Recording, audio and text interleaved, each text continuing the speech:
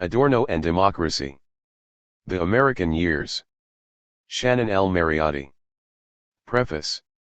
A considerable part of the leading German intelligentsia, including Adorno, have taken up residence in the Grand Hotel Abyss.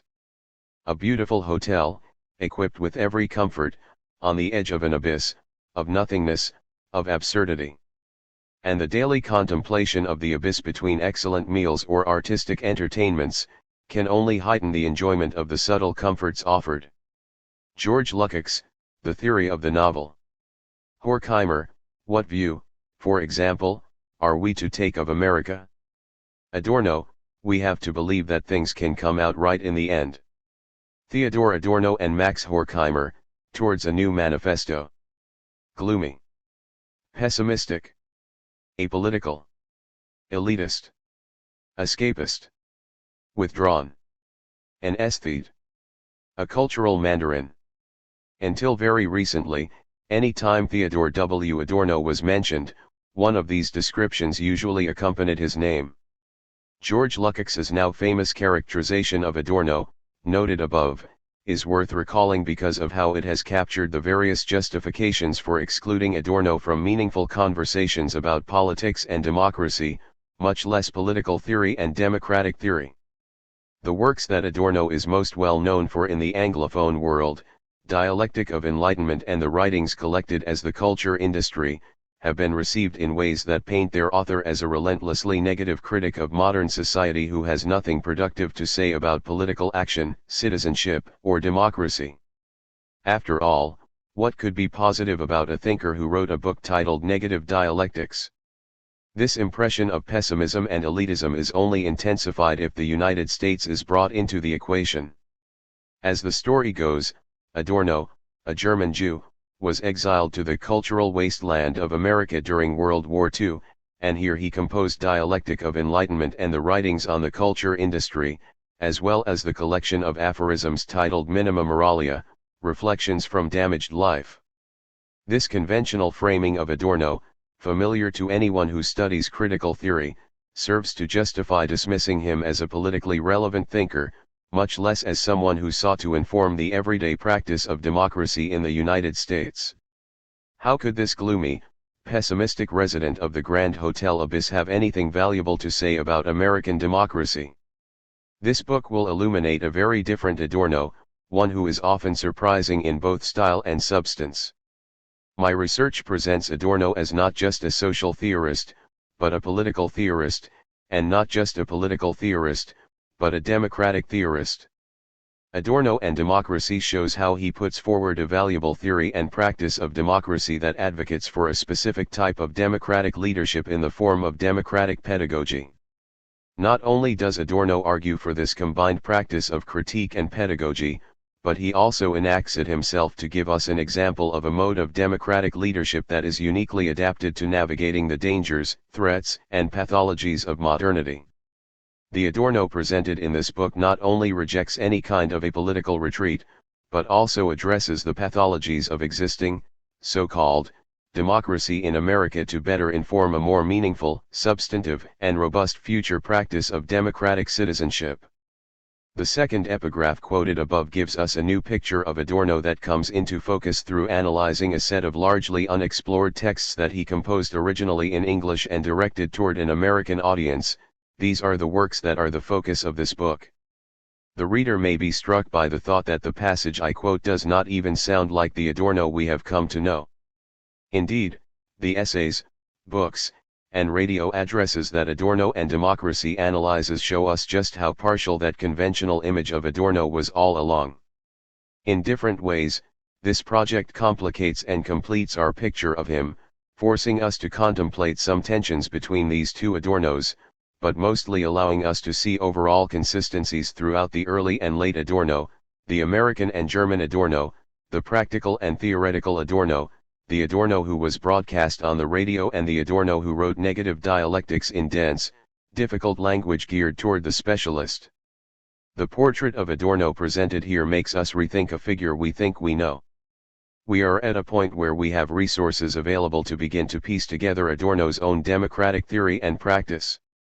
So this book raises the bar for thinking about Adorno's politics, moving beyond the stage of asserting that he has won and toward articulating what it looks like in action. None of the existing scholarship makes the two primary, and linked, assertions this book will prove. First, that Adorno has a political theory that runs through his corpus and finds the most sharply distilled expression in his thoughts on democratic leadership as democratic pedagogy, and, second, that Adorno develops this positive democratic project in his writings on American political culture. There are limits to existing attempts to recuperate the political aspects of Adorno's work, and even the scholarship that is invested in reshaping the traditional image of a gloomy, apolitical Adorno does not go far enough.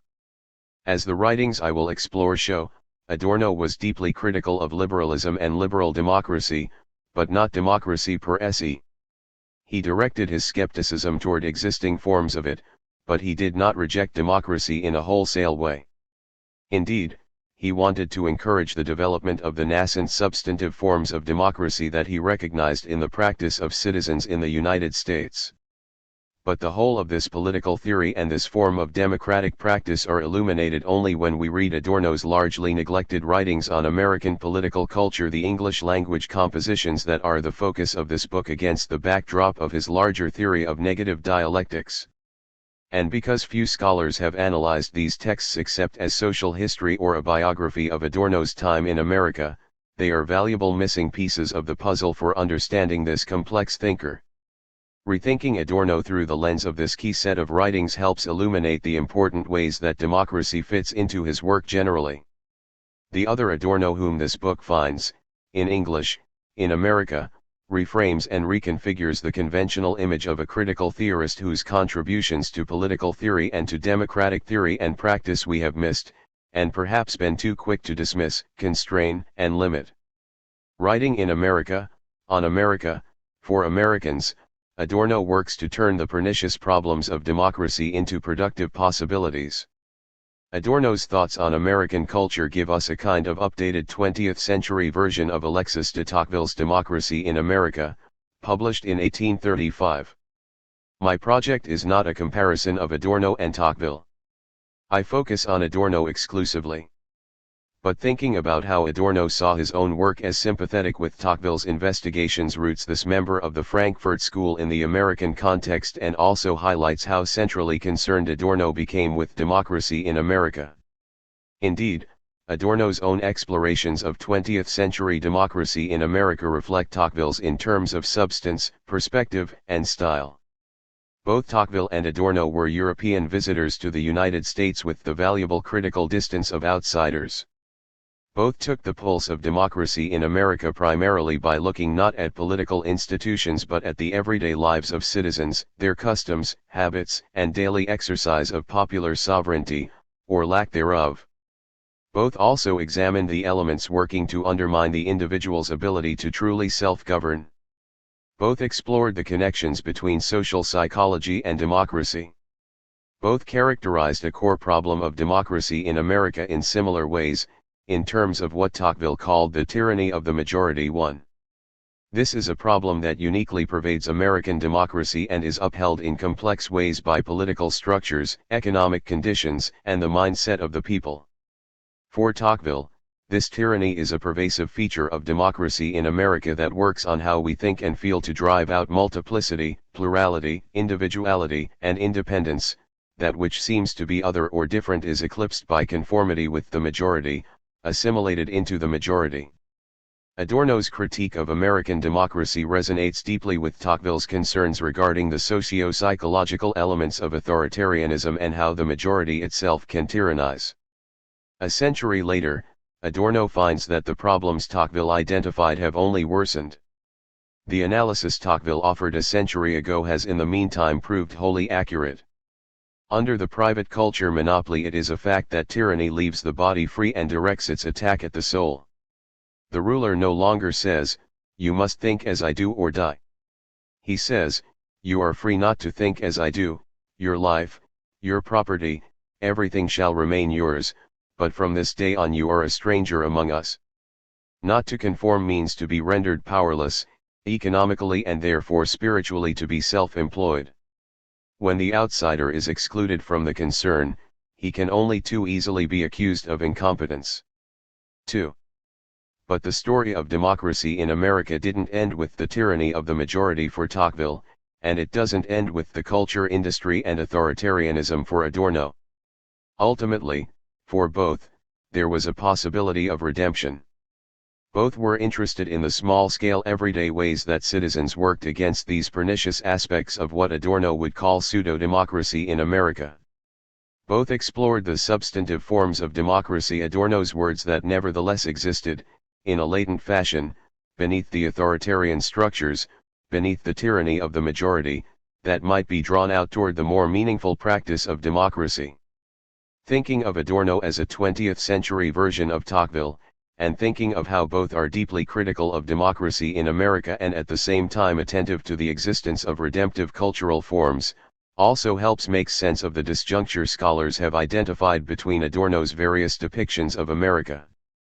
When we move beyond the culture industry and minima moralia and read the works on American culture that Adorno wrote in English during his time in the United States, then the jarring quality of Adorno's early and late thoughts on America dissolves and dissipates. In fact, even in his early years in America, Adorno recognized the existence of these substantive forms of democracy and identified important cultural counter-tendencies that could foster greater democratic enlightenment. Drawing from Current of Music, the psychological technique of Martin Luther Thomas's radio addresses, and even the Stars Down to Earth, we can see how Adorno recognizes and tries to mobilize these valuable counter-tendencies. Thus, the idea that there are two sharply opposed, contradictory, incommensurable, and inexplicable portraits of Adorno's views on American democracy is not really accurate when we consider the full corpus of his writings on the United States. Like Tocqueville, Adorno critiques American democracy to inform a more robust and meaningful practice of it. Ultimately, the portrait of another Adorno that these pages build up, fill in, and flesh out contains lessons we still need to hear today, over a half-century later, to help us realize another America. Introduction. Another Adorno. We want to face the danger of the sea, not for the sake of fleeing to cultural islands, but for better navigation. Any investigator who does not see the dangers of that sea and who simply allows himself to be drugged by its grandeur, and who sees its waves as waves of unbroken progress, is very likely to be drowned. Adorno, Current of Music, Elements of a Radio Theory. In the early 1940s, two distinct images and metaphors seem to have been swirling around in Theodor Adorno's head. One soon became part of Frankfurt School lore, immediately recognizable to anyone who studies the circle of scholars or one of its most famous members. The other was never well known in the first place and has been all but lost to history. The first image is the message in a bottle, or Flaschenpost. There is a history to this metaphor, and given its significance to the present-day understanding of Adorno and the Frankfurt School, one can find similar versions of the same anecdote recounted in the scholarship. According to the story that passed from Hans Eisler to Leo Lowenthal, soon after the beginning of World War II, in the early 1940s, after Adorno had moved from New York to California, some of the émigré members of the Institute for Social Research were on a beach in Southern California, during a beach party where much alcohol had been consumed. So the story goes, Adorno is said to have launched the idea of the message in a bottle. Someone asked, "What's it supposed to say?" Eisler is said to have answered in broad Viennese dialect, "I feel so awful," and everyone burst out laughing. Horkheimer had also used the language of a message in a bottle to describe his and Adorno's work in a 1940 letter. 1 Some years later, in Part 3 of Minima Moralia, dated 1946 to 1947, Adorno also invokes this image.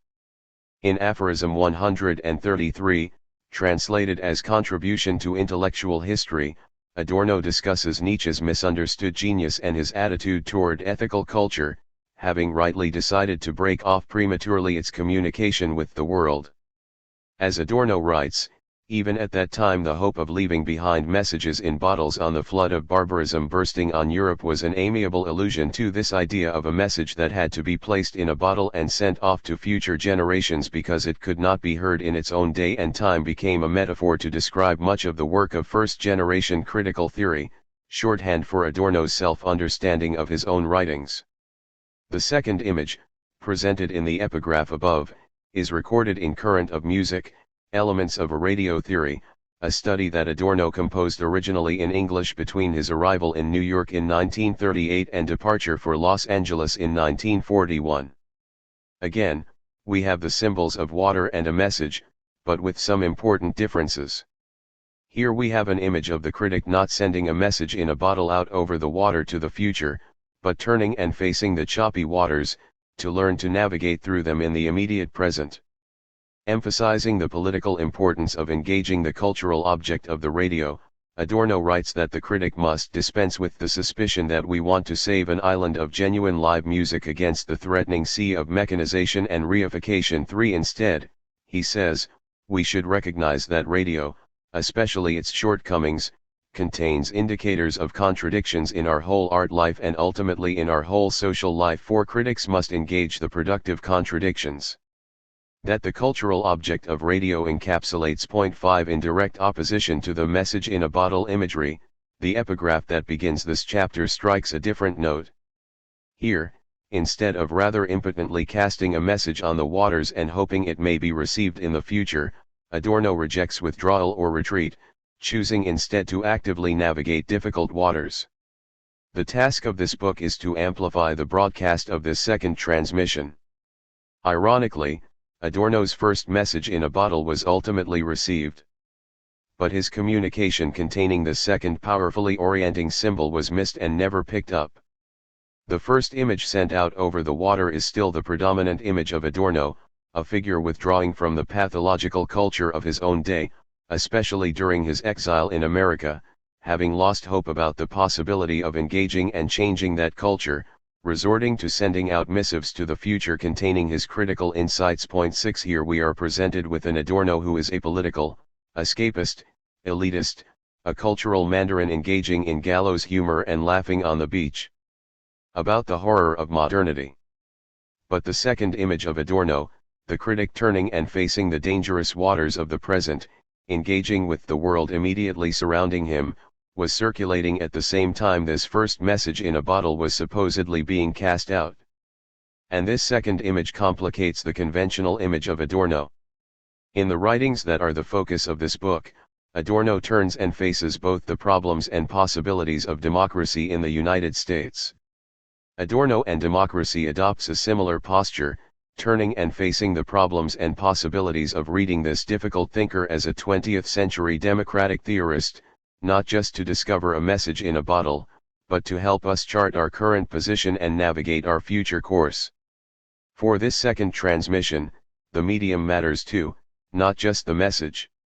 This book analyzes Current of Music, Elements of a Radio Theory, the psychological technique of Martin Luther Thomas's radio addresses, The Stars Down to Earth, and several essays and addresses composed in English and offered to citizens of this country. These texts represent only a portion of the surprisingly extensive list of works Adorno composed originally in English. Point 7. The specific compositions I deal with are selected because they represent the moments when he is most engaged in exploring the political landscape of the United States. The English compositions I analyze are unique in that they indicate an attempt, not always successful, to communicate more directly with the American people and to shape the practice of American democracy. I want to emphasize the moments when Adorno speaks to the public in a different register, to try to cultivate a more autonomous, more truly democratic citizen. Most of the writings that are the focus of this book concern popular media, specific radio programs, addresses by well-known radio demagogues of the day, as well as newspaper items such as the Los Angeles Times' astrology column. Here Adorno's thoughts on democratic leadership as democratic pedagogy are broadcast, in several senses of the word. In focusing on radio, for example, Adorno writes about a cultural object that was an important part of the everyday life of many Americans. Point 8. He speaks more directly to a wider audience of listeners, drawing out the counter-tendencies that exist in their immediate material world, illuminating the potential of their own latent responses to the radio. He communicates in a more accessible manner, translating his theory of negative dialectics into the language of leadership and education. And, finally, Adorno even tried to transmit his message about the radio over the radio. He made extensive use of the radio himself, both in the United States and in Germany after his return to that country. 9 In his radio addresses he uses the medium to critique the medium, to turn cultural pathologies into tools to strengthen the practice of American democracy. Despite their richness, however, when the pieces that are the focus of this book have been studied at all, they have largely been analyzed as biography, as a cultural and social history of Adorno's exile in America. 10 But these works are significant for more than their historical value. 11 My analysis of these English-language compositions takes place against the backdrop of Adorno's entire corpus and is informed by his broader theory of negative dialectics. Indeed, there is a high degree of consistency between Adorno's concerns and commitments from his early writings, composed under pressure and in exile in America, and the later writings that are of a more explicitly philosophical nature. Adorno's theory and practice of negative dialectics are constantly at work in all his writings, even in nascent form and even when not explicitly named. I do not, however, focus on these specific English compositions to claim Adorno for American readers or to avoid Adorno's German writings. Adorno's time in the United States prompted an overt consideration of American political culture, aimed at fostering a more robust practice of democracy. My focus on these particular texts is motivated by their relevance to my orienting questions about democracy in America. These are the texts in which Adorno seems to be trying to speak in English to Americans about the state of their own political culture. I am interested in the American reception of Adorno, but specifically in the English Adorno the demos might have received directly, not necessarily the German Adorno who was and is translated for American audiences. 12 I analyze Adorno's own performance of a unique form of democratic leadership as democratic pedagogy, as he translates a nascent form of negative dialectics directly to an American audience to inform them of the problems and possibilities of their own political culture. Laying out Adorno's argument about democracy, the organization of the book. Ultimately, Adorno and democracy traces the interrelations and connections among a number of key ideas that show up in Adorno's writings, often in different places and in different kinds of texts directed toward different audiences. The constellation of concepts that this book revolves around concerns the material objects of the world, the non-identical elements that surround us, thinking, feeling, and the capacity for critique, the universal praxis of humans, alienation, negative dialectics, leadership, education and pedagogy, and democracy. Adorno himself writes about all these ideas, though some are more well known and more closely associated with him than others. But he doesn't always draw the connections between them or show how they work together to add up to a theory and practice of democracy. Adorno doesn't tend to write about negative dialectics and democracy in the same place, for example. He doesn't discuss the non-identical and education in the same text. So this book will connect those dots in a more explicit way. The chapters of this book build on each other, but the book also operates in a dialectical and not just a progressive, linear, unidirectional fashion. Each chapter is informed by the others in a way that reflects the development of my own understanding of Adorno and democracy in the United States. The parts of the book are laid out in the order that makes the most sense, moving from abstract theory to concrete plan to practice. But, in fact, we can really fully appreciate the democratic commitments of negative dialectics only if we think about it through the lens of an essay like Democratic Leadership and Mass Manipulation. And we better understand the significance of Adorno's writings on American culture when we read them in terms of his larger theory. So the chapters of the book really enrich and inform each other in multiple directions and bear on each other moving backward and forward. I have organized the book to present Adorno's argument about democracy in terms of how I see it developing, starting with the problems and pathologies within American democracy to be overcome and moving through each stage of his solution, from our material experience of the everyday world to the practice of critique, leadership, pedagogy and his efforts to draw out the counter-tendencies of American culture toward creating more robust and substantive forms of democracy. Given how closely the organization of the book is tied to the overall argument I make, I will lay out my thesis about Adorno and democracy in America at the same time I discuss the structure of the book. The first chapter, Seeing the Large-Scale System, the Pathologies of Modern America and Pseudo-Democracy, lays out the problem to be addressed, exploring the pathological elements of ostensible democracy in America, as depicted by Adorno in Current of Music, the psychological technique of Martin Luther Thomas's radio addresses, and the Stars Down to Earth. It gives us a sense of the problems that motivate Adorno's project of democratic leadership as democratic pedagogy. In this chapter we gain a fuller picture of the aspects of American culture that Adorno's writings both explicate and seek to remedy. Here Adorno is primarily concerned with what he calls pseudo-democracy in America. From his view, the dominant political and economic culture of liberal capitalism in the United States works against its purported values, making citizens passive and obedient and cultivating a sense of infantile helplessness. There are fascistic tendencies in the way this culture exercises an authoritarianism over dependent citizens, but for Adorno, as for Marcuse, this form of totalitarianism, this unfreedom, is often comfortable, smooth, and reasonable, something that citizens consent to, even if that consent ultimately turns out to be manufactured. Point 13 But Adorno comes up against the same obstacle that has challenged other critical theorists and democratic theorists. He is deeply critical of existing forms of mass democracy because of how the structures, institutions, and norms of liberal capitalism work to produce obedient, unthinking, and conformist subjects. The goal is to strengthen the everyday practice of democracy on the part of citizens by cultivating their capacity for negative, critical thought that can go against the grain of the given, that can disrupt and then reconfigure the status quo.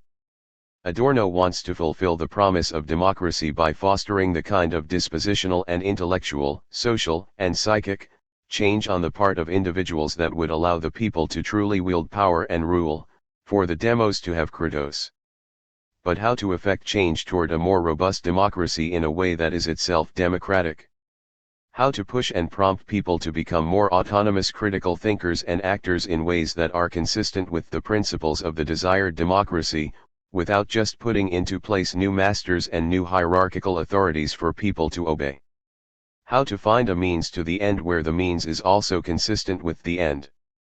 How to work toward realizing the alternative world that the practice of critique points toward in a way that itself prefigures the society that is trying to be achieved. Adorno does propose a solution to these dilemmas and an answer to the perennial question that follows his kind of critique, the what is to be done question. The next two chapters of the book begin to lay out Adorno's more positive and prescriptive democratic project. In Chapter 2, Experience as a Precondition for Meaningful Democracy, Sensory Perception, Affect, and Materialism, I analyze the fundamentally important place of experience in Adorno's political theory. He puts forward a theory of democracy that focuses on experience and that sees the promise of democracy, the idea that the people can have power and authority, the idea that the demos can have kratos as fulfilled when humans exercise their fundamental capacity and their universal praxis of sensing, perceiving, and becoming attuned to the particular qualities of the material and ideological world that surrounds them. As a materialist, Adorno thinks that the world around us contains qualities that provoke us to both think and feel against the given, against the status quo, against what is presented to us as natural, inevitable, and just the way things are. These particular qualities, which he calls the non-identical, ask us to engage in the critical practices that are vital for democratic citizenship, if only we could learn to listen to their dissonant and disruptive calls, which are more often drowned out by other forces of modernity. So for Adorno, democracy is, at a fundamental and essential level, about trying to experience the world around us differently, trying to see, hear, feel, perceive, and sense in a deeper, more sensitive, and more immediate way. Meaningful democracy is about experience, and the promise of democracy is fulfilled when we can open ourselves up to the non-identical qualities of the world whose voices and lessons can work to make us more critical but also more compassionate, that can help us think against, but also feel against, the world we are given, that can enlighten us but also make us sensitive, as opposed to hard, cold, or numb. If we were to draw a flowchart that schematizes the key terms and concepts of Adorno's constellation, the starting point would be a materialist's attention to the objects of the world around us.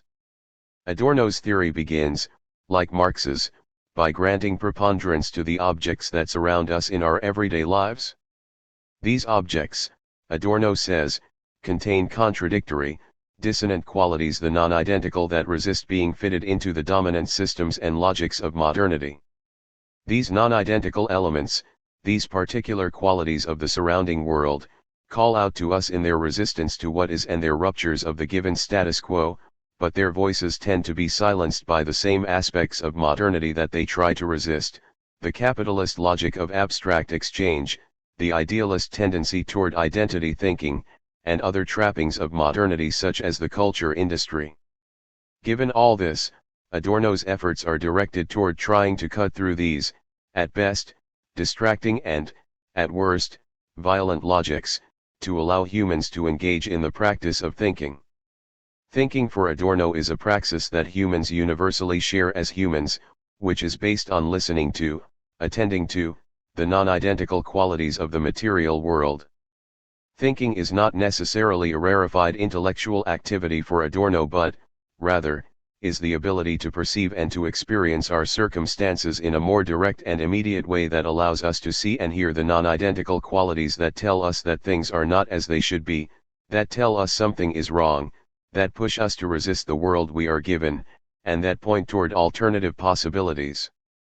Thinking is something that all humans can do. For Adorno, it defines our humanity. But thinking is not just a capacity that is inside humans. Rather, it is best understood as an openness to hearing what the non-identical elements of the material world have to teach us. So thinking is a kind of feeling, a kind of experiencing, a kind of perception that defines us as humans. And using this mode of experience then to think against, and to feel against, the world we are given to negate it is to engage in the practice of critique. But when we cease to think, we suffer a loss of self, we become alienated. This form of loss under modernity, this numbing inability to think against, can be experienced as a psychically painful loss that we experience as suffering. But, as Adorno discovered during his time in America, alienation might also take the form of a kind of automated, robotic, cheerful normality.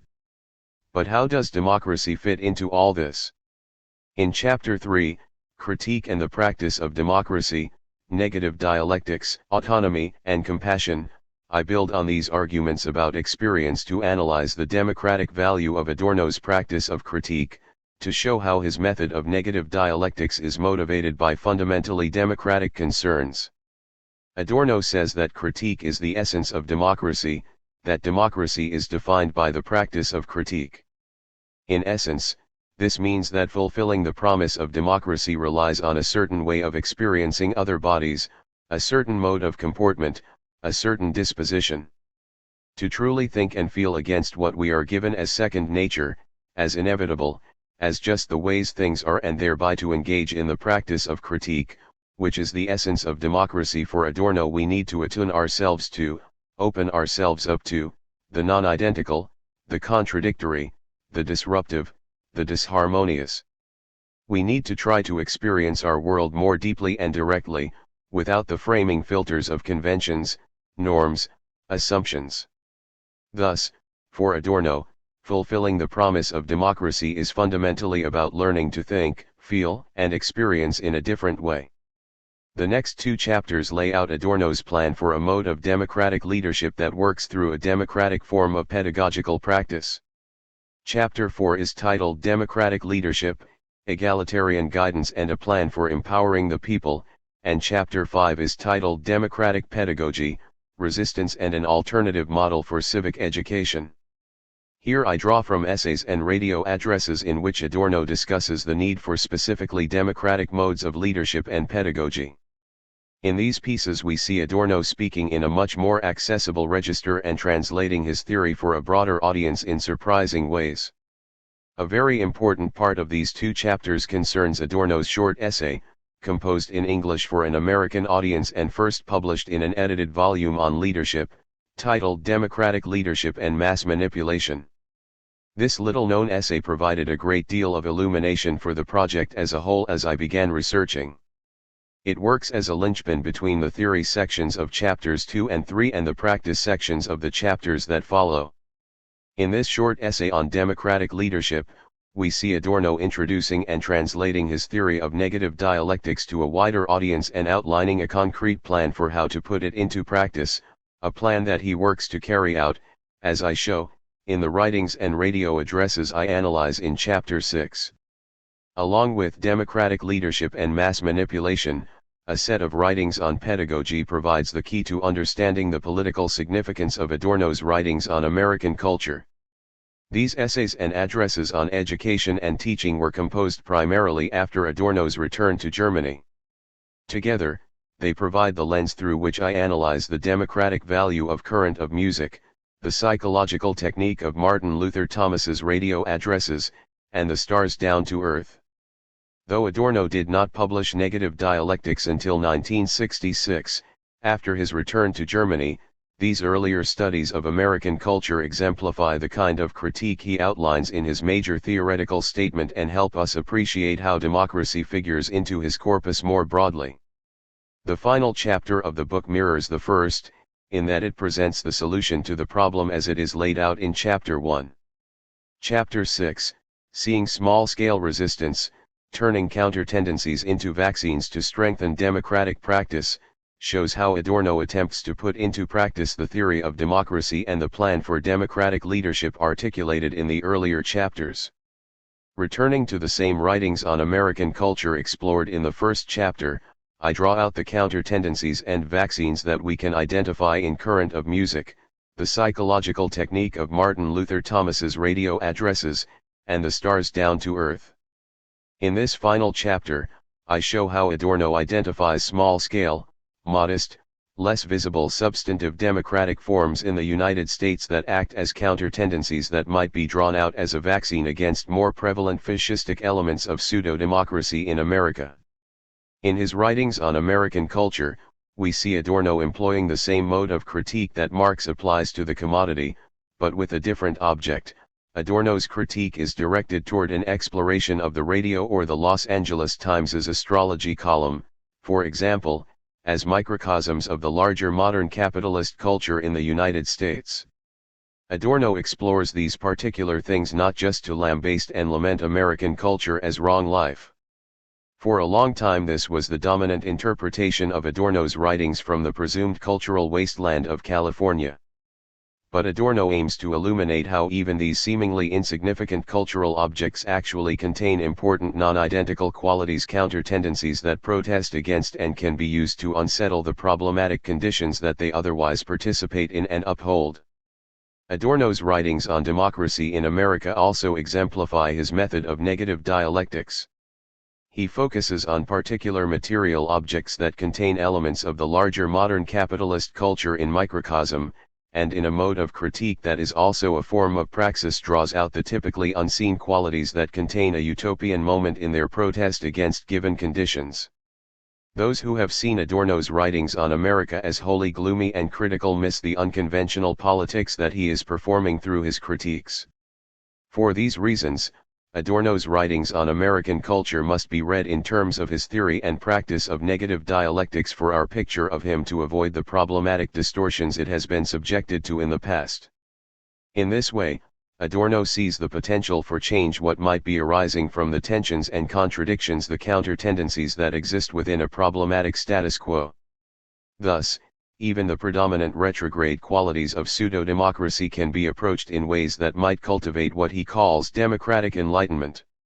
And, indeed, this kind of unspectacular, small-scale, everyday recuperation that takes place in and among existing pathologies seems, for Adorno, to represent the best hope for the creation of more meaningful democracy in America. Through these chapters that lay out Adorno's theory and practice of democracy, we will see how the thinker associated with the idea of the totally administered world in fact thought there were ways that U.S. citizens could work against that seeming system. Adorno was never as entirely pessimistic about the possibility of resistance as some of his critics have made him out to be, as a careful understanding of the practice of critique immediately makes clear. Critique and negative dialectics are a kind of praxis, and they even encapsulate a utopian moment of hope that the way things are is not the way things have to be, that we could order our worlds in alternative ways.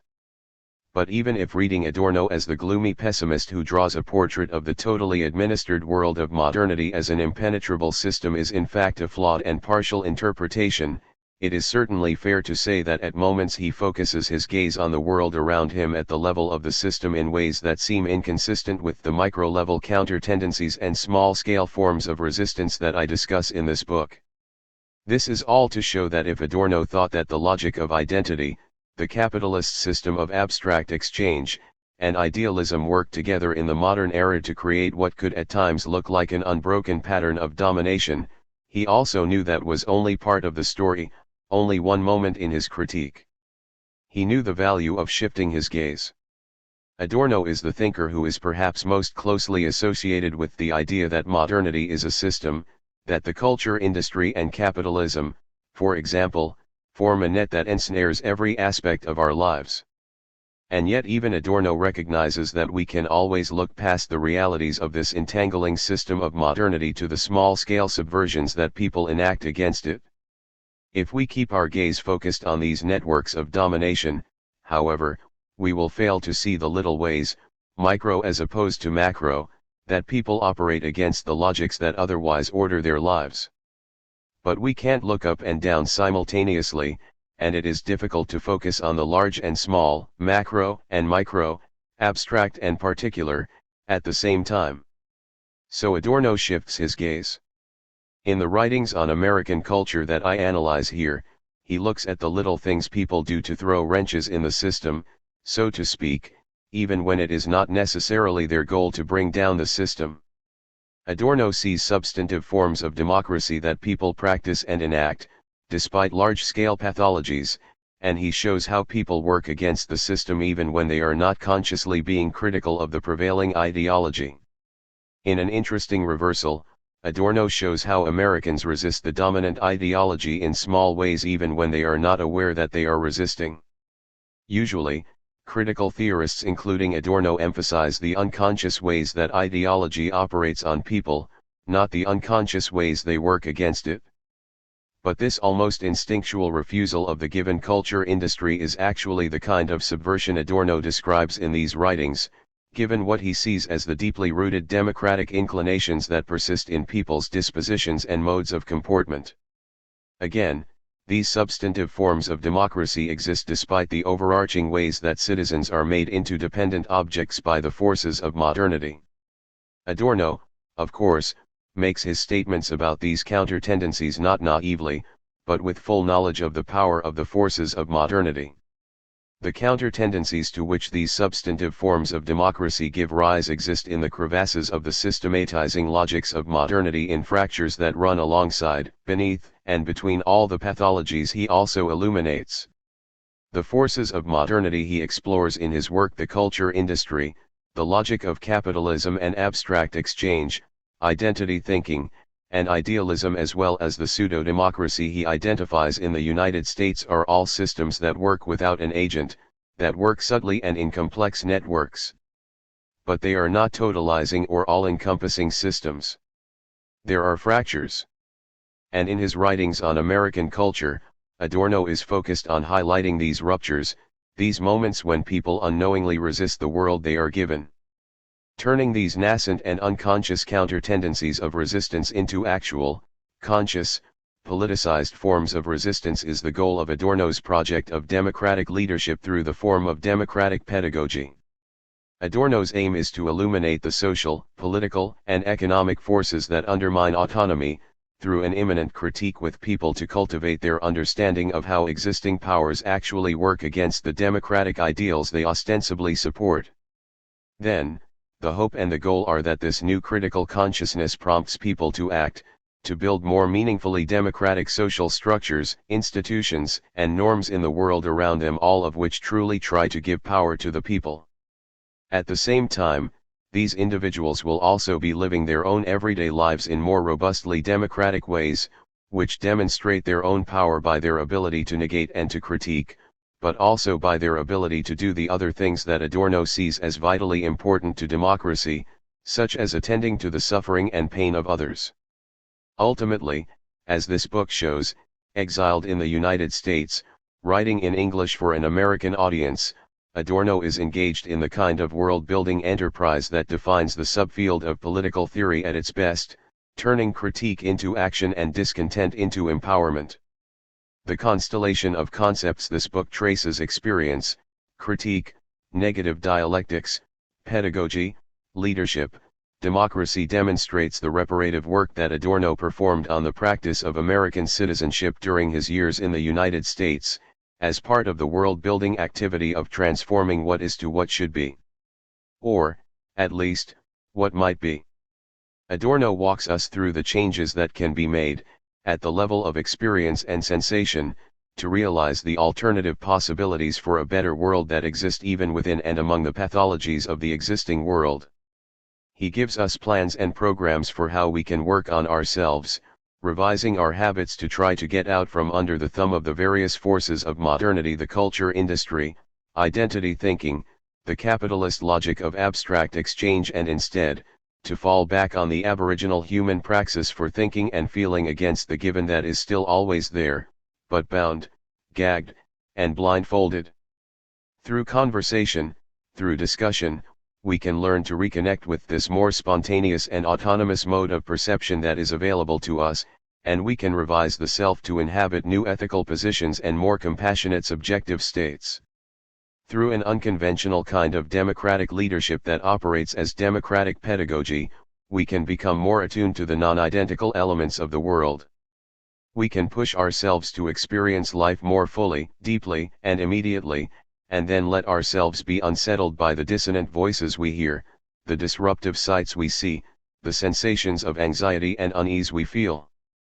Through the work on the self that enables such encounters with material particularity, and in conversation with others who help cultivate our critical capacities, we can be drawn toward a more meaningful practice of democracy. The contributions of this book. The rest of this introduction outlines the innovations of Adorno and democracy, while also briefly showing how my argument builds on, but moves beyond, existing scholarship. Fuller discussions of the relevant secondary literature take place in the individual chapters. There are many advances in recent scholarship that both make my analysis of Adorno's thoughts on democracy in America possible and create a space for the kinds of questions I explore. But in each of the relevant areas for my particular project, the existing scholarship also contains limitations, shortcomings, and omissions that highlight the need for the further exploration that this particular book undertakes. The book's first major contribution, of course, concerns a dramatically revised narrative of his relationship to the political. This book stands on the shoulders of all the recent scholarship that has productively complicated the tenacious yet flawed image of Adorno as a resident of the Grand Hotel Abyss. Recent studies have analyzed the practical, ethical, and political dimensions of Adorno's life and work, exploring his thoughts on critique as praxis and articulating the nature of his unique modes of political engagement. Point 14. And, though there is much more work to be done in this area, a few scholars have begun to explore how Adorno's work might productively inform current politics. Point 15.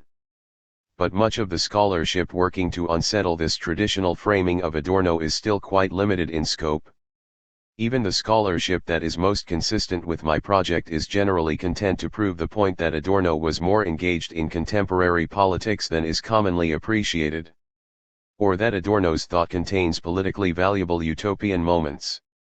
Or that his aesthetics represent the political promise contained in his concept and practice of critique. Point 16. Or that Adorno's writings are concerned with ethics, justice, and suffering in politically important ways. Ultimately, even the scholars who seek to recuperate the political value of Adorno's thought are, by and large, still seeking to prove that he wasn't actually quite as apolitical as we thought. His work is still seen as having some major political liabilities, such as his attitude toward the masses and mass society, his seemingly wholesale rejection of 20th-century liberal democracy, and his inaccessible and elitist style of writing. Even among his sympathetic readers, Adorno's writings are thought to have a more or less insurmountable democratic deficit, and his political theory seems best described in terms of utopian moments that point toward an alternative order. Indeed, many people would still assert, as Albrecht Welmer said in a conversation with Dana Villa, that Adorno did not have a political theory, he had a dream. 17. Given how deeply entrenched this traditional image of Adorno has become, scholars often find themselves still working to prove that Adorno was not apolitical, that he was not wholly gloomy, that he did not completely hate America. In contrast, Adorno and Democracy will not just argue that Adorno wasn't apolitical, but will illuminate the positive political project that comes through when we read several of his largely neglected English-language compositions on American political culture in conjunction with one another and against the backdrop of this larger theoretical corpus. Adorno and Democracy will argue not just that Adorno wasn't wholly gloomy, but that he had a great deal of optimism and hope about what he called the substantive forms of democracy that persist as a part of American political culture. This book will not just argue that Adorno wasn't elitist, but will emphasize how his deep commitments to democracy shape both the form and content of these writings composed in America, directed toward U.S. citizens, and communicated in a register more accessible to a wide audience, even on the radio. And, finally, Adorno and Democracy will argue not just that Adorno didn't hate America, but that his time in the United States proved formative to his later thinking. The texts that are the focus of this study help us better understand how a concern with the problems and possibilities of democracy shapes the goals for Adorno's larger theory and motivates the practice of negative dialectics. As this book shows, an explicit democratic political program can be identified in Adorno's English-language writings, and once it is illuminated, we can also see how this plan for democratic leadership as democratic pedagogy runs throughout his writings. The second major contribution of this book concerns the place of America in Adorno's theorizing. Though Adorno is most closely associated with Germany and the Frankfurt School, recent scholars have explored Adorno's complex relationship with America. Forced to flee Germany before World War II because he was Jewish, he wrote some of his most influential texts during the nearly 15 years he spent in the United States. Researchers have begun to explore how this time in the United States was not something incidental or minor, but shaped his thought in constitutive ways. 18 Given his method of social theorizing, and his unique integration of Marxist and Freudian theory, we should not be surprised to hear that Adorno's writings attended to the conditions of the world around him and bear the imprint of the post-war culture in the United States. But the vast majority of secondary scholarship on this theme still tends to highlight the distinction between Adorno's early, negative, and more pessimistic interpretations of the United States and his later, positive, more optimistic tone on American democracy. 19 Clausew's words reflect this general tendency in the literature. Adorno offers two pictures of America that simply do not go together and are each as unconvincing as the other. 20 In important ways, though, the image we get of Adorno's time in America depends on the writings we read, and even more important how we read them and whether we study them against the backdrop of the larger theory of negative dialectics. So it is significant that almost none of this existing literature, with the significant exception of Paul Apostolidis' work, explores the neglected texts studied here. The writings I analyze help us appreciate how Adorno is simply engaged in different moments of the same overall critique in a way that allows us to move beyond the sense that his early and late writings on America represent oil and water. Adorno's English-language texts make the same biting critiques and contain the same critical portrayals of this country that we see in Minima Moralia, for example, or Dialectic of Enlightenment, both written during his years in the United States. But in the English-language compositions he spends more time and energy drawing out the alternative possibilities that always, for him, exist within the non-identical qualities of a retrograde liberal capitalist landscape. He illuminates political tools in a pathological landscape. And that is because Adorno is speaking more directly to a new audience, an American audience, and is trying to translate his theory into useful tools for everyday life. This kind of tense relationship between negative and positive, critical and prescriptive, thinking and acting, defines Adorno's method of negative dialectics. In this particular moment of his critique, he just goes further to illuminate the counter-tendencies of everyday life that run through American culture. In the writings that are the focus of this book, Adorno sees, at once, promising elements in the practice of American democracy as well as pernicious qualities. Indeed, his goal is to work against pseudo-democracy. But we get to this point only by using the program outlined in Adorno's essay on democratic leadership as a map to explore texts such as Current of Music and the psychological technique of Martin Luther Thomas's radio addresses. Then we can see how his interpretation of American life combines positive and negative, toward creating vaccines to strengthen the everyday practice of American democracy. My project draws from, but moves beyond, the existing literature on Adorno in America in another important way. As I have already mentioned, to the extent that his writings on American culture have been explored, they have been read primarily by historians or social biographers, not political theorists. The two deepest treatments to date of Adorno in America, by Thomas Wheatland and David Gene Mann, both explicitly distance themselves from his theory. Wheatland emphasizes that he approaches Adorno and the Frankfurt School not as a theorist, but as a historian. As he says, "I am a historian of critical theory, not a critical theorist." 21 Similarly, Gene Mann gives us a social history of the America of Adorno's exile rather than a theoretical analysis of Adorno's writings in and on America. Gene Mann notes that he has tried to avoid getting caught up in the thorny, dialectically intricate arguments of both Adorno and his devotees in favor of rediscovering the America that made Adorno so profoundly suspicious, and that, at the same time, he nevertheless genuinely admired. 22 In this way, however, my project aims to fill a, perhaps, for their projects, necessary, lacuna in both Wheatland's and Gene Mann's valuable social histories by bringing the theory developed throughout Adorno's corpus specifically to bear on his writings on democracy in America. We do not yet have an analysis of Adorno in America that fully explores how the practice of negative dialectics relates to his writings on American culture.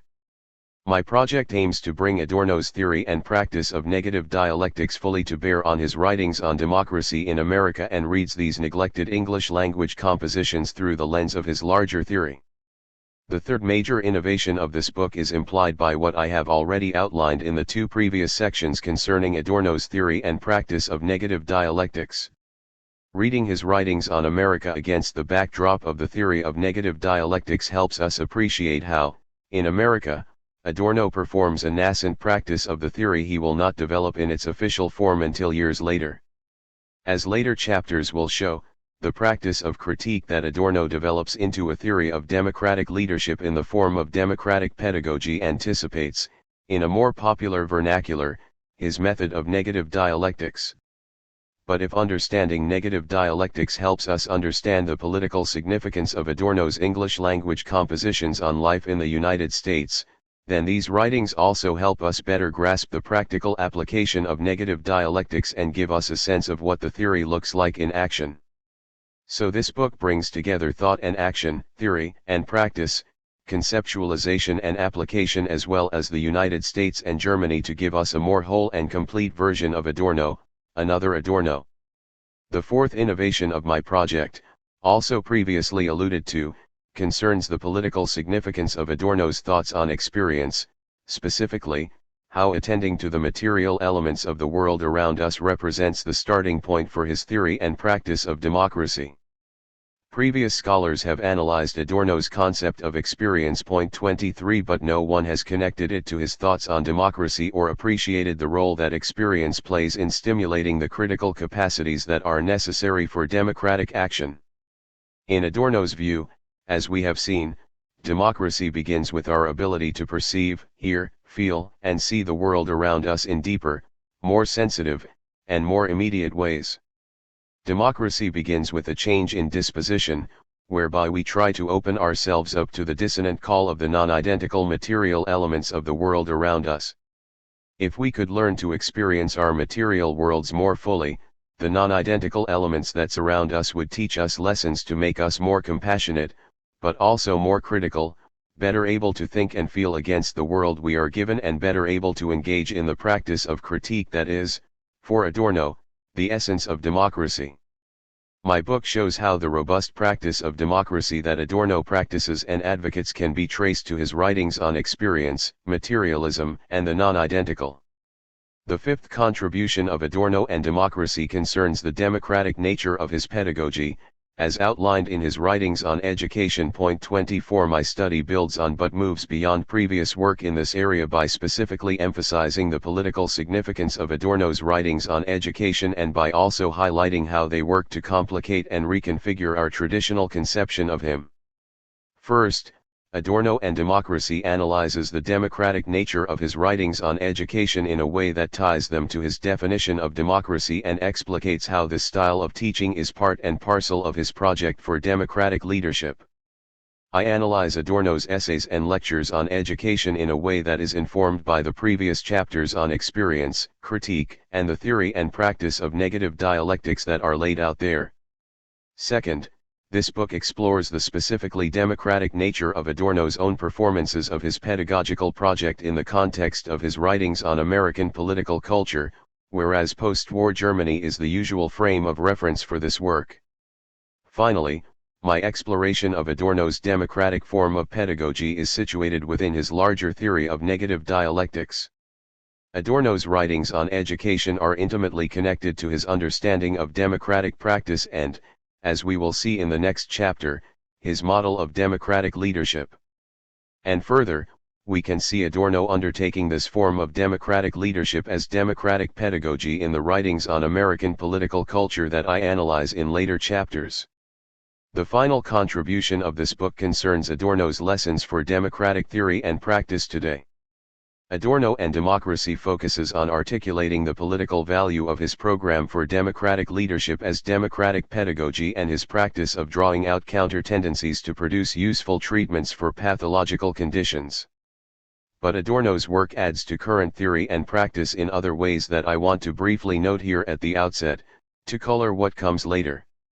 First, his writing adds substance and rigor to the concept of democracy, which Wendy Brown thinks has increasingly become an empty signifier in the present political landscape. In We Are All Democrats Now, Brown highlights a peculiar inverse relationship. Today, as various social, political, and economic forces undermine any sense that the demos has power or is ruling itself, which leads to what she characterizes as a crisis of de-democratization, the rhetoric of democracy has become strikingly more pervasive and ubiquitous. Point 25. Given this state, it is especially useful to go back to Adorno. Even if we contest his definitions, his deep interrogation of what democracy means on a normative, theoretical, and practical level pushes us beyond the mere rhetorical celebration of an empty concept. Additionally, Adorno's mode of critique contests the tendencies toward abstraction within some forms of theorizing today.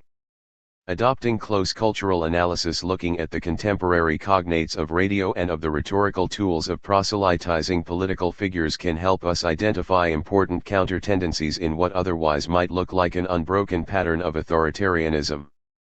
Adorno's method allows us to find alternative possibilities within existing conditions, to excavate latent possibilities even in a retrograde political landscape. This lesson is especially important to remember today, as many critiques of neoliberalism make it seem like a hegemonic system that offers no escapes, no possibilities of resistance. Finally, we might heed Adorno's warning that the American attack on democracy usually takes place in the name of democracy, to analyze the various arguments that are made in the name of democracy today. Adorno reminds us that democracy is a normative promise that the people might have power, and asks us to think more deeply about what modern forces distort that aspiration as well as what might be required to fulfill it.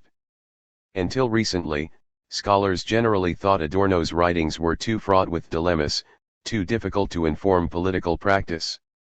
But, As Russell Berman notes, by labeling Adorno politically impossible, his critics provide themselves an illusory security in their own political self-understanding. In other words, the image of Adorno, the unpolitical aesthete, is little more than a phantom that haunts a left that cultivates its own self-deceptions about an immediacy of political practice. Because it is convinced that progressive politics must be easy, it demonizes Adorno for pointing out the difficulties. 26 But because democratic theory and practice today are also in a particularly difficult place, we might include Adorno in our conversations for the same reasons he was excluded in the past. Adorno asks many of the same questions that pervade democratic theory today. 27 What is the true meaning of democracy, apart from its current manifestations? Is there any value left in democracy, or has it been completely co-opted and corrupted by liberal capitalism? How can one argue that liberal capitalism cultivates a passive citizenry and also that it is possible today to foster independent thinking and action? How can we work against liberal capitalist hegemony, or, today, the seeming hegemony of neoliberalism? In the writings I analyze, Adorno explores the democratic horizon and identifies sites in everyday life where the promise of popular sovereignty might develop. An unorthodox Marxian thinker, Adorno is critical of how liberal capitalist institutions cultivate a sense of dependency and manufacture consent, but he is also skeptical of leftist programs that simply promote a new kind of conformity to authority. Adorno's thoughts on democratic leadership and democratic pedagogy begin to outline a strategy for slowly reworking social structures and collective identities. This democratic pedagogy helps people develop the capacity for critical detection of non-identical elements and encourages the countercultural tendencies of everyday life, to turn pathologies into vaccines against conformity. For all these reasons, and with Adorno's complicated commitments to democracy in mind, we might begin to read him as a 20th-century democratic theorist and think about how his writings productively inform both our theory and practice. The moods and moments of Adorno's critique. Because the tone of Adorno's voice in the writings I analyze is so surprising at times, I want to take a moment to set the proper mood for this book and to say a word about the mood of Adorno scholarship in particular and current democratic theory in general. Robin Marasco's wonderful recent book, The Highway of Despair, Critical Theory After Hegel, helps us think through some of these themes and provides an illuminating foil for this argument of this book. Marasco gives us one of the best recent analyses of Adorno's somber and mournful moods and a compelling portrayal of the political value of the negative moments of critique. She reminds us, we don't want to turn a blind eye to the reality of the rational grounds for Adorno's pessimism, to the value of his negativity, to the depths of his critique. We also don't want to equate this negative critique with an apolitical withdrawal or apathetic retreat. Marasco emphasizes the mood of despair as one way of recentering passion in the discourse of modernity, to recover negative states as valuable political categories, to see despair as social, historical, and political. And I am deeply sympathetic to approaching such negative states not as retreats or withdrawals but as creative, energetic, productive. Marasco sees despair as a dialectical passion, and passion suggests energy, movement, and the extra-rational intensities of desire, but also excess, suffering, and sacrifice. 28. There is great value in the way that Marasco sees despair and hope, the negative and the positive, the profound pessimism and the persistent possibility, as all tangled up with each other, as constitutive of each other, and as politically valuable. In a somewhat similar way, my first book, Thoreau's Democratic Withdrawal, Alienation, Participation, and Modernity, reads the so-called Hermit of Walden Pond through the theoretical lens of Adorno to show how the withdrawals and retreats from conventional society that caused generations of scholars to label Thoreau as misanthropic, solipsistic, apathetic, and apolitical are actually part and parcel of an unconventional practice of democratic citizenship within the burgeoning landscape of modernity. 29 I identify deep sympathies between Thoreau and Adorno, on the basis of their critiques of modernity, their hostility toward the mainstream democracies of their day, and their efforts to enact and encourage alternative political practices that, given the force of the collective in modernity, necessarily take place through critical practices of distancing and withdrawal. Importantly, though, this negativity should not become a reason for labeling them undemocratic or apolitical, but in fact is the basis for the revisioning of citizenship that is based on the practice of critique that they both undertake and that I articulate in Thoreau's democratic withdrawal.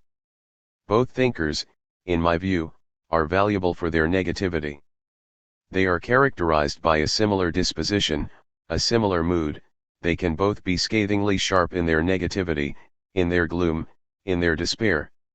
This is part of why we need them. Both Thoreau and Adorno are the kind of critics who chasten the American tendency to put a smiley face on everything. They remind us how the alienating logics of modern liberal capitalism, early for Thoreau, late for Adorno, force everything to fit into identical molds in dehumanizing ways.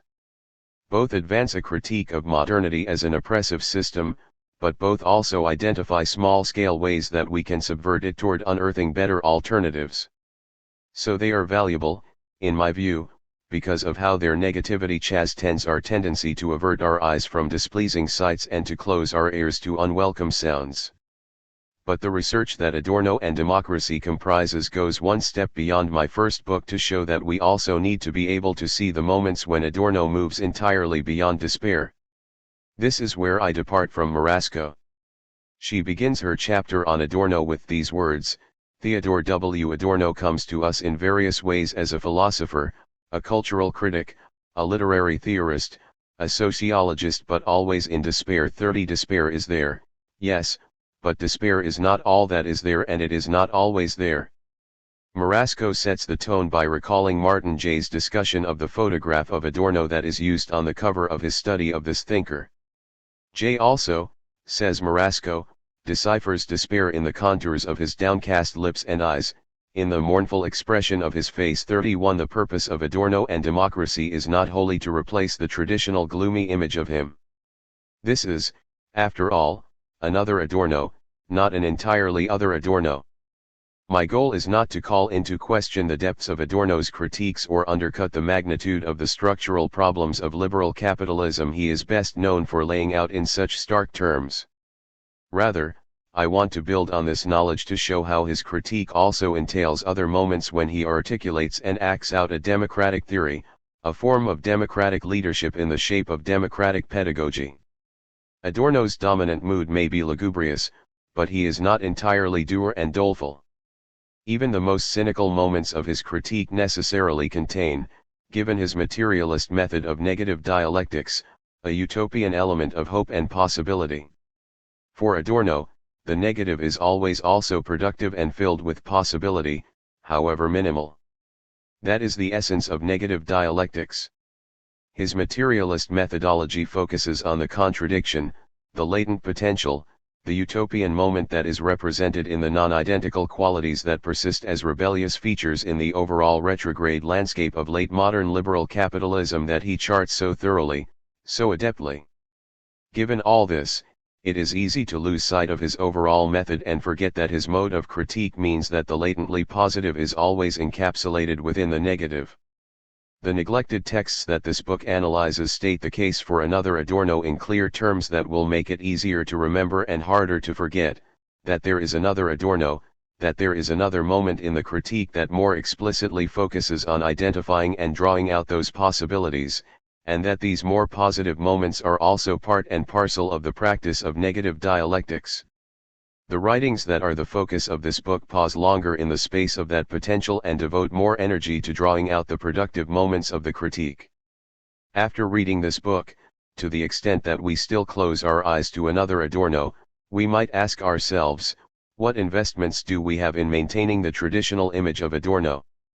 What attraction do we on the left have with the idea that to be critical means to be wholly pessimistic or despairing? To put things another way, why have the writings on which I focus been neglected by scholars? We might be disturbed to think about how the dominant trends of scholarship on Adorno can also refuse to see, drown out, or forget the positive potential that is always also part of critique in a way that, perversely and unintentionally, mirrors how modern liberal capitalism works to silence the dissonant call of the non-identical. The gloom, pessimism, and despair are there for Adorno, but this book reminds us, that's not all that's there. But if another Adorno is not entirely gloomy, neither is he glib. This is not a thinker who, in the space of America, relaxes and becomes comfortable with the prospects offered by the micro-level forms of resistance he finds, the latent potential of the substantive forms of democracy he draws out of the culture. Nothing I say in this book contradicts or dispels the depths of his critique of bourgeois liberal capitalism. The Adorno presented here is still a Marxist Adorno, as I show, a materialist Adorno, not an Adorno reconfigured as a post-structuralist theorist now wholly preoccupied with the matters of disposition, character, and a personal ethos. The current ethical turn in democratic theory can be seen as too concerned with style and not concerned enough with system and structure. But even as I establish sympathies between Adorno's writings and effect theory, between Adorno's writings and the between Adorno and thinkers like Gibson Graham, we need to remember that his work on micro-level forms of resistance takes place against the backdrop of a Marxist theory that critiques modern liberal capitalism as systems. He is not just celebrating little things here for their own sake. Adorno and Democracy builds on the structural critique we are already familiar with from this theorist, also laid out here in the first chapter, in the English language texts that are my focus, but layers on top of that a novel sense of how important small acts of subversion and resistance can be as a way of raising the consciousness of citizens to reject bourgeois liberal capitalism and create more enlightened and humane alternatives. With all this in mind, the following chapters lay out the contours and character of this new Adorno, another Adorno. 1. Seeing the large-scale system. The pathologies of modern America and pseudo-democracy. The American attack on democracy usually takes place in the name of democracy. Adorno, the psychological technique of Martin Luther Thomas's radio addresses. Scholars have struggled over how best to characterize Adorno's complicated relationship with the United States, an area of research that has gained increased attention in recent years. 1 Adorno is best known for his sharp criticisms of the alienation, reification, monopolization, commodification, and homogenization defining American culture under modern capitalism. After returning to Germany, however, he had more positive things to say about American democracy. 2 Scholars have not yet found a good way to account for these mixed messages. A sense still lingers that Adorno ultimately presents two very different visions of America, one early and one late, one positive and one negative, one developed during his time in the United States and one expressed after the return to Germany. 3 Even when students of Adorno emphasize the dialectical aspects of his time in America and Germany and the interconnected nature of his writings on these two countries, they generally do not explain the relationship between the starkly negative statements he makes about totalitarianism, modernity, and the culture industry in the United States and the surprisingly positive comments he makes about the democratic spirit of everyday customs and substantive democratic forms in this country. 4 As Clausewitz says, as far as I am aware, Adorno never made a single statement casting light on this complete turnaround in his perceptions of America. 5 There may not be one single statement that captures the complexity of Adorno's thoughts on democracy in America. Indeed, it may take a whole book to do that. This one attempts to provide just that kind of broad and deep analysis to help us fully understand his attitude toward and relationship with the United States. This book situates Adorno's writings on the United States within his interrelated thoughts on negative dialectics and democracy and shows how his early and late writings on America represent different moments of the same overall critique. But to see this larger picture, we need to piece together a diverse body of writings that are relevant to democracy and written in America. We can take in the whole picture, in its consistency, only when we parse it out moment by moment. This book, chapter by chapter, undertakes that project, piecing together the constellation of concepts that runs throughout Adorno's writings. Ultimately, as Adorno and Democracy illustrates, we see the sympathies between his seemingly diverse writings only when we appreciate them as different moments in his overarching project, a plan for democratic leadership in the form of democratic pedagogy. This chapter takes up the first moment of Adorno's critique. Here he discusses the de-democratizing forces in World War II, era America that impoverish citizens' practice of autonomy, describing the problems his political project will address and seek to work against. This chapter gives a sense of how Adorno portrayed the landscape of the United States to its own citizens, writing in English in a more accessible register, to explore the forces undermining meaningful democracy in an ostensibly democratic nation. All the writings I focus on here to lay out the forces working against American democracy in the post-war era current of music, the psychological technique of Martin Luther Thomas's radio addresses, and the stars down to earth are also analyzed in the final chapter, where I show how Adorno draws from these same texts to illuminate other forces working for American democracy. The first and the last chapter of the book, then, operate as bookends to each other. This one draws from Adorno's American texts to lay out the problem, whereas the final chapter draws from the same texts to describe his solution. But here I explore only Adorno's discussions of de-democratizing factors, to set the stage for the later chapters and to give a sense of the particular problems that his project for democratic leadership in the form of democratic pedagogy works to address. Focusing only on the negative parts of Adorno's descriptions of life in America, this chapter presents a portrait of him that is far more familiar than the picture that will be sketched out in the subsequent chapters. The descriptions of American pathologies found here are not novel, but, in most ways, they mirror the portraits of late capitalist modernity that we see in Minima Moralia, Reflections from Damaged Life and Dialectic of Enlightenment, both of which were also composed during Adorno's years in the United States and meditate on the surrounding culture. The key difference between the texts analyzed here, though, and works like Dialectic of Enlightenment concerns language and audience. The writings I study in this chapter were all composed in English, written in a more accessible style, and seem to be directed toward a broader cross-section of American readers, whereas Minima Moralia and Dialectic of Enlightenment were composed in German, directed toward a primarily German audience, and written in a more explicitly theoretical and academic register. And though all Adorno's writings quite consistently practice the same method of negative dialectics, sometimes in a nascent form, his English language compositions are notable because of how they amplify and elaborate on the productive and positive moments of his critique. This is understandable given his audience. Adorno is explicitly seeking to critique and inform the practice of American democracy in a more immediate way. In each of the three texts I analyze here, Adorno, despite focusing on different cultural objects of analysis, gives the same general diagnosis of the social, political, and economic landscape of the United States. Various aspects of modern life in America, ranging from capitalism to liberalism to the culture industry, combine to make individuals feel small, disempowered, dependent, like passive objects who must adapt and accommodate to existing social molds and forms rather than being active subjects who feel that they have the agency to participate in shaping the patterns of their own lives. Though Adorno's unique conception of democracy will be developed throughout the coming chapters, here it is important to note that he measures its vitality and authenticity in relation to the lived experience of citizens. Democracy, for Adorno, is defined in terms of how robustly ordinary people are willing and able to think and feel against the conditions they are given as natural and inevitable.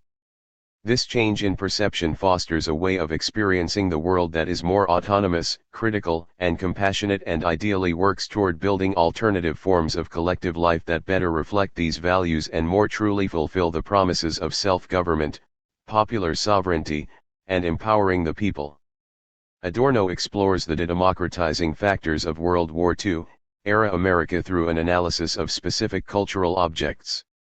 He sees the form of radio, the content of radio, and a weekly astrology column as ordinary, everyday objects that, like monads, reflect the larger tendencies of the social whole. So he analyzes these specific things with a microscopic gaze to draw wider conclusions about the patterns and dynamics of everyday life in the United States. But he undertakes the study to draw out the tensions, contradictions, and antagonisms that reside within these particular cultural objects.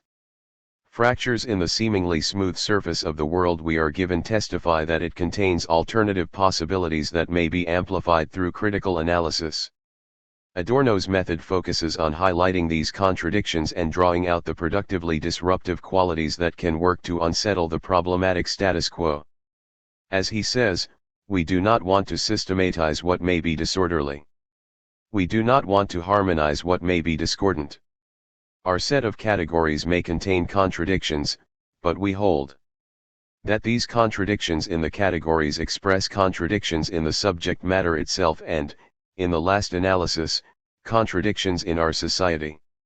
6. This method of drawing out tensions and antagonisms that testify to alternative possibilities is part of the practice of negative dialectics. Later chapters will focus more on the productive counter-tendencies that Adorno identifies within his chosen cultural objects, whereas this chapter centers on painting a portrait of the pathological aspects of what Adorno elsewhere calls damaged life and wrong life, with a particular focus on the obstacles they pose to his ideal of democracy. Radio and current of music. The radio generation. In his writings on radio, Adorno draws a picture of modern capitalism that emphasizes several familiar critiques. He expresses concern about how commodities and profits outweigh satisfying human wants and needs and how the fruits of production are kept private instead of being made available for common benefit. Standardization, monopolization, and the concentration of capital make the market anything but free. Production forces and capabilities are fettered by the profit-oriented relations of production, which create contradictions and antagonisms in the economic as well as the cultural sphere, where they are less easily recognized. 7. Modern capitalism is also characterized by the ever-extending reach of the market. Even something as ethereal and sublime as music, which Adorno describes as a human force, has become part of the capitalist mode of production. It is commodified, standardized, and consumed like other consumer goods. Indeed, he notes that ethereal and sublime have become trademarks. 8. Modern capitalism also forces individuals to adapt to its demands, to become dependent objects rather than autonomous subjects in the various spheres of their lives. Employees must fit themselves into the rhythms and logics of the job. The workplace no longer permits practice or experience in the old sense, but, rather, a single path leads from the conveyor belt via the office machine to the capturing of spontaneous intellectual acts through reified, quantified processes. 9. In other words, any non-identical elements that the individual initially brings to his or her work that don't fit into the mechanics of the workplace are soon tamed anyway, smoothed out, forgotten, left behind. People must adapt to the workplace but also to their objects of action, to their everyday devices. 10. The objects we use, Adorno says, shape how we move through our days, how we operate our bodies, and given the strong connections between body and mind that Adorno asserts, they also shape how we feel and how we think. Commodities that were created on the basis of a profit motive in the first place come to have a power over us, exert agency, and demand accommodation.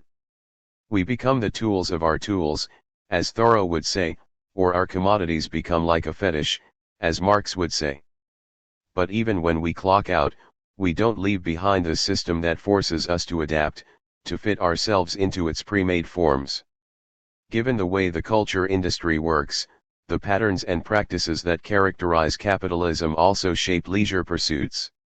For example, Adorno characterizes listening to popular music as a perpetual busman's holiday. 11. A busman's holiday is a vacation that follows the pattern of one's regular job, in which one essentially does the same things one does while one is at work.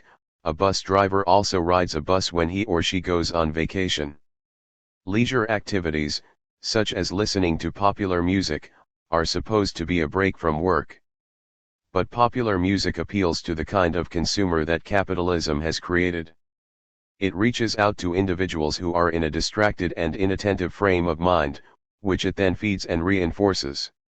The whole sphere of cheap commercial entertainment is patterned and predigested, making people passive consumers instead of active participants in ways that reflect larger political and economic trends, while also providing an escape from the boredom of mechanized labor. 12. This may just seem like giving people what they want, but from Adorno's perspective, their very desires are constructed by the dominant mode of production.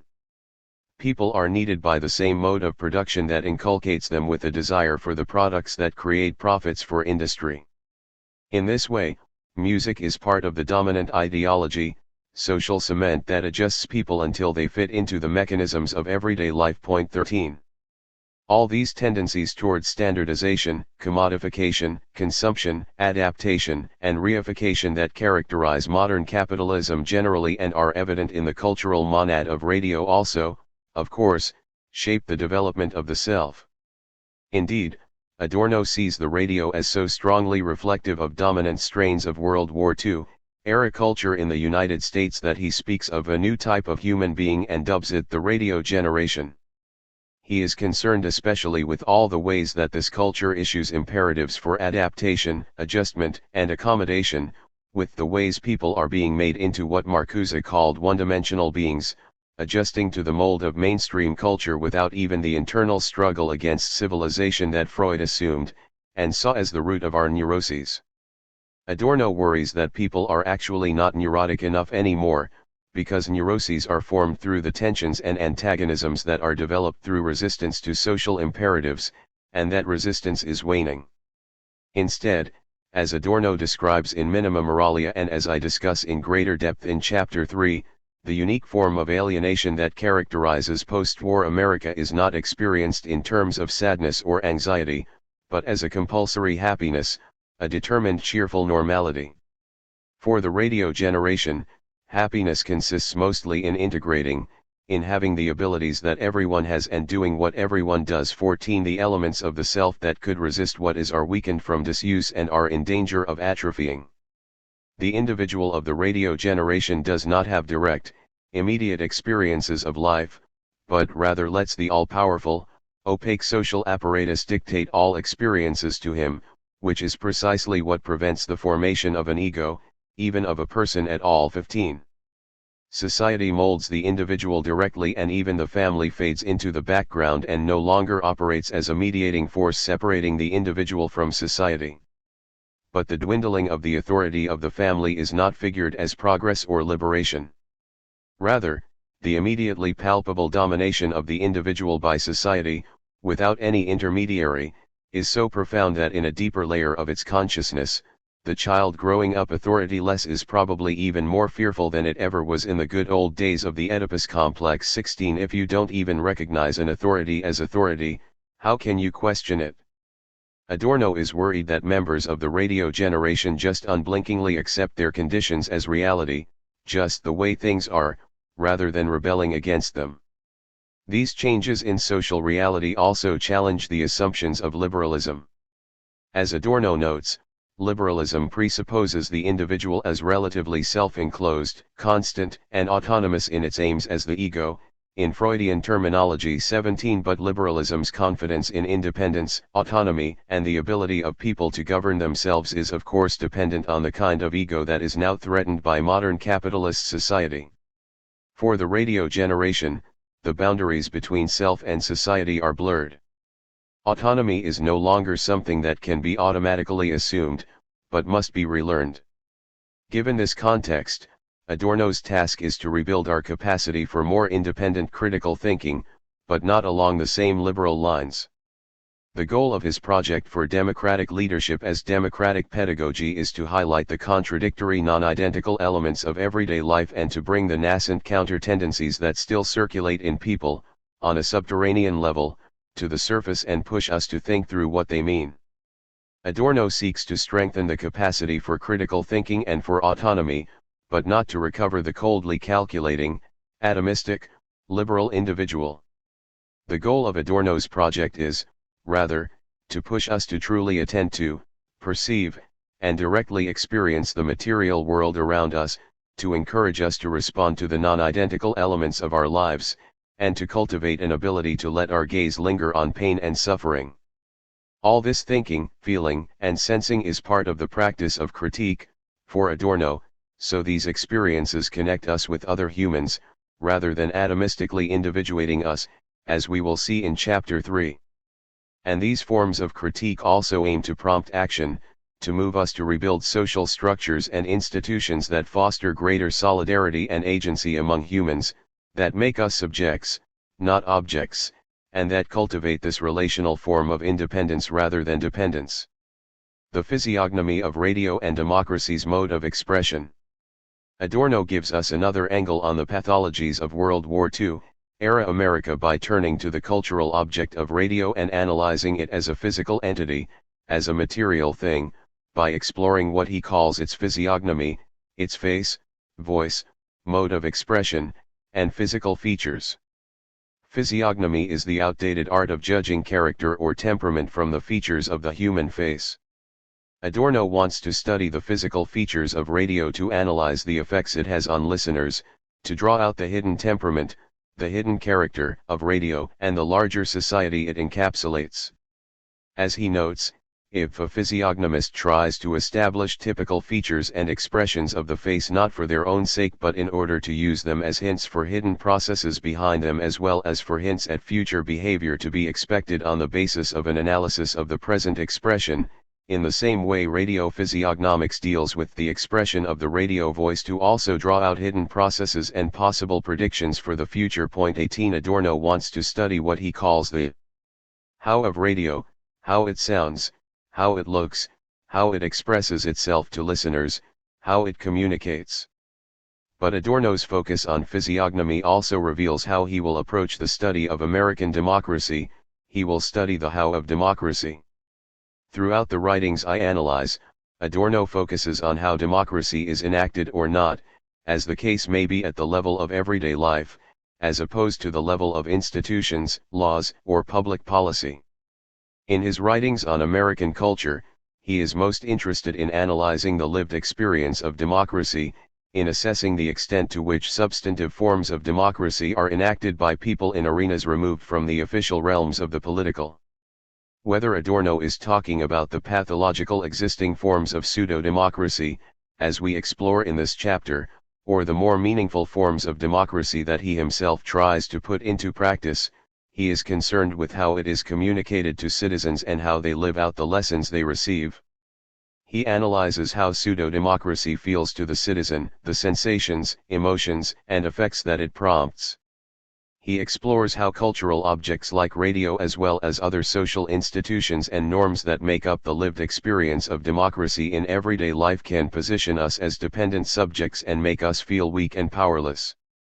And given this concern with the pathological physiognomy of existing forms of pseudo-democracy, he wants to help create a new mode of expression that prefigures the more robust form of democracy he is trying to cultivate. Accordingly, Adorno's own ideas about democratic leadership and democratic pedagogy are expressed in a different way, to stimulate feelings of empowerment, agency, skepticism, critical thinking, and autonomy that are more consistent with a meaningful lived experience of democracy. Adorno's concern, throughout his writings on American culture, with the felt experience of democracy is another aspect of his work that anticipates more recent trends in modern democracy theory, such as affect theory.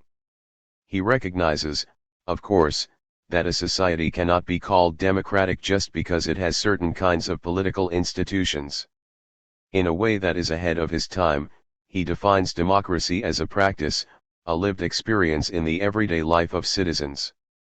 But going even more deeply into how we tend to speak of democracy in political theory today, Adorno appreciated, even in the years before World War II, how we could also measure the presence or absence of meaningful democracy in terms of the feelings of citizens. In writing about radio's mode of expression, its physiognomy, and exploring the effective responses that people have to it, Adorno appreciates that emotions shape how people experience their citizenship, ahead of rational or deliberate thought. As he says, whenever we switch on our radio, the phenomena which are forthcoming bear a kind of expression. Radio speaks to us. It might grimace, it might shock us. 19 But mostly, radio works to intimidate, to make the citizen feel small and insecure. The physiognomy of radio stimulates a fearful affective response and works primarily to cultivate an obedient, dependent citizenry. Adorno believes we can learn a great deal about American democracy by studying the physiognomy of radio. First, he describes several ways that radio reflects larger social tendencies by giving the appearance of democracy, without producing the feelings of agency and autonomy or the kind of critical consciousness that would be associated with real democracy. For example, radio has the ability to make previously elite live performances available on a mass scale, to make believe that the majority is in the situation of the privileged minority 20, but this seeming egalitarianism is just an illusion of meaningful democracy, and in fact radio does nothing to overcome class divisions or to cultivate greater equality among listeners. The radio voice can also seem democratic in tone. It often seems to speak to the listener in an intimate, authentic, and personal voice, as an equal. This illusion of immediacy and closeness affects our relationship to the radio much more deeply than most people realize, and people tend to think that the sound of the radio is a reflection of reality. People who are not concentrating attentively forget the unreality of what they are hearing. 21 The immediacy of radio is part of what makes it seem so real. Indeed, this voice appears to pour out of the cells of his own most intimate life, and the listener can get the impression that his own cupboard, his own phonograph, his own bedroom speaks to him in a personal way, devoid of the intermediary stages of the printed word. 22 The authority of the radio voice is all the more hidden by making it no longer appear to come from outside. 23 But, paradoxically, the fact that the radio speaks in an egalitarian and personal voice is part of what makes it authoritarian rather than truly democratic. Listeners may be inclined to believe that anything offered by the radio voice is real, because of this illusion of closeness. It has a testimonial value. Radio, itself, said it. 24 In this way the how of radio works to quell rather than arouse our critical capacities, dampen rather than sharpen our capacity for negation, and silence rather than incite the tendency to ask questions.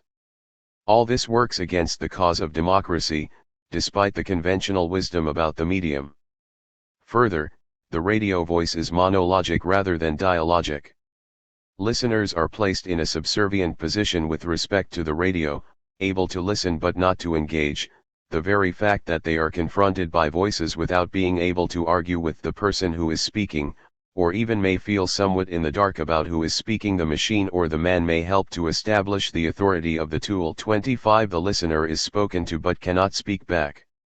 Indeed, the voice on the radio appears not to be at all concerned with the listener but to show him, by the disproportion between his huge radio voice and the listener's tiny voice, how unimportant the latter is compared with the power which addresses him. 26 Thus, despite the ways it can seem democratic, authentic, egalitarian, and personal, the radio phenomenon is actually another facet of modern life that intensifies the individual's feeling of dependence and impotence.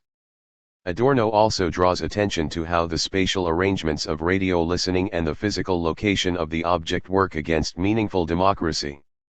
In post-war America, radio broadcasts went out into the ether with the assumption that they would be received by solitary individuals or by several listeners sitting near the radio in the family home. The radio voice speaks to individuals in the private sphere, and this becomes, for Adorno, another source of its authority and another democratizing factor. The whole radio phenomenon is structured by this format. A private person in a private room is privately addressed by a public voice to which he is forced to subordinate himself. 27 Communal listening might help generate conversation and awaken people's tendency to question and think against what they are hearing, which would yield possibilities of resistance to the given narratives of the world. As Adorno notes, an organized mass of listeners might feel their own strength and even rise to a sort of opposition. 28 But instead, the authority of radio becomes greater the more it addresses the listener in his privacy, and the isolated listener definitely feels overwhelmed by the might of the personal voice of an anonymous organization. 29 Instead of creating greater community, the radio voice separates and atomizes listeners. Finally, radio reflects the pathological tendencies of larger American society in giving the appearance of free choice, independence, and liberty by allowing listeners to turn the dial and make selections according to their own personal tastes and desires. But, as Adorno notes, these seemingly free choices are actually predetermined and standardized in accordance with the logics of the capitalist marketplace outlined earlier. Radio upholds the illusion of privacy and individual independence in a situation where such privacy and independence do not really exist, which contradicts it. It is evident, however, that this illusion of privacy, immediacy in facing public events, and individual liberty in choosing them, is by no means limited to radio and runs through our entire public life. As people are subjected more and more to public mechanisms of every kind, and as the pressure of those mechanisms upon the individual increases, it is evident that these mechanisms must try all the more to conceal themselves behind the facade of the individual's adaptability, privacy, and intimacy, just for the sake of not frightening him so badly that the effect tilts over to the contrary and the individual no longer attempts to escape the inescapable. Here, again, the physiognomics of the radio voice fits completely the experience of how modern mass society works in other fields. Point 30. Radio is another aspect of modern society that quells discontent by giving the superficial veneer of the freedoms that are impoverished in actual practice. Many of the aspects of radio that give it the semblance of democracy are actually the very elements that undermine it in practice, though, as later chapters will demonstrate, radio and people's responses to radio also encompasses other more hidden, less obvious potentialities that are antagonistic to modern mass society. The psychological technique of Martin Luther Thomas's radio addresses. The second text, composed in English and directed toward an American audience, that helps paint a portrait of the American pathologies Adorno seeks to address is his short study of a now forgotten but once popular and influential radio demagogue. Martin Luther Thomas was a Christian right radio personality on the air in the 1930s who railed against communism, Jews, foreign policy, the Roosevelt administration, especially its unemployment policies, and bureaucracy, and, in an apocalyptic style, he emphasized many other vaguely outlined indicators of the coming end of the world. Thomas professed to speak to and for the little guy who felt increasingly lost and alienated in modern society, simultaneously articulating his fears while giving him a sense of being part of a larger group of like-minded individuals, with Thomas as their leader.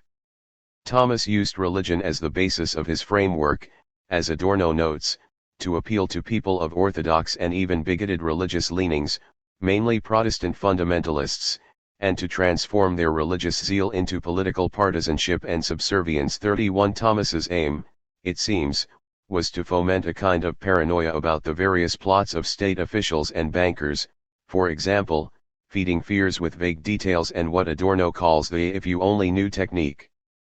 Thomas's style was strategically irrational, capitalizing on people's psychological fears, their resentment, frustration, and feelings of weakness and discontent in a contradictory and disconnected way, working primarily through a cult of personality, appealing to people's emotions more than their reason. Most of Adorno's study is concerned with the macro-level and micro-level analysis of the techniques Thomas used to appeal to his audience, also comparing Hitler's use of radio to Thomas's to show how authoritarianism was at work not just in Europe but also on the other side of the Atlantic. Adorno divides these techniques into categories. There is the lone wolf tactic, the emotional release device, the persecuted innocence technique, the indefatigability device, the messenger tactic, the great little man strategy, the human interest device, the listen to your leader device, the fait accompli technique, the democratic cloak technique, the if you only knew tactic, the dirty linen device, the tingling backbone device, the last hour tactic, the black hand device, the speaking with tongues trick, the personal experience strategy, the anti-institutions trick, and the faith of our fathers technique. 32 These tactics, with their evocative names, all describe various forms of manipulation that Thomas employed. In the psychological technique of Martin Luther Thomas's radio addresses, Adorno uses a different cultural object, the content of a specific person's voice on the radio, to draw a portrait of American pseudo-democracy that strikingly parallels the one drawn in Current of Music. If Current of Music explores the how of radio, its voice, face, and mode of expression, the psychological technique focuses on the what of radio, a specific kind of content it produces. Both prove to be pseudo-democratic. In his study of the radio demagogue, Adorno emphasizes how Thomas's speeches seemed democratic. Thomas used the rhetoric of democracy, and his style, his voice, his mode of communication, his persona, like the physiognomy of radio itself, gave the illusion of democracy. But the illusion is ultimately hollow, because Thomas's speeches ultimately operated through authoritarian tactics and did not cultivate the feeling of meaningful democracy in his listeners or foster democratic modes of thinking and acting. Adorno again emphasizes that democracy cannot be defined only in terms of institutions or majority rule. In the United States, however, the will of the majority tends to become hypostatized as an end in itself rather than as a means, the result being that certain traits of the population which are due to socially non-democratic processes, and anti-democratic in spirit, may be taken and propagated as the last word in democracy, simply because they are characteristics of the majority. 33 In contrast to the empty formalism of this definition, for Adorno, democracy is defined as an ideal that we work to fulfill by lived practice. But in the psychological technique, Adorno charts the ways that one radio demagogue appealed to masses of people in an anti-democratic spirit to encourage anti-democratic action, though Thomas cloaked his manipulations in the rhetoric and appearance of its opposite. American fascism is unique in that it disingenuously roots itself in ideas of freedom and liberty, drawing on the legacy of the founders. As Adorno notes, there is a definite procedure for the perpetration of such distortions, a specific twist by which psychological patterns of democracy are transformed into ideological means of fascism. 34 The fact that the American tradition is ideologically bound up with democratic ideas and institutions has tended to give some elements of democracy a quasi-magical halo, an irrational weight of their own. 35 In America, democracy is attacked in the name of democracy, even with an aim to overthrow democracy in the name of democracy. In the United States, where, unlike Germany, the idea of democracy has a great tradition and a strong emotional appeal, it would be highly impractical for any fascist leader to attack democracy itself, as the Nazi propagandists freely did. 36 Hitler and his henchmen could openly attack democracy as such. But the strength of democratic tradition in America makes this impossible, and every kind of propaganda must advance itself with democratic rhetoric. The famous saying of Huey Long's, that if there ever should be fascism in America, it would be called anti-fascism, goes for all of his kin. The American attack on democracy usually takes place in the name of democracy. 37 Thomas constantly referred to the American Constitution and the ideals of the founders and invoked democratic personalities such as Jackson and Lincoln, claiming that his goal was preserving and protecting the values of the framers and these original liberties. Ultimately, this all shows that the fascist agitator still has to reckon with democratic ideas as living forces and that he has a chance for success only by perverting them for his own purposes. 38 So, how does this distortion happen? First, Thomas stimulated fear and anger in his listeners, taking advantage of and refeeding their feelings of impotence, dependency, helplessness, futility, loneliness, and isolation. Thomas's speeches only sounded democratic. They did not feel democratic to listeners, in the sense that they did not feel empowering. Instead, he preyed on people's worst fears. He spoke to listeners who had been rendered impotent and passive in most spheres of their lives, compelled to adjust and accommodate themselves to existing conditions, made into objects rather than subjects by both their work and their leisure activities. Adorno roots the effectiveness of these fascistic techniques in the sense of dependency people feel, because of the economic system, as well as their sense of isolation and loneliness. They are ripe for emotional manipulation because the social forces to which each individual is subject are so tremendous that he has to yield to them both economically and psychologically. 39 People feel that they are somehow at the mercy of society, and no one but the very rich feels himself as the master of his economic fate any longer, but rather as the object of huge blind economic forces working upon him. 40 Adorno thinks that the way the economy is organized makes life appear to most people as something that happens to them rather than as something which they determine by their own free will. To most people their life actually is decided in advance.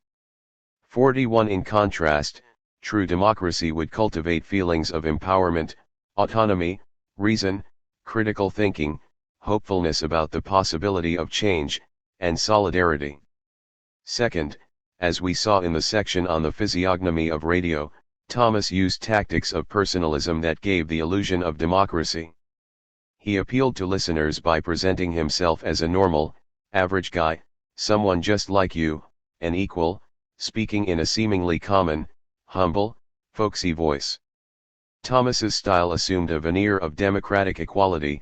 He was affable, no better than anyone else, aggressively anti-highbrow, projecting a carefully calculated image of the common man with sound instincts and little sophistication. 42 He spoke to his audience in an intimate way. Adorno notes that fascist leaders are generally subjective and reach out to listeners in a personal way, in contrast with liberal propagandists, who avoid reference to the private self and remain objective. But, paradoxically, liberal capitalism itself creates the conditions that make the personalism of the fascist propagandists so appealing. Liberal objectivity presupposes an intellectual freedom and strength which hardly exists within the masses today because of the dependency capitalist conditions cultivate, as Adorno argues at other points, while at the same time the coldness inherent in objective argumentation intensifies the feeling of despair, isolation, and loneliness under which virtually each individual today suffers, a feeling from which he longs to escape when listening to any kind of public oratory. 43 This personalism is effective because it seems to break down the separations between individuals that liberalism emphasizes. This situation has been grasped by the fascists. Their talk is personal. Not only does it refer to the most immediate interests of his listeners, but also it encompasses the sphere of privacy of the speaker himself, who seems to take his listeners into his confidence and to bridge the gap between person and person. 44 But this personalism is ultimately not aimed at creating true solidarity among people. Just as we saw with respect to the physiognomy of radio, Adorno shows Thomas's style to be authoritarian under the appearance of egalitarianism. The very immediateness and warmth of his approach, furthered by radio, helps him to get a firmer grip over them. 45. Third, again as we saw with the physiognomy of radio, the content of Thomas's speeches is in line with American tendencies toward positivism and reifies the status quo of what is as real, natural, and inevitable.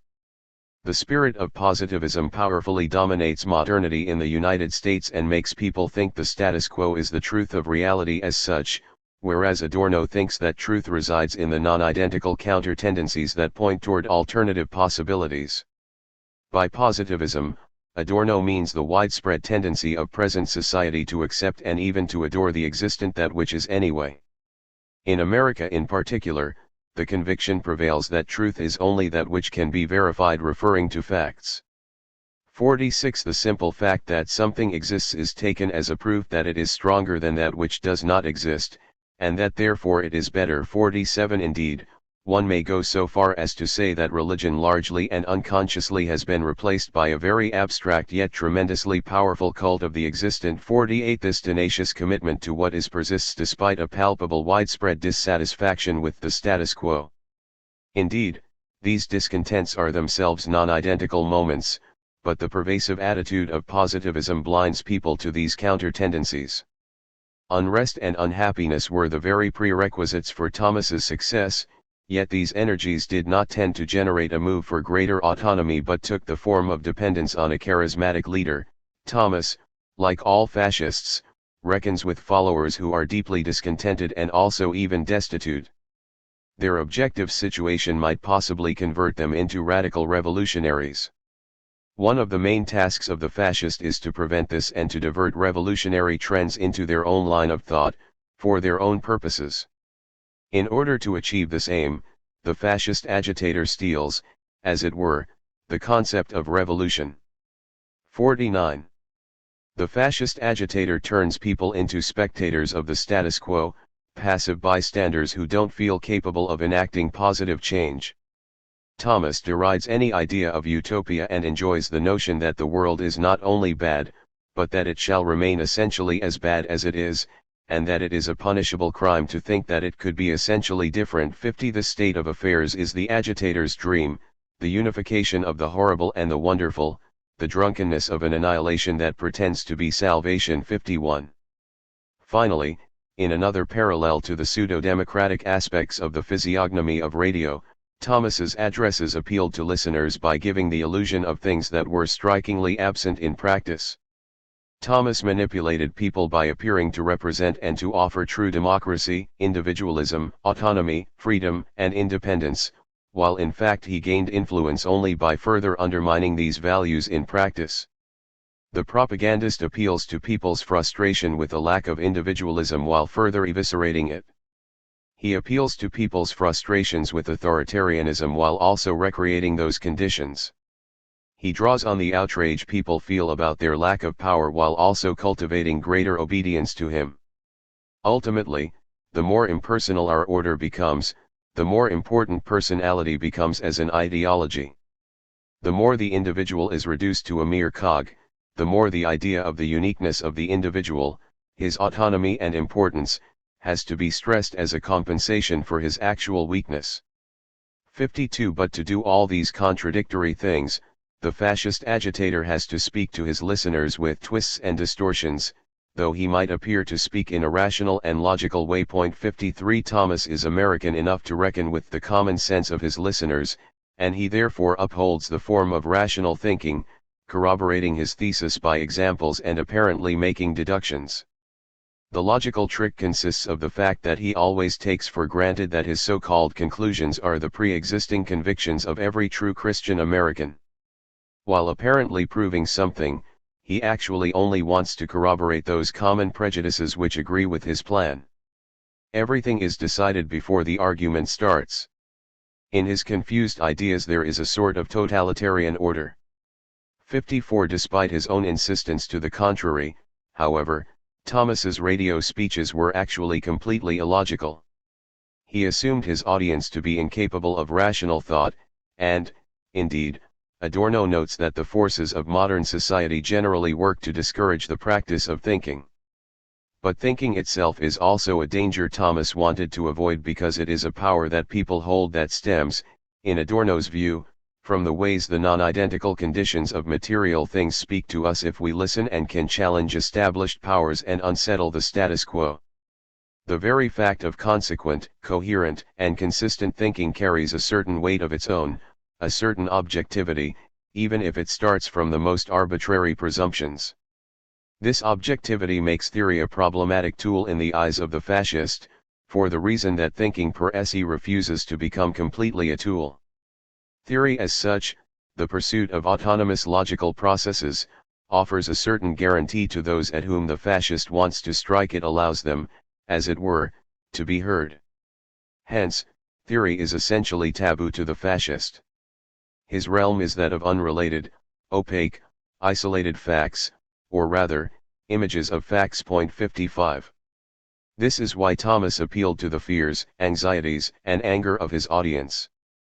He capitalized on their reactionary, knee-jerk emotions and feelings to keep them from thinking. For Adorno, thinking itself tends toward critique of the status quo, aims toward change, and represents hope for a better alternative, whereas the fascist agitator wants simultaneously to whip up people's sense of discontent and their dependency, and to solidify their subservience and passivity toward him.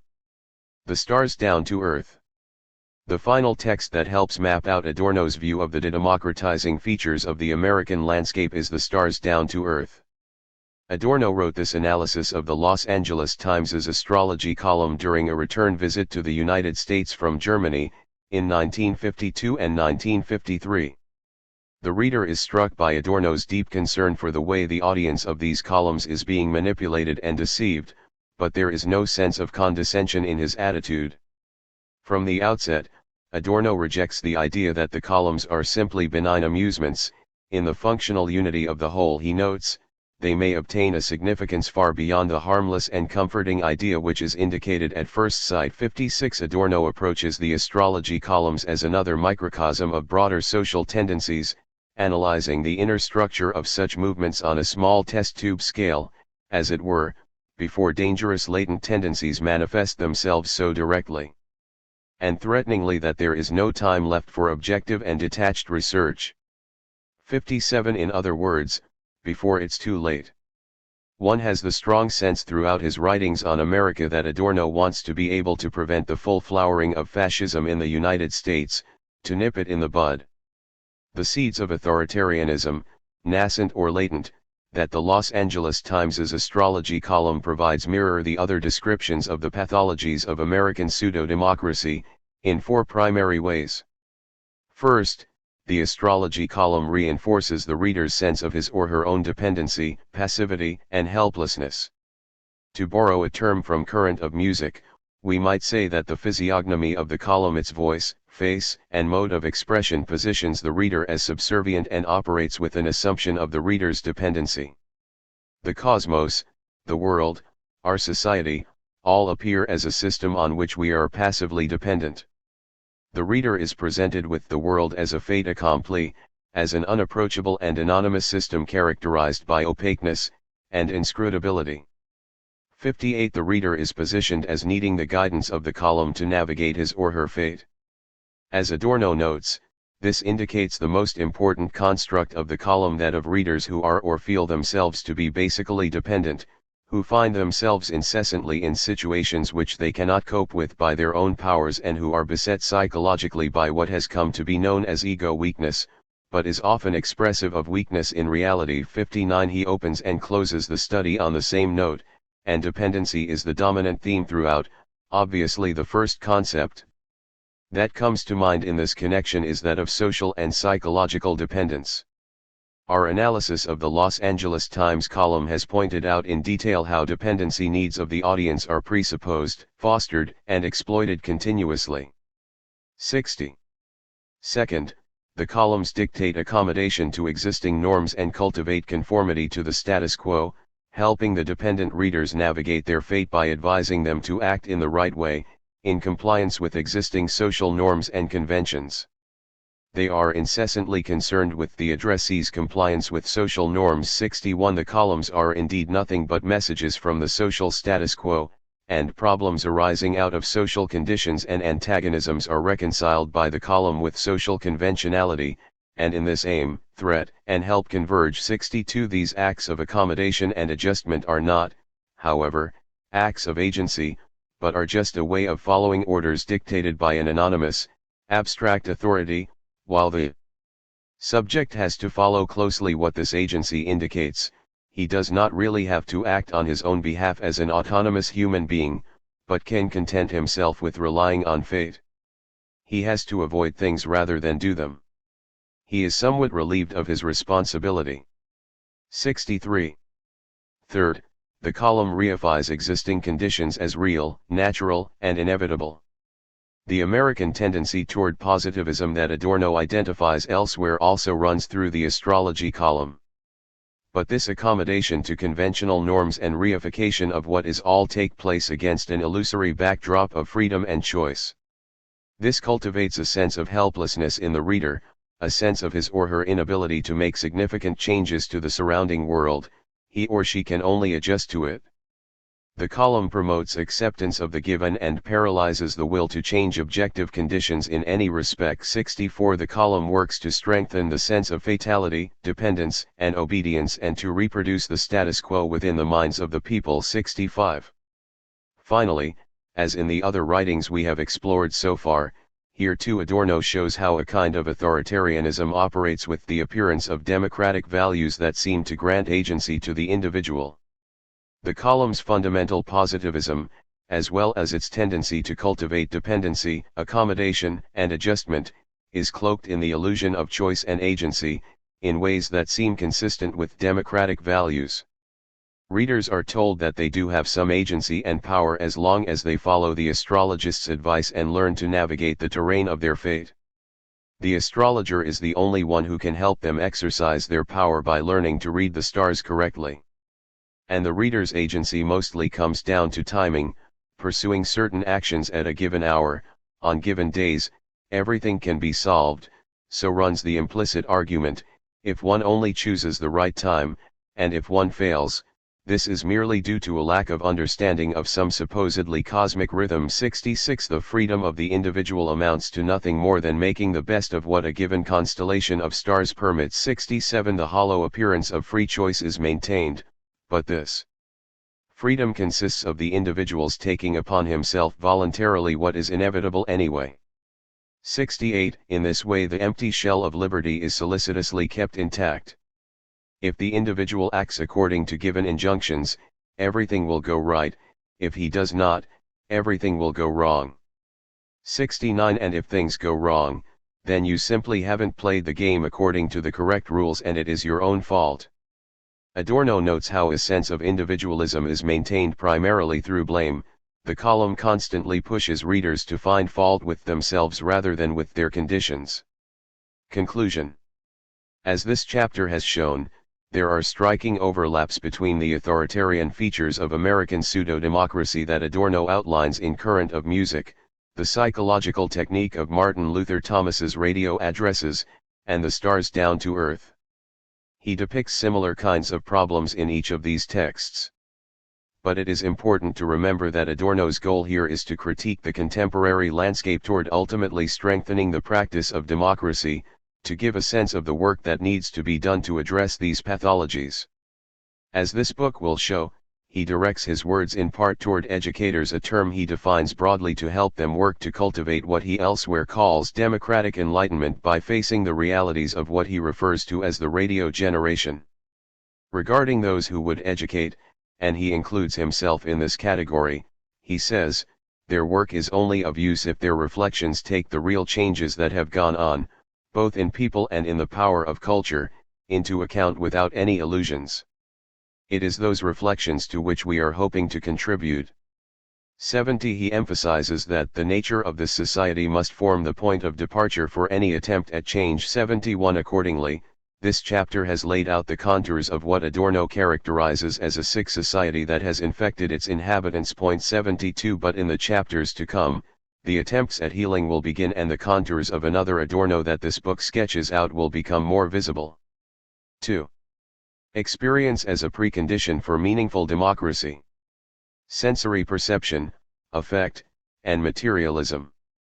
Critique is being transformed from the human right and human duty of every citizen into a privilege of those who are qualified by virtue of the recognized and protected positions they occupy. Adorno, Critique. In the foreword to a volume on affect theory, Michael Hart makes a connection between autonomy and receptivity, between our ability to give the law to ourselves and our capacity for responding to other bodies in the world. 1 Tracing a lineage back to Spinoza, Hart writes that the mind's power to think corresponds to its receptivity to external bodies, and the body's power to act corresponds to its sensitivity to other bodies. Thus, the greater our power to be affected, the greater our power to act. 2 For Spinoza, Hart writes, every increase of the power to act and think corresponds to an increased power to be affected. The increased autonomy of the subject, in other words, always corresponds to its increased receptivity. 3 Furthermore, each time we consider the mind's power to think, we must try to recognize how the body's power to act corresponds to it. For that is, when we expand our capacity to sense, feel, and respond to the world around us, we also expand our capacity to think and to act. When we more fully and deeply experience the material and ideological worlds around us, we are more empowered in intellectual and practical ways as well. This connection between autonomy and receptivity is helpful in setting the tone for this chapter. Adorno makes similar links between our ability to truly experience the material world around us, to think critically against the conditions we are given as natural and inevitable, and to resist and rebel to create alternative ways of life. In other words, Adorno draws connections between how we experience the world around us, in terms of sensing, feeling, and perception, and our capacities for engaging in the practice of critique, and in turn, our ability to act as truly democratic citizens in our everyday lives. If autonomy is about giving the law, nomos, to ourselves, auto, this first requires that we be able to experience the world around us more deeply and immediately, distancing ourselves more from the norms, assumptions, conventions, and dominant logics that usually filter everything we perceive. For Adorno, there are multiple forces that frame our experience of everyday life, from the capitalist logic of abstract exchange to the modern dominance of identity thinking to the culture industry. All these forces work in different ways to predigest our experiences for us or to distract us from paying attention to the world around us at all. Given the materialism that structures Adorno's thought, he believes that we miss out on a great deal when we become numb and insulated from the objects that surround us in our everyday lives. The foundation of Adorno's thought, and the starting point for his theory as a whole, concerns the material objects of the world. For Adorno, material objects contain contradictory and disruptive qualities that resist being fit into conventional categories. These rebellious elements, the non-identical, protest against the status quo and point toward alternative ways of ordering our lives. If we could listen to the world around us and perceive the dissonant qualities of the non-identical, we would be prompted to think against given conditions and act to order our lives in different ways. Thus, we can trace a line in Adorno's thought from the non-identical elements of the material world to the promise of democracy that is represented through the practice of critique. Listening to the dissonant calls of the non-identical can prompt the critical and negating mode of thinking and acting that represents the essence of democracy. But it is just this kind of attentive perception and receptive experience that the forces of modernity work to drown out. Thus, the culture industry, the logic of abstract exchange, and identity thinking are all powers that impoverish our capacity for experience and, at the same time, work against meaningful democracy. Consequently, for Adorno, recovering a more authentic practice of democracy begins with exploring how we experience the world around us. Over the next 2 chapters, I will trace out this argument as it moves from experience to democracy. In analyzing the importance of experience in Adorno's thought, and in sensing, feeling, and perceiving, this chapter reworks our conventional image of him as excessively intellectual. Traditionally, Adorno is associated with the mind and not the body, with thinking and not feeling, and with the logical as opposed to the corporeal self. But thinking and feeling are both vitally important to his theory. The connections between the cognitive and the corporeal that affect theory emphasizes are useful in highlighting 2 primary aspects of Adorno's work. First, affect theory can help us better understand how he can consider critique a praxis and how thinking can also be a form of action. For Adorno, thinking and feeling are not distinct, they rely on each other. Second, this direct relationship between autonomy and receptivity is valuable in understanding why Adorno emphasizes opening ourselves up to the call of the non-identical. When we attend to that which seems other, different, contradictory, and incommensurable, and when we open ourselves up to the disruptive particularities that can press on both our cognitive and corporeal selves, then our capacity to think against the world we are given is stimulated. Additionally, our tendency toward coldness and hardness, to close our eyes to pain and suffering and to block out discord, is also chastened. My book departs from the existing scholarship on Adorno and experience by making a particularly political and democratic argument about the role that the senses play in his thought. 5 In contrast to other works that explore this theme, Adorno and Democracy shows that meaningful democracy depends on a certain kind of perceptive, attentive, mindful experience in which we open our eyes and ears to the non-identical elements of the world that we would normally ignore or repress. 6 This book highlights the ways that Adorno's writings on democracy map onto his work on experience, showing how both demand a certain mode of comportment, a certain way of sensing and relating to the objects of the world. 7 Thus, Adorno's writings, particularly the ones on American culture that this book analyzes, seek to enliven our capacity for the experience of democracy, the experience of thinking and feeling against what we are given as natural and inevitable over and against the culture industry, the logic of abstract exchange, and identity thinking. In short, this book analyzes experience as a fundamental part, the base, the starting point, the foundation for Adorno's larger democratic project. This chapter begins by laying out Adorno's materialism, by exploring his unique form of Marxism and his critique of idealism, to highlight the important role that our experience of external objects plays in his theory. Second, I explain Adorno's theory of negative dialectics, to show how it takes the form of a specific way of thinking and, importantly, feeling against the world we are given. Third, I explore how affect theory can enrich our understanding of Adorno, as well as how Adorno can also contribute to contemporary theorizing about affect, with a particular focus on how the notion of the affects enriches our understanding of the experience of encountering the non-identical. Materialism and the non-identical. Abstract exchange and the logic of idealism. Adorno's method of analysis stems from his idiosyncratic and unorthodox Marxism. 8 Marx's treatment of the commodity in the first chapter of the first volume of Capital serves as an excellent model to trace how this earlier version of materialism influenced Adorno. Marx sees the commodity as an embryonic representation of capitalism, as a microcosm of larger capitalist processes. 9 He begins with an aspect of capitalism that is familiar to the reader and uses this small-scale part of everyday life to interpret and critique the broader social tendencies of capitalism. In a similar way, Adorno's texts such as Current of Music, the psychological technique of Martin Luther Thomas's radio addresses, and The Stars Down to Earth also analyze small-scale phenomena in immediate everyday life with the purpose of making broader social critiques.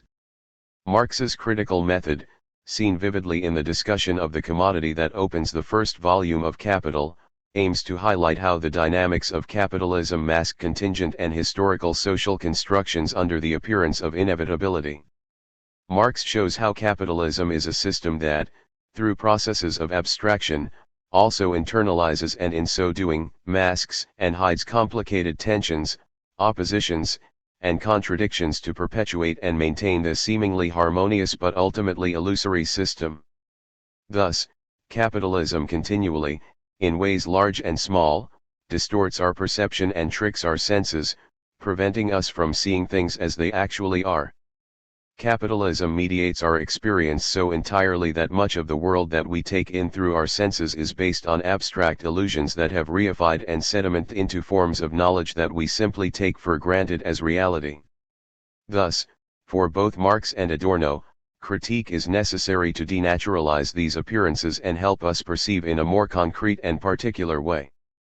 Marx defines a commodity as an object outside humans that satisfies some kind of desire, but that also has two different aspects to it, a use value and an exchange value. Human labor produces both use values and exchange values. 10 The production of use values is a necessary condition of our humanity. Humans appropriate materials from nature to satisfy particular wants and needs. The labor that creates use values is necessary to sustain human life as such. It is an eternal nature-imposed necessity, without which there can be no material exchanges between man and nature, and therefore no life. 11. There are no illusions to be penetrated as long as we are in the realm of use values. Things are just as they seem. Particular objects are used in particular ways, and thus Marx describes use value in terms of material qualities, heterogeneity, concreteness, and also clarity. Use value describes a transparent relationship to the object. We have a human need to fulfill, so we appropriate material from nature to fashion an object that fulfills our need, and then we use it in satisfying ways. We can understand and grasp use value just by analyzing this immediately apparent relationship. But all this clarity exists because we have not yet stepped into the realm of capitalism. Use values exist wherever humans exist, wherever they appropriate materials from nature to meet their needs. Thus, use values are not a product of capitalism, and they can exist apart from commodities and markets. A thing can be useful and the product of human labor, without being a commodity. 12 Indeed, use values cannot be exchanged in the marketplace, given the way they are defined by a direct relationship with satisfying particular human needs. Use values exist in tension with, in contradiction to, the capitalist market. Use values resist the logic of the market, whereas exchange values gain meaning only from the market system itself.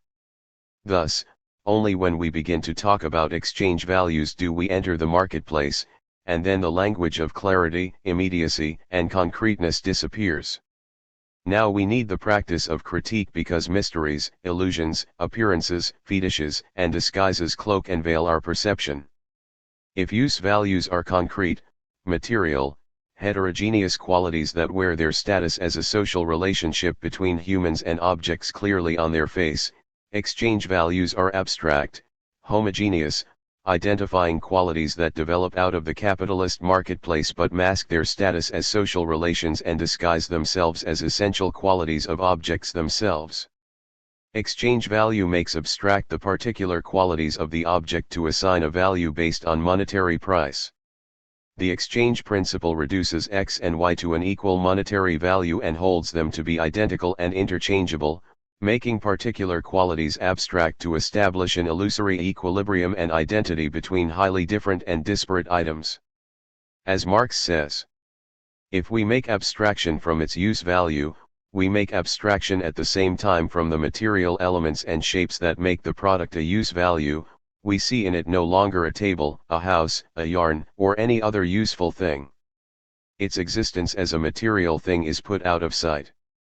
Neither can it any longer be regarded as the product of the labor of the joiner, the mason, the spinner, or any other definite kind of productive labor. Along with the useful qualities of the products themselves, we put out of sight both the useful character of the various kinds of labor embodied in them, and the concrete forms of that labor. There is nothing left but that is common to them all are reduced to one and the same sort of labor, human labor in the abstract. Point 13. When we make use value abstract, the immediate, concrete, material elements of the object are put out of sight and we can no longer see them. All the aspects of the object that our senses could grasp in the most direct way are now made invisible to us. A famous passage describes the nature of this change in perception, as we shift from experiencing an object in terms of its use value to apprehending it in terms of exchange value.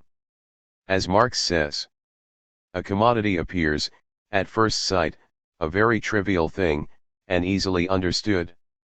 Its analysis shows that it is, in reality, a very queer thing, abounding in metaphysical subtleties and theoretical niceties. So far as it is a value in use, there is nothing mysterious about it, whether we see it from the point of view that by its properties it is capable of satisfying human wants, or from the point that those properties are the product of human labor. It is as clear as noonday, that man, by his industry, changes the forms of the materials furnished by nature, in such a way as to make them useful to him. The form of wood, for instance, is altered, by making a table out of it. Yet, for all that, the table continues to be that common, everyday thing, wood. But so soon as it steps forth as a commodity, it is changed into something transcendent. It not only stands with its feet on the ground, but, in relation to all other commodities, it stands on its head, and evolves out of its wooden brain grotesque ideas, far more wonderful than table turning ever was. Point 14. Exchange value is not an inherent feature of objects. So far no chemist has ever discovered exchange value either in a pearl or a diamond. 15. And yet this ultimately mysterious form of value appears to be objective and real. The social character of man's labor appears as an objective character stamped upon the product of that labor. 16. In other words, the exchange value that is actually an effect of the capitalist market appears to be an attribute of the object itself. Fetishism makes us think we see things that aren't really there. There is a definite social relation between men, that assumes, in their eyes, the fantastic form of a relation between things. 17. Furthermore, the logic of abstract exchange deceives our senses in another way, by convincing us that incommensurable and different objects are actually equal. Under the logic of exchange, we equate as values are different products. By that very act, we also equate, as human labor, the different kinds of labor expended upon them. 18. This is the violent aspect of the logic of abstract exchange. Objects that have very different histories and very different stories of the labor that is congealed within them are imagined to be equal, identical. To find this exchange value, we must make abstract the particular human story of how an object was made, erase its history, and silence the story about the blood, sweat, and tears that went into making it. When we lose this sense of the conditions under which a commodity was produced, we also lose a sense of the exploitation and injustice that might be written into it. But under the logic of abstract exchange, all those erasures and silences, all those ways that our capacity for experience and perception are impoverished and blinded, happen automatically and unconsciously, we are not aware of this, nevertheless, we do it. 19. This change also describes, in microcosmic form, the transformation of experience under capitalism in general. Under the process of fetishization, our lives and our social relations become less clear, less immediate, less concrete, less based on fulfilling common needs and desires. Life becomes full of disguises, illusions, surface appearances, mysticism, abstraction, and homogenization. Things are no longer accessible, perceptible, understandable on the scale of human needs and human experience. Thus, for Marx, as for Adorno, there are important consequences to the ways that capitalism at once impoverishes and incapacitates our ability to directly and immediately experience the objects around us and, at the same time, seductively convinces us we're seeing things that really aren't there. But if capitalism works on us at the level of sensory perception, then resisting and rebelling against that system also entails making changes in how we experience the world around us. For Marx, as for Adorno, this revolutionary potential is represented in the contradictions and tensions that can be illuminated when we critically analyze the commodity itself. If capitalism works in various ways on our modes of perception to impoverish our ability to experience the concrete, material, particular aspects of certain objects, this process is not always entirely successful. Something breaks through. The commodity contains a tension between its dual aspects, but that tension is not always perfectly controlled, and the contradictory energies generated between use value and exchange value contain a revolutionary potential that is important to Marx and to Adorno as well. Adorno thinks that truth is the negation of appearance, something transcendent that moves beyond the surface of how things seem. In this process of uncovering, an alternative to what is also revealed, truth contains an emancipatory promise that is illuminated by the practice of critique. Before showing how Adorno expands Marx's concept of use value into a broader theory of the non-identical, though, I want to trace a second primary influence on Adorno's thought. Adorno came to his unique form of materialism not just through Marx, but also through a critique of idealists such as Kant. Like Marx, Adorno was deeply influenced by the same thinkers he ultimately targeted for critique, Kant and Hegel. If Marx started out as a young Hegelian, we might say that Adorno started out as a very young Kantian, reading Kant with Siegfried Kracauer on the weekends during his teenage years. But for Adorno, Kant's theory ultimately comes to exemplify the problems of the idealist mode of perception, which tries to strip the world of its uncanny aspect and create a unified system that organizes knowledge on the basis of the rational subject at its center. 20 Adorno characterizes Kant's duplication of the world into two realms, the phenomenal realm and the noumenal realm, as a way of domesticating the world, of making it more familiar to us. For Kant, the phenomenal realm, the world of objects that we immediately experience, is the product of our own subjectivity, created through the forms of time, space, and causality that exist in our minds. The noumenal realm is a kind of shadow world that lies beyond what we can see and experience. This is the realm of the things in themselves, of absolute truth, but it is not ultimately a realm we can know, given the way our own perception is skewed by the categories of the mind. For Adorno, Kant's desire to establish security, stability, and certainty, to feel at home, is expressed in the assertion that the world of experience, of things, is my own product, it is my own world. 21. But there are costs and dangers associated with Kant's theory, even if it is motivated by a desire to create stability and familiarity. As Adorno says, by making the experienced world, the immanent world, the world of thisness, commensurate with us, by turning it into our world, so to speak, something like a radical metaphysical alienation is achieved simultaneously. 22 We dismiss our experience of phenomena by marking them as uncertain, transitory, mere appearances, ephemeral, casting the world around us as a projection of our own mind. For Adorno, Kant's idealism asserts that truth is whatever remains once everything sensory, everything ephemeral, and hence deceptive has been subtracted. 23 The particular objects of the world around us are left to one side and dismissed in favor of a more absolute, if distant and unreachable, truth. But this logic also violates particularity, identifying any quality of life that seems different, unique, other, or new with existing categories, forcing everything into the unitary logic of the system. There is a reifying quality in the very attempt to relate all phenomena, everything we encounter, to a unified reference point and to subsume it under a self-identical, rigid unity, thus removing it from its dynamic context. 24 The idealist mode of perception can alienate us from experiencing the world around us. Here again, the world we know through our senses is denigrated, as under the capitalist system of abstract exchange. The concrete, particular, material world that we can perceive and experience in a more dynamic, direct, and immediate way is deemed less important than abstract forms of knowledge that are not actually available to our senses. But, for Adorno, despite efforts to construct systems, there are always remainders, particular aspects of life and experience that resist being identified, that refuse to be fitted into categories, that elude any attempt at reconciliation. There are persistent features of objective reality that illuminate the falseness, as well as the dangers, of the logic of idealism. Despite his own desire for system, unity, reason, even Kant could not fully ignore the disruptive existence of these particular elements. Kant desires to create a system, but as Adorno notes, on the other hand, he always has the consciousness of a block.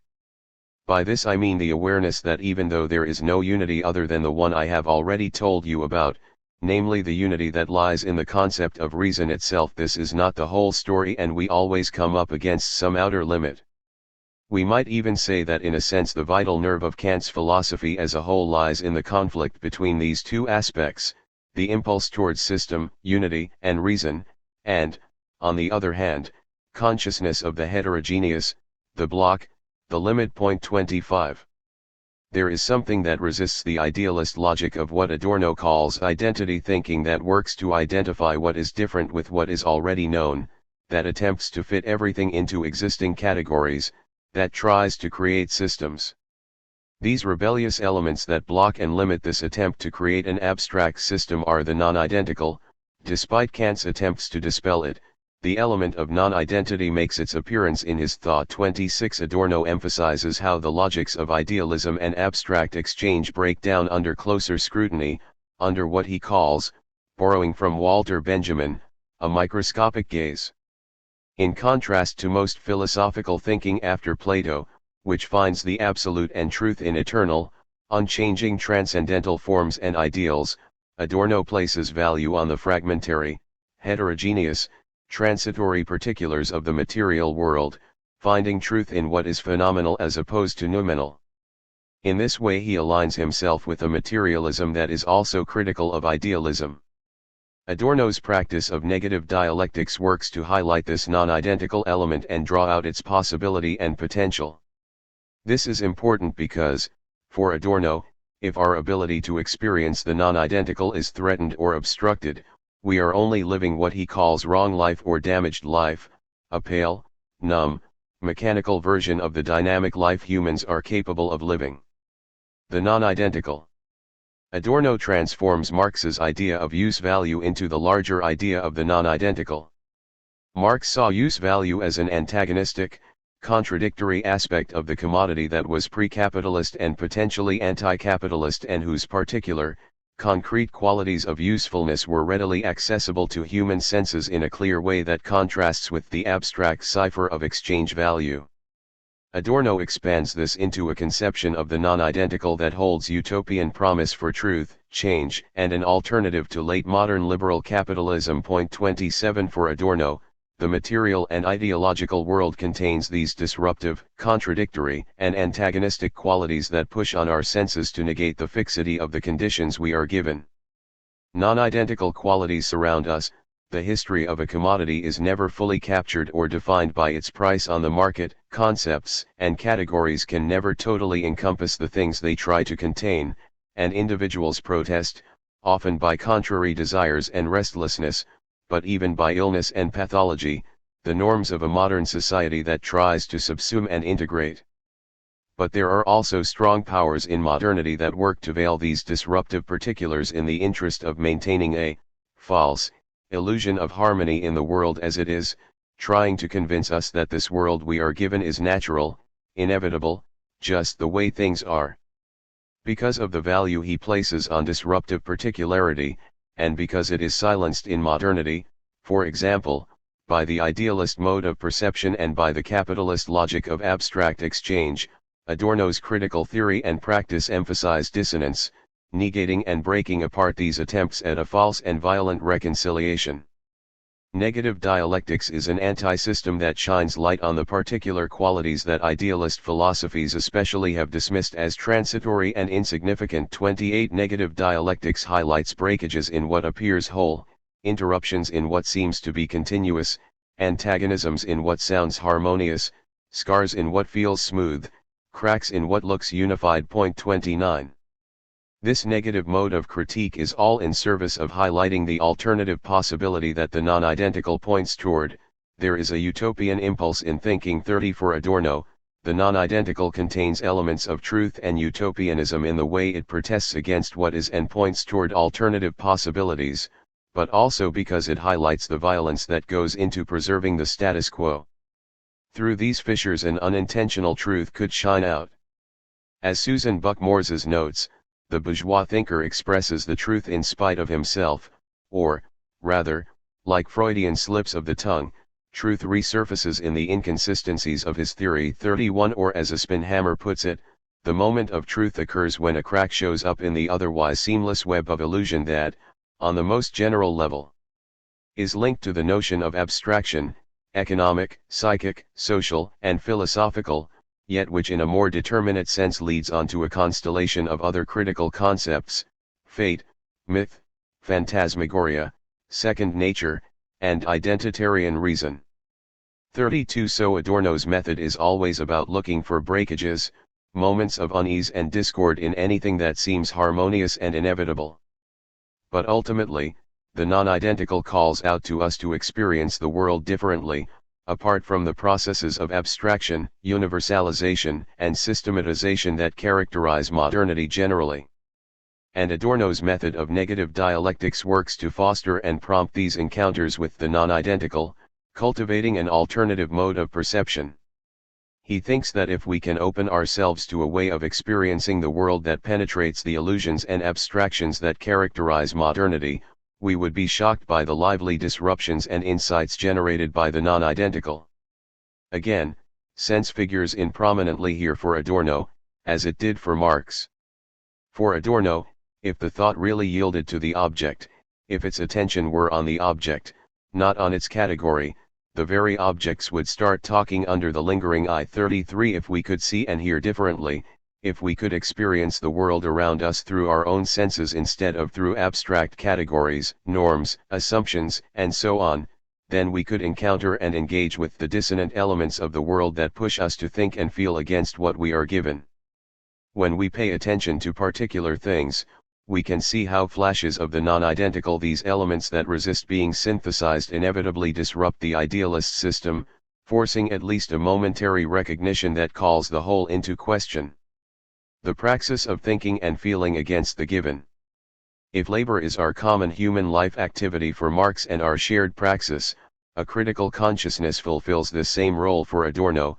This is what thought has inherited from its archetype, the relation between labor and material. 34 Negating is part of our consciousness as living subjects, and no exorcism will expel this from the concept's meaning. 35 Humans are defined in this minimally essential way through acts of resistance to the world we are given, thought as such, before all particular contents, is an act of negation, of resistance to that which is forced upon it. A revolt against being importuned to bow to every immediate thing. 36 Humans have the habit to ask what all this may be, and to what end. 37 They are defined by this tendency toward insistence on the reality of asserted meaning, or on the legitimacy of that meaning. 38 And these critical impulses can also come from our feelings, from pain and suffering, both bodily and mental. As Adorno writes in Negative Dialectics, the sense of suffering tells us that something is wrong with the world around us, the physical moment tells our knowledge that suffering ought not to be, that things should be different. Woe speaks, go. 39. And if for Marx we become alienated when we lose this ability to engage in free, spontaneous, creative labor, for Adorno we become alienated when we cease to genuinely think and feel against our world. This alienation is depicted as a loss of life itself. All of Adorno's descriptions of alienation revolve around images of damaged life, wrong life, and death. In contrast, life is represented in terms of the lively, shocking, stimulating, and disruptive encounters with the non-identical that open up our senses and allow us to really experience the world as conscious, sensing, feeling humans, as opposed to cheerful automatons, hardened, cold machines, or numb drone-like individuals. Other depictions of alienation that figure into Adorno's work. As Adorno notes, the habit of being receptive to the non-identical can be broken or enfeebled as people yield to cultural bustle and find more and more things self-evident. 40 And when men are forbidden to think, their thinking sanctions what simply exists. The genuinely critical need of thought to awaken from the cultural phantasmagoria is trapped, channeled, steered into the wrong consciousness. 41. When we understand how Adorno understands critique as a praxis that we are asked to undertake by the non-identical qualities of the objective world itself, we see how thinking for him is not necessarily an elitist, rarefied activity limited to the few. Rather, this kind of resistance against given conditions can and should be undertaken by anyone and everyone.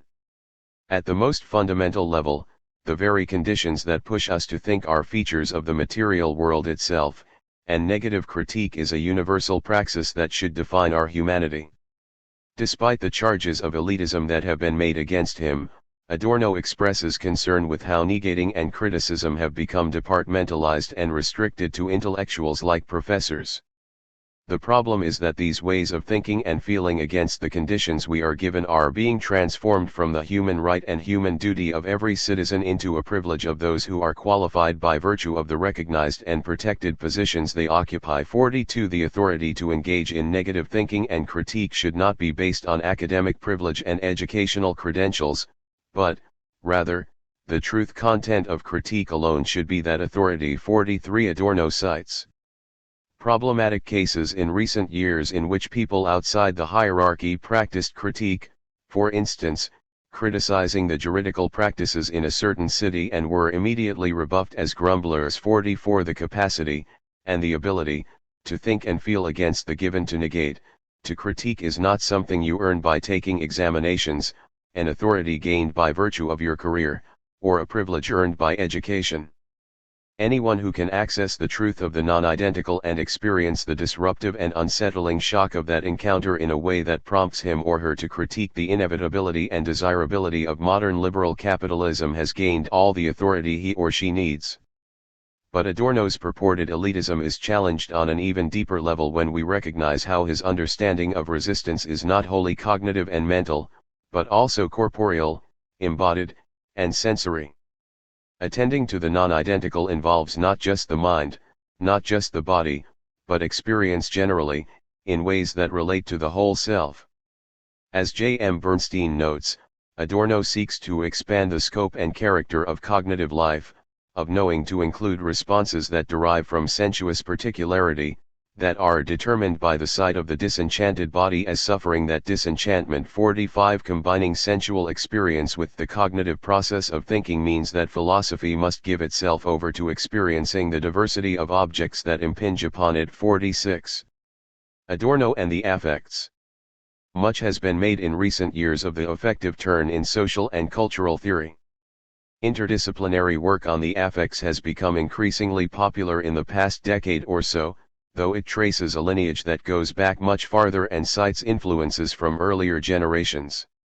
Scholars write of the affective turn, but what is happening is not so much a revolutionary turn so much as a further elaboration and development of certain strains that were already in existence in earlier theories, perhaps just in nascent forms that needed amplification. 47 As one scholar put it, contemporary affect theory unfolds by returning to and reactivating work that had been taking place well before and alongside the linguistic turn and its attendant social constructivisms. 48 Notable influences cited in the literature include, at the earliest, Spinoza, but more recently thinkers such as Walter Benjamin, Gilles Deleuze, and Félix Guattari, George Simmel, and Frantz Fanon, for example.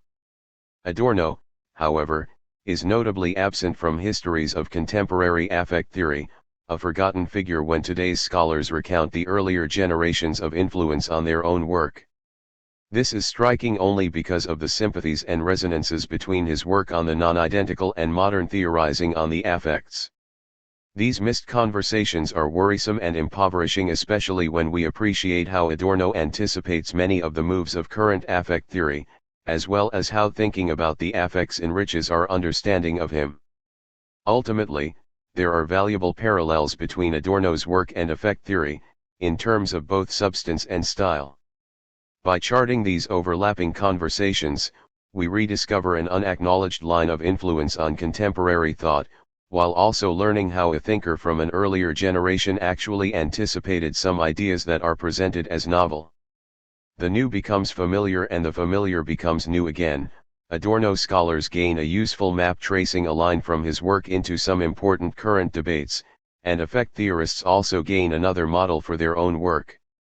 Analyzing Adorno's own stylistic innovations from an earlier era, studying how he had to break some of the conventions of writing and theorizing to grasp his new subject matter, might prove especially useful to today's affect theorists who worry over how to write about a subject matter that seems to strain against the disciplinary conventions of the academy.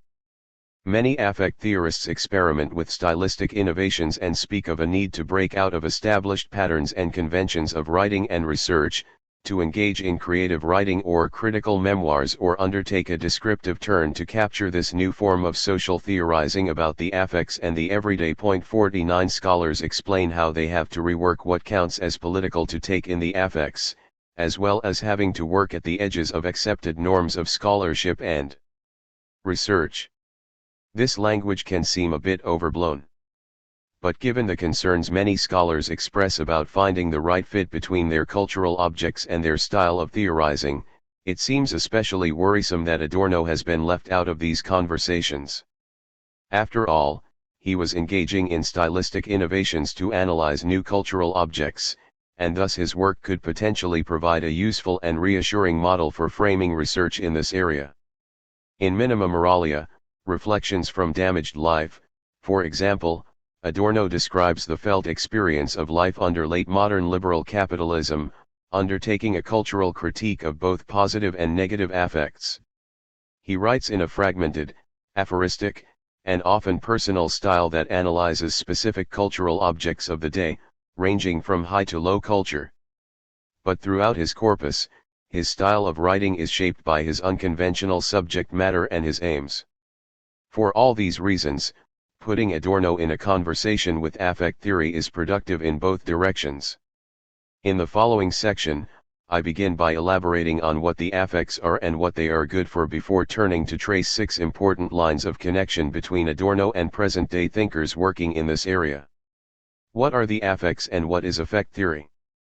In contrast to the way traditional philosophy has understood the mind-body problem, affect theory turns away from the Cartesian split and emphasizes the simultaneity between mind and body, between reason and passion, between the cognitive and the corporeal.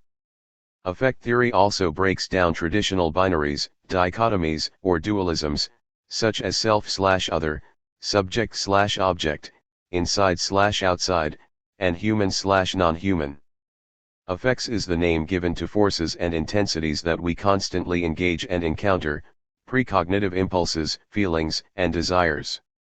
Most scholars talk about them as distinct from emotions.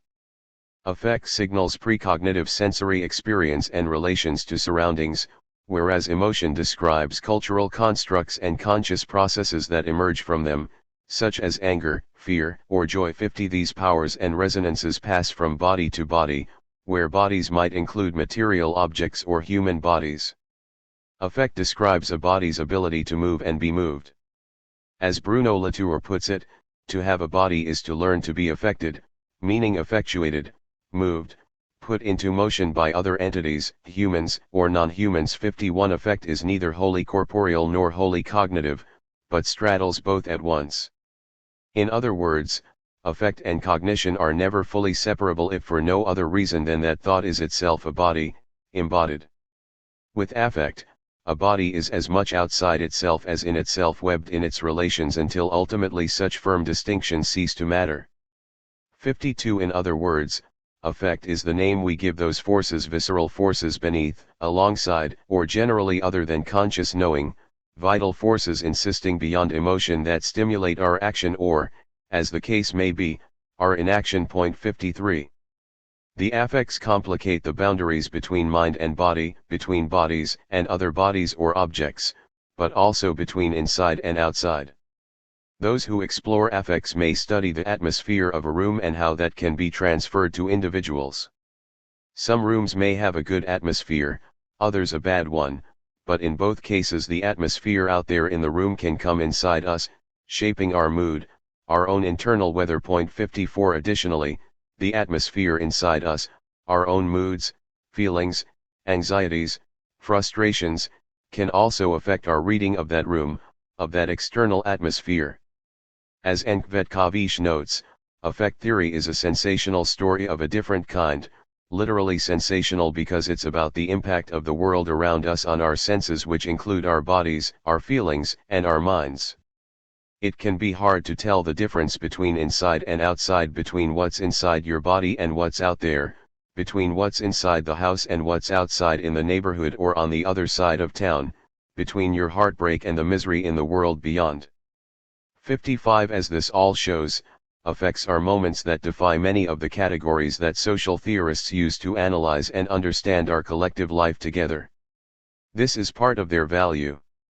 Greil Marcus notes how Henry Lefebvre argued that social theorists had to examine not just institutions but moments of love, poetry, justice, resignation, hate, desire, and look not just at the realm of everyday life that included one's job, but one's life as a commuter to one's job or one's life as a daydreamer during the commute. 56. Or, as Kvetkovich notes, as we have learned to think both more modestly and more widely about what counts as politics so that it includes, for example, cultural activism, academic institutions, and everyday and domestic life, it has become important to take seriously the institutions where we live, as opposed to always feeling like politics is somewhere else out there.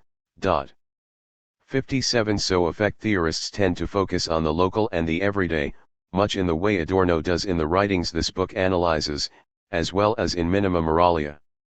Adorno and affect. Adorno's work anticipates the direction of 3 recent books in the field of affect theory in particular, all of which explore the larger social and political significance of feelings such as depression, optimism, and happiness. Sarah Ahmed's The Promise of Happiness, Lauren Berlant's Cruel Optimism, and Enkhvedkovich's Depression, A Public Feeling all explore the larger significance and potential of these kinds of feelings as public social and cultural phenomena, not, it should go without saying, merely medical and biological ones. 58. All these studies get out from under the thumb of examining feelings and affect in terms of the biological materialism that characterizes the so-called age of the brain, in much the same way that Adorno examined the psychological realm outside the narrow parameters of the psychoanalytic models of his own day, as we will see in the next chapter's case study from Minima Moralia. But beyond this idea of taking feelings seriously and of ascribing political significance to them, there are also other ways that Adorno anticipates key moves in current affect theory. First, non-identical counter-tendencies can take the form of affective responses. Counter-tendencies are affective, they are reactions that involve both the body and the mind, and they straddle the cognitive and the corporeal. Adorno writes a lot about the importance of thinking against the world we are given. But his emphasis on the intellectual and cognitive significance of critique, alongside his own reputation for elitism and a difficult writing style, makes it easy for us to associate Adorno too entirely with the head and lose sight of how feelings, affect, and the body fit into his work. But, in fact, critique is also about processing our own affective responses and trying to recognize that feelings can be valuable indicators of larger social problems. The non-identical is an experience that can straddle the cognitive and the corporeal. Adorno sometimes describes this feeling of disruption when we confront the contradictory elements of the world around us as a shock. Like affect theorists, Adorno also wants to stay with these momentary pauses, the non-identical, or what he calls counter-tendencies in his American writings, these feelings, forces, intensities, and twinges that are experienced as disruptions, intervals, switches, and that represent a kind of modest, minor, and easily missed form of resistance against the status quo, against the dominant hegemonic forms. Second, like affect theorists, Adorno demonstrates a desire to move beyond a kind of ideological critique that highlights the contours of hegemonic power, that goes further than exposing social constructions and revealing the structural realities behind the superstructural illusions. Adorno wants to focus on the small-scale aspects of everyday life, where things are happening that don't take the more clear-cut forms of either resistance or co-optation. Especially in the writings this book analyzes, Adorno explores moments of possibility that represent interruptions of hegemonic powers. These intervals are not yet fully formed but have the potential to be drawn out into something new, something next. Adorno, like Ahmed, Berlant, and Kvetković, for example, moves beyond ideological critique to identify forms of agency that hold the possibility for broader productive change. As Kvetković writes, for some time now, there have been calls to think beyond the well-worn grooves of the search for forms of cultural management and hegemony, on the one hand, and modes of resistance and subversion, on the other, to move beyond exposing the putative realities of underlying structures. 59 Instead, the collaborative known as the Public Feelings Project calls for following the surfaces and textures of everyday life to notice and describe the places where it feels like there is something else happening. 60 In a similar kind of way, Adorno's project is not just to illuminate the contours of hegemonic power and highlight the ways that surface illusions are contradicted by underlying structural realities. His critique moves beyond this to also draw out what Berlant, speaking in a slightly different context, calls a form of interruptive agency. In everyday life, for Adorno, there are moments when we experience non-identical counter-tendencies. These are moments when we pause, when we experience a twinge, a feeling of nascent resistance, a sense of unease with the status quo, even as we are largely still caught up in the working of hegemonic powers. These are moments when our own human urge, our human praxis, to think and feel against the world we are given makes itself felt and known as a kind of agency that makes us stop and pause, even if only temporarily. In the writings I analyze here, Adorno spends more time exploring the potentials that are represented by these non-identical counter-tendencies, getting a sense of how these minor, modest, and easily missed aspects of everyday life actually contain possibilities for change. Third, for Adorno, non-identical counter-tendencies often take the form of feelings and emotions from alienation to anxiety to exuberant happiness that he sees as politically significant. Feelings become critically valuable indicators of larger social trends and problems. Just as the Public Feelings Project explores what capitalism feels like and sees both depression and optimism as richly significant indicators of life lived under neoliberal capitalism, Adorno bridges the psychic and the social in an earlier era to explore the felt experience of damaged life under late modernity. In general, Adorno's work combines Freud and Marx, the psychic and the social, in ways that recognize how feelings, whether of exuberant happiness or deadening depression, are critically valuable indicators of larger social and political problems. For Adorno, the call of the non-identical can come in the form of psychic suffering, such as depression, neuroses, or feelings of alienation and estrangement. These can represent non-identical elements that protest against the larger identifying, abstracting, systematizing logics of modernity. Adorno's work anticipates the recent strain of affect theory that studies emotions such as happiness, depression, or optimism as feelings that are not subjective or wholly interior, but reflect the experience of living under, with, and in certain social, economic, and political configurations. This is a sympathy I will return to and explore in more depth in the final section of Chapter 3, where I work through Adorno's theory and practice by analyzing the specific case of psychic illness as it plays out in minima moralia. Fourth, as the above discussion also implies, like much of the queer theory that is part of affect theory, Adorno identifies critically productive value in negative affects, in feelings of unease such as angst, alienation, and anxiety.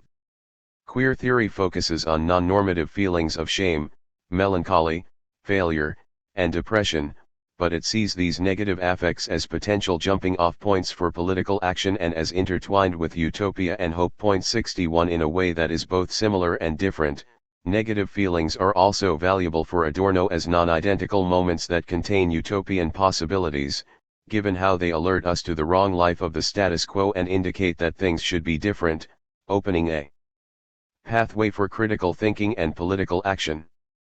Even negative affective responses are seen as avenues toward new forms of agency and valuable resources for political action, rather than seeing negative feelings of failure, mourning, despair, and shame as getting in the way of politics or needing to be converted to something more active in order to become politics. Such work attends to felt experience as not only already political but as transforming our understandings of what counts as politics. 62. Fifth, if the affects can be described as moments of potential that point toward a different future, Adorno also describes confrontations with the non-identical in similar terms.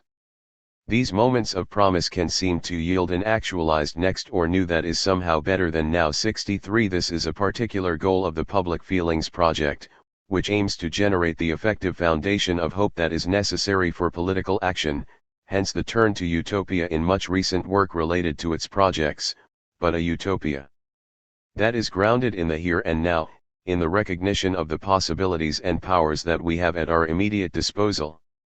64 Small-scale, local aspects of everyday life may also reveal reasons for hope and optimism and be less predictably foregone in their conclusions about our dire situation. 65.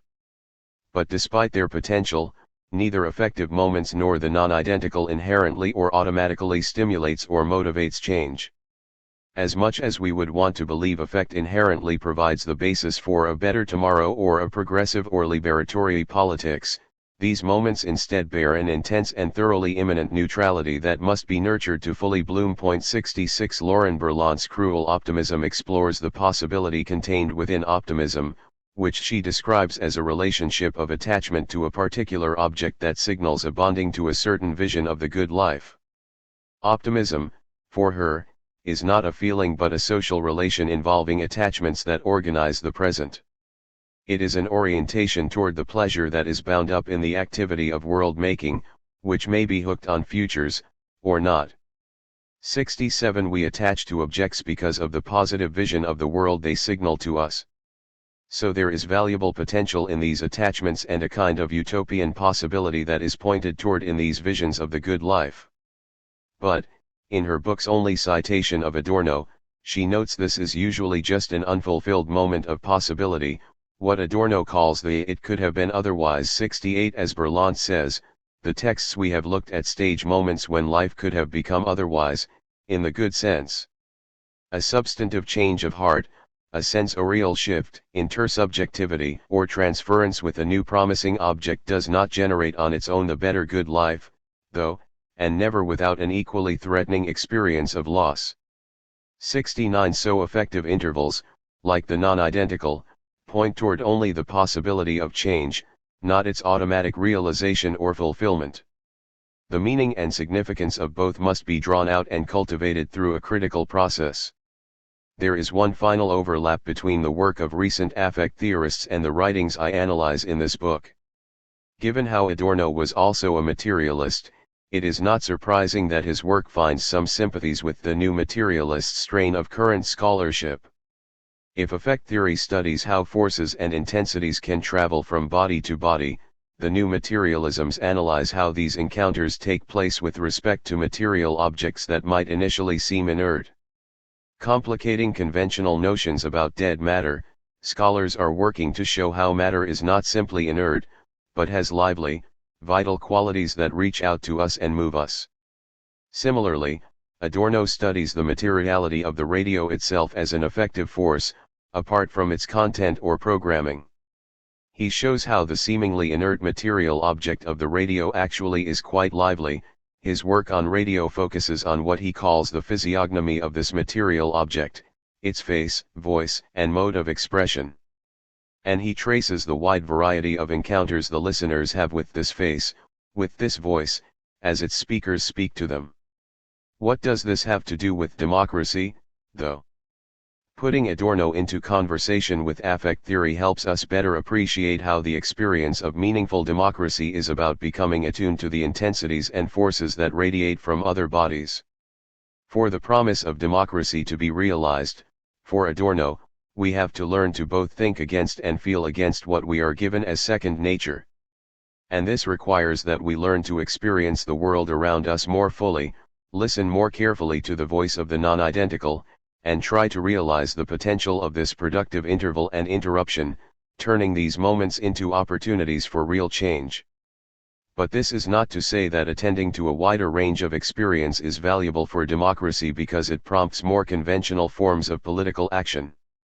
Rather, attentive, perceptive, and mindful experience is itself part of the practice of meaningful democracy. For Adorno, the promise of democracy cannot be fulfilled if people are numb, cold, hardened, or mechanical. If people are to have power and authority, if the demos are to have credos, then it is important that people are also empowered to experience the full range of their own humanity.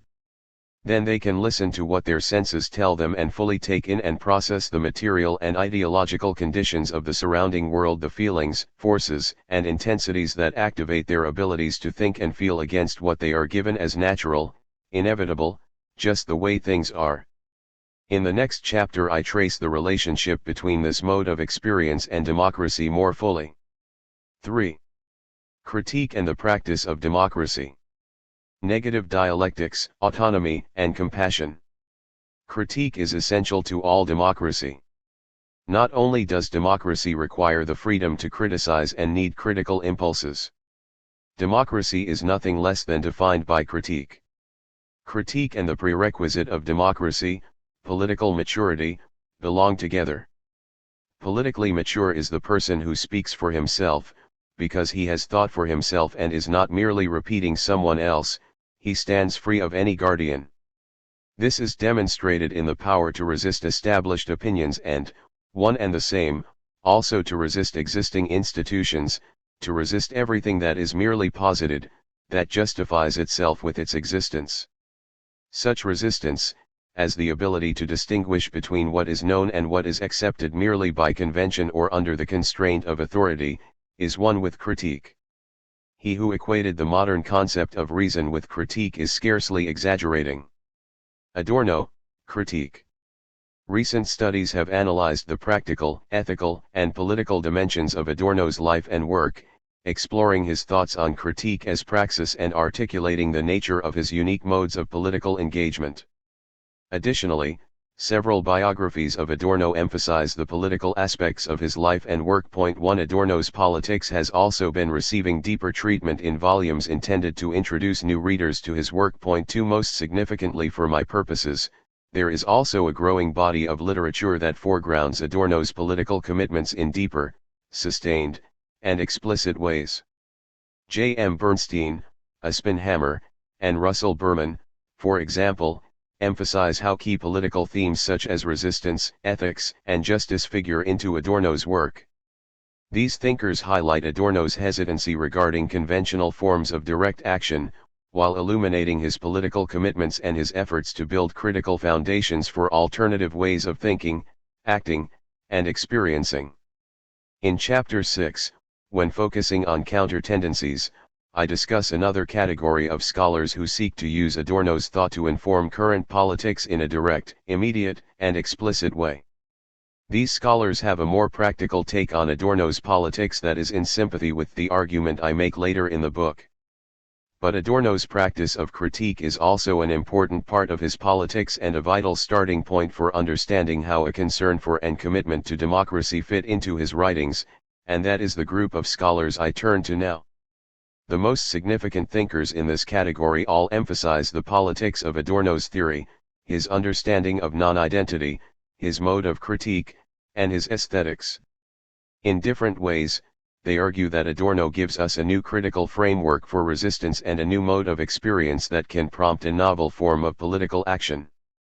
But for all these scholars, Adorno is working primarily at the level of introducing a prolegomena to a new kind of politics. Russell Berman thinks that Adorno's theory can help develop a praxis to work against domination and resistance. Point 3 Martin Morris sees Adorno's mimetic shudder as the starting point for a new politics and a new mode of political being. Point 4 J. M. Bernstein speaks of Adorno's fugitive ethical experiences and sees him building a micro-foundation for a new negative politics. 5 Similarly, Spinhammer describes Adorno's placeholder politics, his micro-interruptive operations to an alternative politics. Point 6 But the writings I explore in this book open the door to something more fully developed, something that builds and grows beyond beginnings and starting points. Adorno's writings on democracy in the United States and on American political culture show him producing a political theory regarding democratic leadership as democratic pedagogy that is consistent with his method of negative dialectics, as well as attempting to put that theory into practice. So my project builds on this valuable work by Berman and especially Bernstein and Hammer, but it also shows how reading this neglected set of Adorno's writings allows us to push his thinking on politics past the stage of prolegomena. This chapter outlines how democracy fits into Adorno's broader theoretical corpus. Drawing from his more abstract theoretical writings as well as several important essays and addresses in which he explicitly discusses his thoughts on democracy, the first section highlights the close connections he draws between meaningful democracy and the practice of critique. Then I pull together the lessons from the previous chapter to highlight the structure and significance of Adorno's practice of negative dialectics by exploring a case study drawn from Minima Moralia, Reflections from Damaged Life. The second section of the chapter demonstrates how and why experience matters for Adorno by analyzing his writings on psychic illness, mental unease, and the therapeutic revolution in psychiatry in the post-war era. Here we can see why Adorno thinks attending to and perceiving one example of the non-identical represented in psychic distress matters so much for our meaningful experience of the world, our ability to engage in the practice of critique, and democracy generally. But in these sections from Minima Moralia, Adorno also demonstrates how modern forces attempt to silence the dissonant call of the non-identical. Here these powers take the form of a normalizing and conventional brand of psychiatry. As the following analysis of Adorno's critique of psychiatry shows, being able to truly experience the world around us and truly live life as well as our related ability to engage in the practice of critique and fulfill the promise of democracy all hinges on our ability to perceive and attend to the non-identical elements of our world. Thus, the importance of Adorno's method of negative dialectics is clear. Through it he engages in a critique of the dominant logics that numb and alienate us, but at the same time he pushes us to attend to the non-identical, to sense, perceive, and experience our material and ideological world more deeply, in ways that further his larger political goals. To help flesh out the basic outline he gives us, in the final section of this chapter I turn to two sources who will seem unusual at first glance, the novelist-philosophers Mary Lynn Robinson and David Foster Wallace. Robinson is the author of nonfiction and fiction works but is perhaps best known for her first novel, Housekeeping, and her Gilead trilogy. She teaches creative writing at the Iowa Writers' Workshop. As a testament to how richly her writing, especially her fiction, explores philosophical and political themes, Robinson is the subject of a volume I am co-editing that brings political theorists together to analyze her work. A political companion to Mary Lynn Robinson shows how her fiction helps us think through questions related to living in a democratic community, as we struggle with racial injustice, disability, aging, environmental degradation, and the tensions between religious faith and modern secularism. Point 7 David Foster Wallace is also aptly categorized as a novelist philosopher for the many ways his fiction opens itself up to the analysis of our modern condition. He is primarily known as the author of Infinite Jest, a massive novel that meditates on the problems of pleasure and addiction in American culture with near encyclopedic breadth. My discussion of Wallace, however, focuses on a now famous commencement address he gave in 2005 at Kenyon College. Before his death, in 2008, Wallace taught creative writing at Pomona College. As we will see later in this chapter, in different ways, both Robinson and Wallace help us better understand the kind of experience, the kind of thinking, that true democracy requires in ways that are deeply sympathetic to Adorno's own vision. Negative dialectics and critique, the experience of meaningful democracy. For Adorno, when people become alienated from themselves, they become alienated from democracy. To tie this into the discussions from the previous chapter, if people cannot sense and perceive in a way that is open to the non-identical, then they are not pushed to negate and they lose the capacity for thinking and feeling against the given conditions of the world.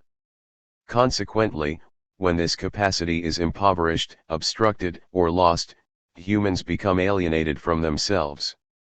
But because this ability to think against, and to be empowered to act against, what seems natural and inevitable is also a vital part of democracy, the inability to truly experience the world around us also alienates us from democracy.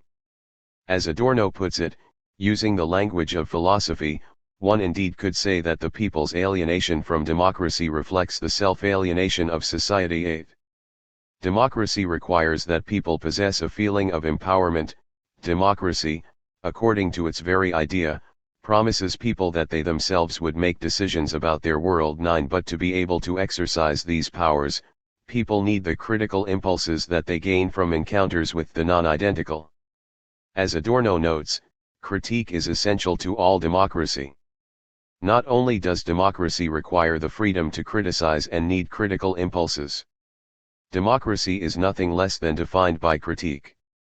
10. The qualities that democracy requires are the powers to resist established opinions and, one and the same, also to resist existing institutions, to resist everything that is merely posited, that justifies itself with its existence, to be able to distinguish between what is known and what is accepted merely by convention or under the constraint of authority. 11. In other words, democracy requires that we have the capacity to think and feel against the given world. A perceptive, attentive, attuned mode of experience is the prerequisite for all these capacities. Thus, the work of politics is also the work of penetrating the forces that distract and delude us to foster the encounters with the non-identical that stimulate our critical consciousness and prompt the practice of critique. Adorno asserts that politics is not a self-enclosed, isolated sphere, as it manifests itself in political institutions, processes, and procedural rules, but rather can be conceived only in its relationship to the societal play of forces making up the substance of everything political and veiled by political surface phenomena. 12. Politics is about the dynamic interaction between humans and the non-identical elements of the world that prompt people to think and feel against, and to resist, to rebel. 13. Thus, uncovering the non-identical and fostering these encounters becomes the work of theory, the work of critique, which is also the work of politics that moves us closer to the democratic ideal. Adorno is concerned that people will give up on the ideal of democracy, because of the many ways that ostensibly democratic states, such as the United States, instead foster a sense of dependency, a sense of impotence and futility, and work against this deciding for oneself about the world. 14. As Adorno notes, the prevailing economic order renders the vast majority of Americans dependent. If they want to live, then no other avenue remains but to adapt, submit themselves to the given conditions.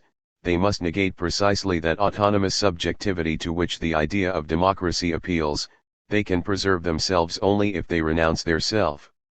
To see through the nexus of deception, they would need to make precisely that painful intellectual effort that the organization of everyday life, and not least of all the culture industry inflated to the point of totality, prevents. 15. Because of the forces that work to veil, cloak, and hide the non-identical and impoverish our capacity for autonomous experience, people are made into obedient, dependent, and adapting subjects. Ultimately, then, the problems that Adorno is concerned with throughout his writings, the culture industry, idealism, capitalism, alienation, are central problems for democracy because of the ways that they deceive us, blinding our eyes and stopping our ears. But his goal is also to help us learn to make the painful intellectual effort to see through this deception, to foster the practices of critique and negation that help fulfill the promise of democracy. In the above passage, as in other places, Adorno uses the language of autonomy in relation to democracy, a term that is worth analyzing further. Adorno's notion of autonomy and his definition of democracy do not lament the loss of or try to recreate the atomistic, private, sovereign, ideal liberal subject, a subject that we know to be mythical and illusory as well as problematically raced, gendered, and classed. In fact, Adorno is especially critical of conventional notions of liberal autonomy from a Marxist perspective. So even though he uses the language of autonomy, it also becomes clear that his understanding of this concept is unusual in two ways. First, as a materialist, Adorno thinks that it is the objects of the world around us that stimulate and motivate us, if we listen, to exercise the capacity for critique that he sees as a human praxis. So autonomous thinking, for Adorno, is not self-originating but stems from openness to the non-identical. As we saw at the start of the last chapter, with Michael Hart's reference to Spinoza, autonomy can be connected to receptivity. Being sensitive to other bodies' sensing and feeling can lead to an increased capacity for thinking and acting, and vice versa. Becoming more receptive can make us more autonomous, better able to more authentically give the law to ourselves rather than obey conventional authorities. So autonomy, for Adorno, finds its source in the non-identical qualities of the world around us. If we can learn to become more open to the dissonant calls of these rebellious qualities, we can become more autonomous, as well as more critical and more democratic, as we have seen. Second, for Adorno, autonomy is ultimately also about collective world building.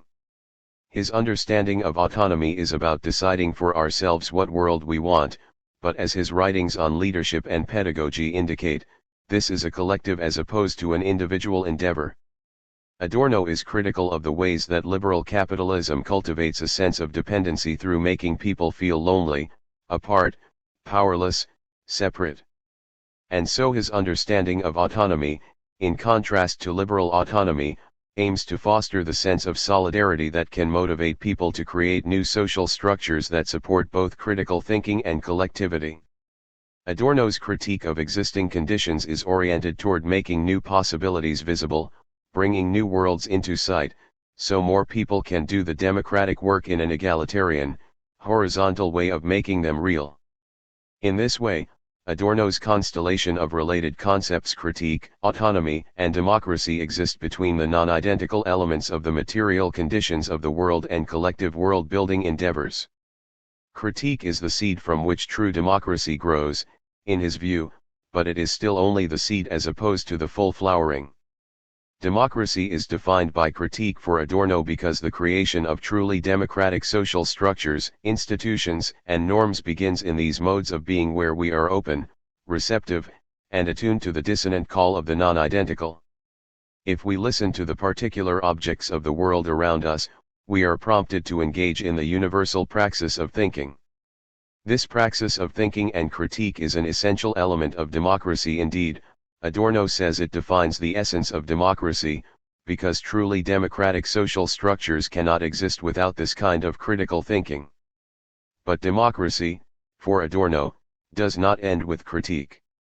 For democracy to fully flower and for its normative promise to be realized, the seed of critique must be allowed to bloom into a collective world building and reworking of structures and institutions. Critique should foster the reworking of social structures and institutions to encourage solidarity, in ways that try to fulfill the dual promises of democracy, critical thinking and collectivity, together. This prompts us to consider the spaces and places of these moments of thinking and the relationship between critique and collectivity. In other words, is thinking necessarily solitary for Adorno, or can we think together? Is the essence of democracy that is critique an individual pursuit, or is it an exercise of humans in common? Adorno's writings on thinking move back and forth between what is necessarily individual and what is shared. He sees the capacity for thinking as an element of our shared humanity, a praxis that we collectively share as humans. Further, there are ways that we can work together in common to learn to listen to these non-identical elements and to tune our ears to the dissonant call of the particular objects of the world. Teaching us to cultivate this receptivity and attunement is what democratic leadership as democratic pedagogy means. And finally, the lessons we learn as a result of the practice of critique then prompt us into the collective world-building endeavors that can realize the promise of democracy. Ultimately, though, Adorno's thought reflects his fear of the force of the collective that is a legacy of his experience under Nazi Germany, and so there is also a necessary individualism to the practice of thinking. We all still have to go through the process of encountering the non-identical on our own, and we have to work through the critique in our own heads. We can have conversations in common and engage in kinds of collective action, both before the process of thinking and after it, to learn to cultivate attunement and to parse out the lessons of these encounters with the non-identical, but no one else can think our thoughts for us, and there is an importantly individual element to this praxis. The whole idea of democratic leadership as democratic pedagogy is about providing the right balance for both the necessarily individual moments of democracy and its more collective moments, to protect the individual space of thinking while also providing the collective space for conversation, to allow the thinking that happens in our own heads to develop into the action that transforms our shared world. Adorno is famously skeptical regarding mass movements because he thinks they are unlikely to foster the capacity for the critical resistance that he sees as an important prerequisite for meaningful action. This skepticism has been the primary justification for calling him apolitical, and yet his thoughts on democracy might be seen as radical in that he wants to root out the problematic ways of thinking, idealism, identity thinking, and the logic of abstract exchange that pervade the so-called democratic institutions and practices of modernity. Meaningful democracy is defined by critique for Adorno because the creation of truly democratic social structures, institutions, and norms begins in these modes of being in which we are open, receptive, and attuned to the dissonant call of the non-identical. This receptive attunement is important not just for developing our capacities to authentically and autonomously think and feel for ourselves, but also for realizing the promise of democracy. We must be open to experiencing the world in more direct and immediate ways to appreciate how deeply our modes of experience are usually framed and preformed by conventional norms. We habitually experience life in a way that is largely filtered. But if we can try both to learn to see the outlines of these mediating conventions and to perceive our world more directly, we can better appreciate the forces that take power away from us by obstructing our ability to think and feel for ourselves, and we can work to reclaim that power over our own experience.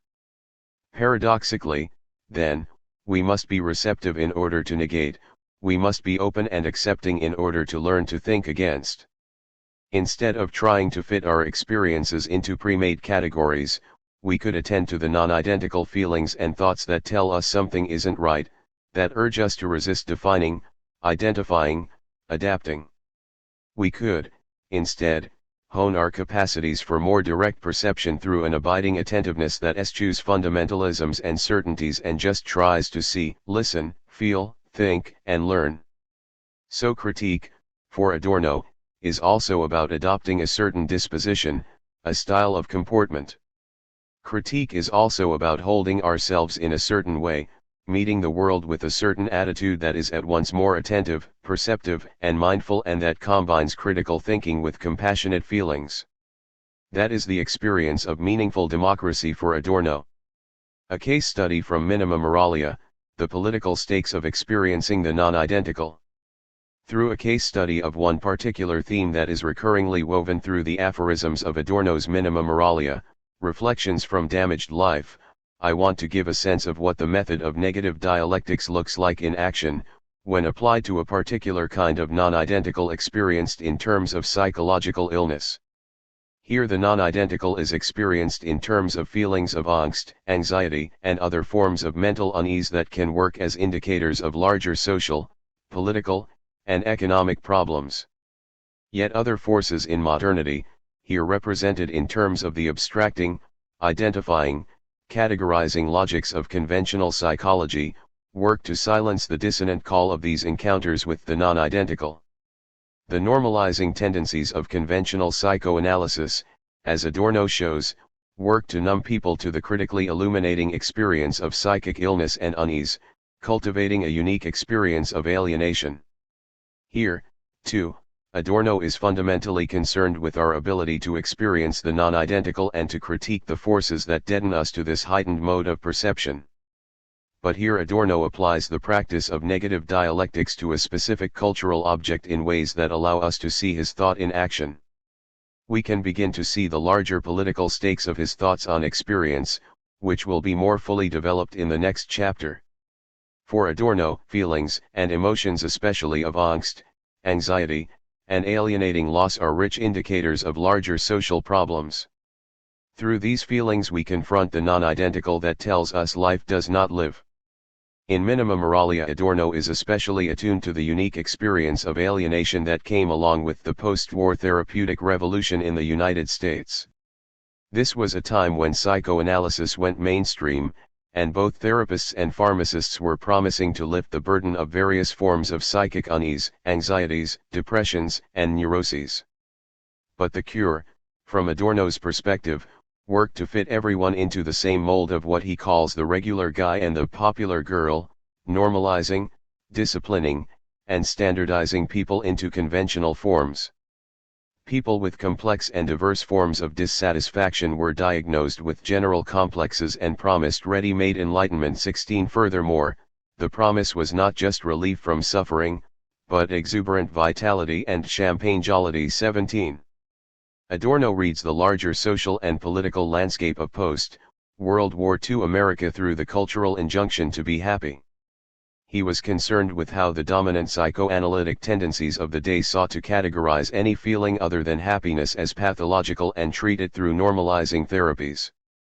The post-war therapeutic revolution in America tended to domesticate and tame these disruptive but illuminating feelings, these calls of the non-identical, classifying them into abstract categories and concepts, with no reference to the individual's larger social, political, or economic context. It is no accident that the Diagnostic and Statistical Manual of Mental Disorders was first published in 1952. These tendencies are so worrisome to Adorno because he argues that things like anxiety or various types of psychic wounds actually hold valuable critical potential as feelings that protest against the sterile, homogeneous, mechanized form of normality that he calls damaged life. 18 Particularly in Minima Moralia, Adorno engages in a quite deep and substantive critique of the ways that being able to actually feel our feelings and try to interpret them in terms of our larger context really matters in terms of the overall health of American democracy. The happiness imperative that Adorno identifies in America, the tendency to repress, deny, or medicate any feelings of psychic unease, alienates us from ourselves, making us into merry automatons, perhaps, but not truly democratic citizens. Democracy demands that we feel, that we think, that we listen to the critical impulses that course through us as we live our daily lives.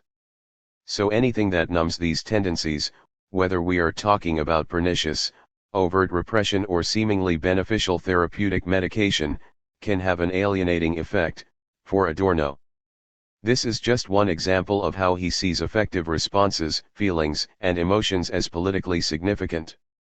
As we have seen, at the level of everyday life, the abstracting logic of identity, reflecting the logic of capitalist commodity exchange, pushes humans into conformity with conventions and fits both thought and action into established social norms and categories in ways that leave no room for the impulsive, the extraneous.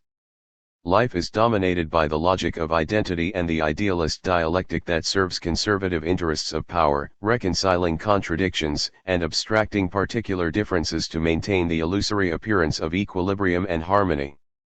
Raging against all that is different, other, irreconcilable, and particular, the logic of identity eviscerates the qualitative variety of experience and imposes an abstract monotony on the administered world. 19 Such a life can barely be called living. 20 For Adorno, it is a dull, lifeless, formulaic, alienated mode of experience. Our perspective of life has passed into an ideology which conceals the fact that there is life no longer. 21 Adorno consistently uses expressions such as not living and death to describe the personal, psychological, and social effects of modernity characterized by the urge to identify, to classify and categorize that which is other, particular, unique, different. In contrast, life is represented by the qualities that resist the logic of identity and refuse to be folded into the system.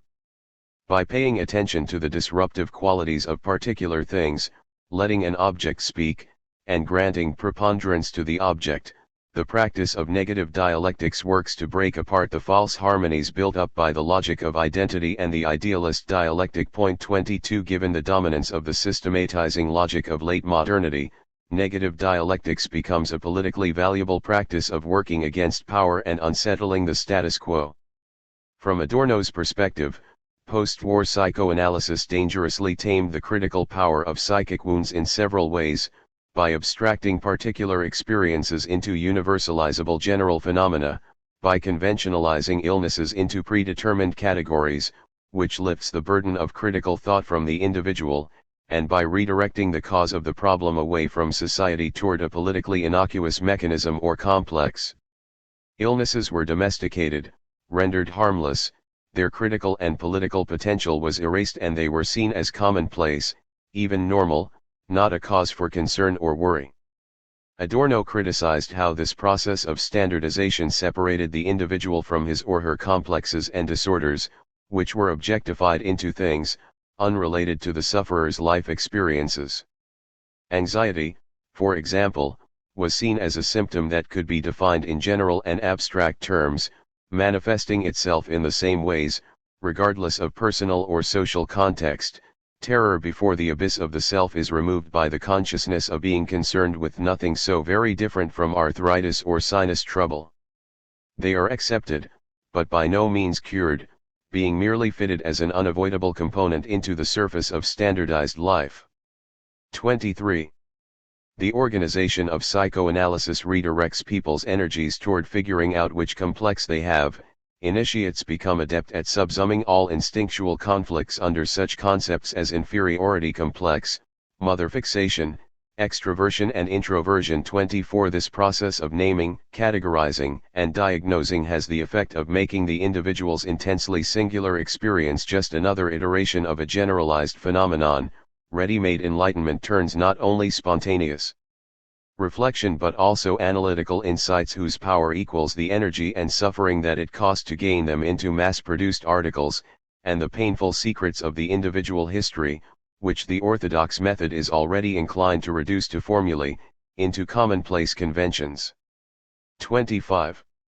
Hard-won critical insights into one's condition vanish under the imprimatur of socially authorized categories.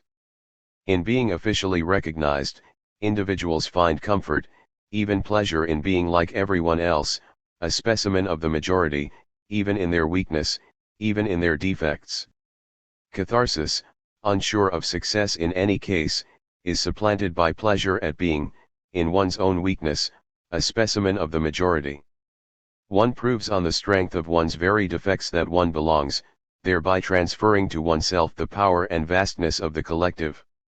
The individual is now scarcely capable of any impulse that he could not classify as an example of this or that publicly recognized constellation. 26. As part of this standardization, conventionalization, and rationalization, a kind of quasi-Hobbesian subject is created, a mechanistic assemblage of moving parts. The individual is imagined as an apparatus composed of objectified instincts, psychological mechanisms, biological impulses, and inherited traits and characteristics. A division of labor is projected onto the organization of the psyche, the self, the individual as a whole. Each component of the self has a category for its appropriate use and, when the machine works properly, is activated for that use only in the proper context. As Adorno puts it, psychology repeats in the case of properties what was done to property. 27 The ego takes on the role of business manager, charged with deploying certain traits and characteristics at will to fit different social situations. 28 Is the context a funeral? Then sadness is called for. A popular movie that everyone likes? Cue the laughter and enthusiasm. A fancy meal at an expensive restaurant? Bring on the feelings of satisfaction and enjoyment. Thus, the individual's traits, characteristics, mechanisms, and instincts come to be imagined as malleable external objects. Character traits, from genuine kindness to the hysterical fits of rage, become capable of manipulation, until they coincide exactly with the demands of a given situation. They are no longer the subject, rather, the subject responds to them as to his internal object. 29 As Adorno says, subjectivity itself, knowledge, temperament, and powers of expression are reduced to an abstract mechanism, functioning autonomously and divorced both from the personality of their owner and from the material and concrete nature of the subject matter at hand. 30 Through the process of categorizing mechanisms, the self confronts itself as a conglomeration of objectified parts. But the management of these parts is left not to the individual, but to the collective authority of society. This is the danger that Adorno associates with psychoanalysis becoming professionalized and organized like a business with clients. Psychoanalysis, now infiltrated by the authority of mainstream society, became a power working to calibrate individuals to work in conventional ways, shaping the appropriate deployment of traits, mechanisms, and impulses. 31 Adorno sees psychoanalysis as instilling in people an empty, mechanized quality, a pattern of the reflex-dominated, follow-my-leader behavior that is to be entered to the account not only of their illness but also of their cure. 32 Yet the psychoanalytic cure is necessarily violent. The libidinal achievements demanded of an individual behaving as healthy in body and mind, are such as can be performed only at the cost of the profoundest mutilation, of internalized castration. 33 For Freud, castration anxiety is connected with the fear of a loss of power, whereas psychoanalysis plays the role of helping us recognize and cope with this anxiety. But for Adorno, in another provocative inversion, psychoanalysis itself becomes responsible for the mutilation that deforms and dominates in the name of health. 34 Ultimately, the dissection of man into his faculties and the categorization of mechanisms and complexes that characterized post-war psychoanalysis were tools for control.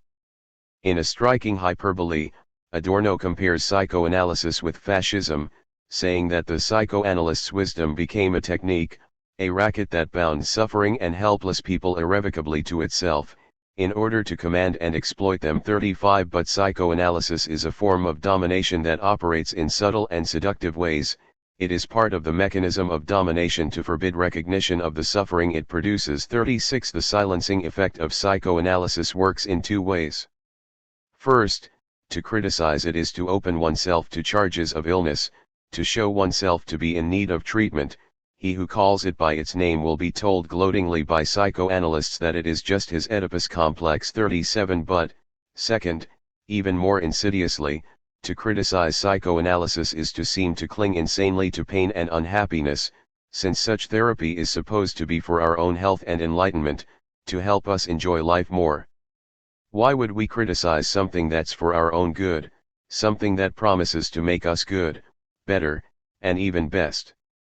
Adorno was especially sensitive to how American psychoanalysis aimed not just to make the individual normal, but better than normal.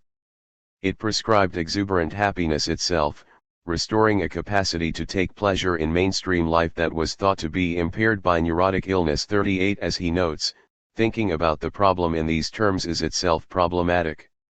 We are conceived as though we have a part whose function is to experience pleasure, but this mechanism can break down and sometimes needs repair.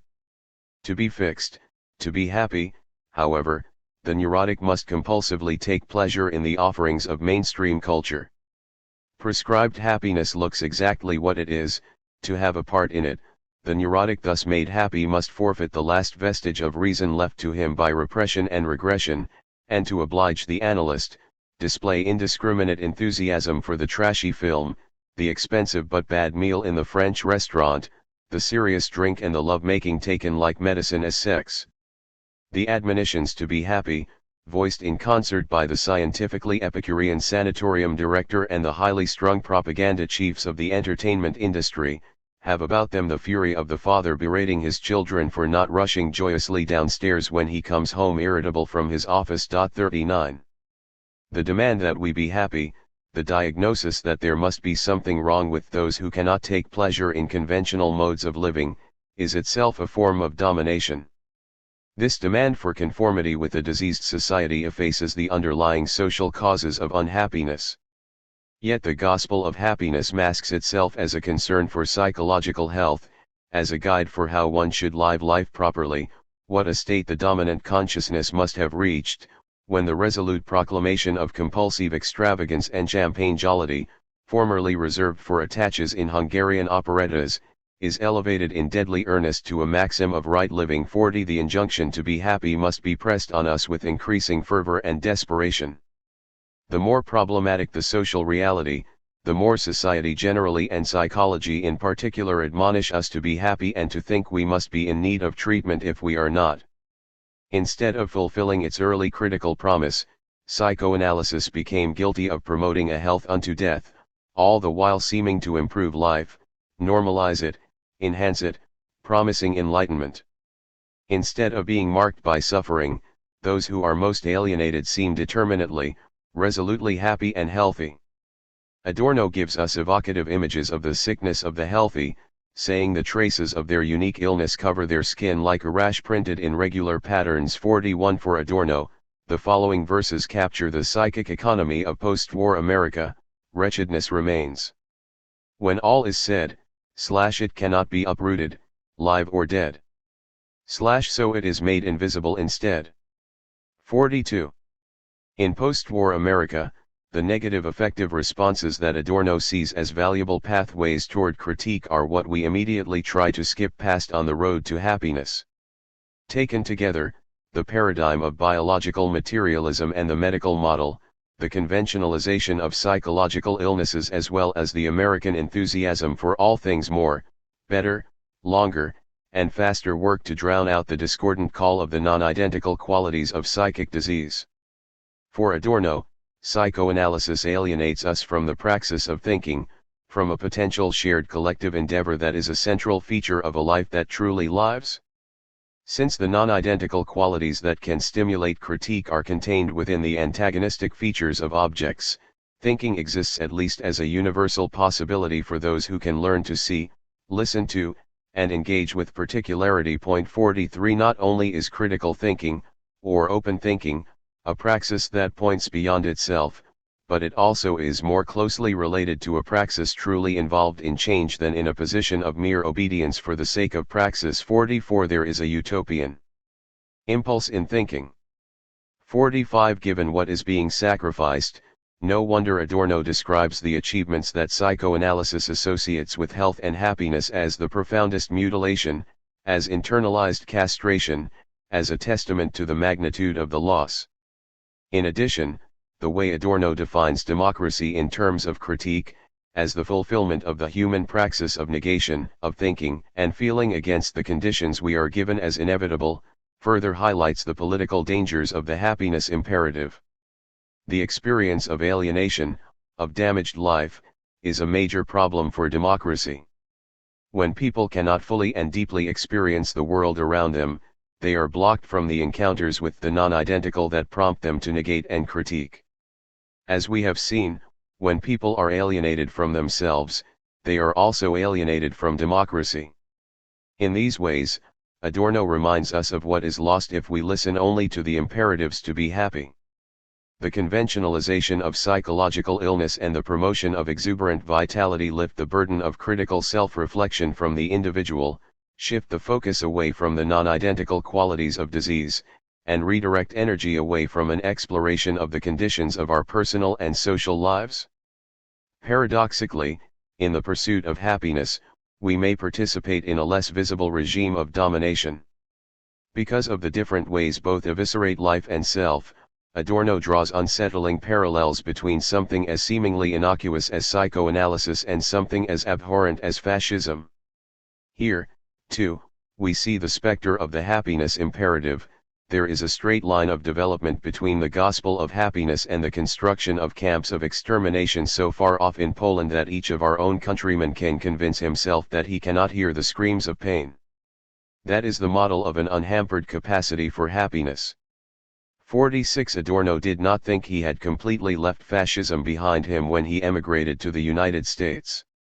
In America he detected strong traces of suppression and domination in a seemingly unlikely place, in the psychoanalytic discourses of health and happiness. Here, instead of enlightening critical self-reflection, was a subtle form of violence, repression, and control. Here alienation took on a new face, but it represented damaged life all the same. Attentive perception, mindful attunement, critical thinking, and compassionate feeling. In this final section, I draw from two novelist philosophers who both emphasize the larger social and political significance of a certain mode of perception in ways that are sympathetic to Adorno's own views on experience and the promise of democracy. In different ways, Mary-Lynn Robinson and David Foster Wallace help us further appreciate why micro-level practices of attentive perception and mindful attunement are politically significant. For Mary-Lynn Robinson, if democracy means that the people have power and authority, then to fulfill that idea we need to truly respect individual experience, our own and others. We need to view our own experiences, our own daily lives, as powerful and empowering, and grant this same respect to others' experiences. As she writes, to identify sacred mystery with every individual experience, every life, giving the word its largest sense, is to arrive at democracy as an ideal, and to accept the difficult obligation to honor others and oneself with something wholly approaching due reverence. 47 On a practical level, the reverence for individual experience that is a necessary counterpart to the idea that people have power and authority means a relentless desire to try to see for ourselves, hear for ourselves, and feel for ourselves. We begin by opening our senses more widely. Robinson abides by the imperative that everything always bears looking into, astonishing as that fact is. 48 So, she says, she has spent her life watching, not to see beyond the world, but just to see what is plainly before eyes. 49 She counsels us to forget definition, forget assumption, watch. 50. Robinson is concerned with illuminating and experiencing what she calls complexities, ambiguities, and countervailing experience in ways that are sympathetic with Adorno's understanding of the non-identical. 51 She wants us to pay attention to all those things that don't fit into the categories we are given. Here we can see how her critique of ostensibly universal and all-encompassing categories and definitions is strikingly similar to Adorno's critique of identity thinking and the systematizing logics of modernity in general. Robinson, too, is concerned with how these categories tend to operate violently on those things that they cannot encompass. When we let preformed definitions, categories, assumptions, and norms shape our knowledge of, and action in, the world, we let conventional wisdom do the thinking and feeling for us. But because our daily lives are so much more complex and mysterious than any form of received knowledge allows, these habits of avoiding what our own senses tell us lead to an impoverished and mechanical but also dangerously certain and arrogant way of life that falls far short of the ideal of democracy. Especially in the modern era, she thinks that we are plagued by a tendency to fit a tight and awkward carapace of definition over humankind, and to try to trim the living creature to fit the dead shell. We inhabit, we are part of, a reality for which explanation is much too poor and small. 52 She thinks that our attempt to impose definitions on indeterminacy and degree and exception is about the straightest road to mischief that I know of, very deeply worn, very well traveled to this day. 53 We are mysteries to ourselves and each other, and if it is agreed that we are in this respect mysterious, then we should certainly abandon easy formulas of judgment. 54 So perceptive attention and mindful attunement to everyday life are important because of the respect they grant to individual experience, our own and others, but they are also important because of how they chasten politically dangerous fundamentalisms. In a way that is very sympathetic to Adorno's own vision, Robinson thinks that using our senses and paying close attention to the complexity of the world immediately around us stimulate our critical capacities in ways that work against blind certainty and stubborn arrogance.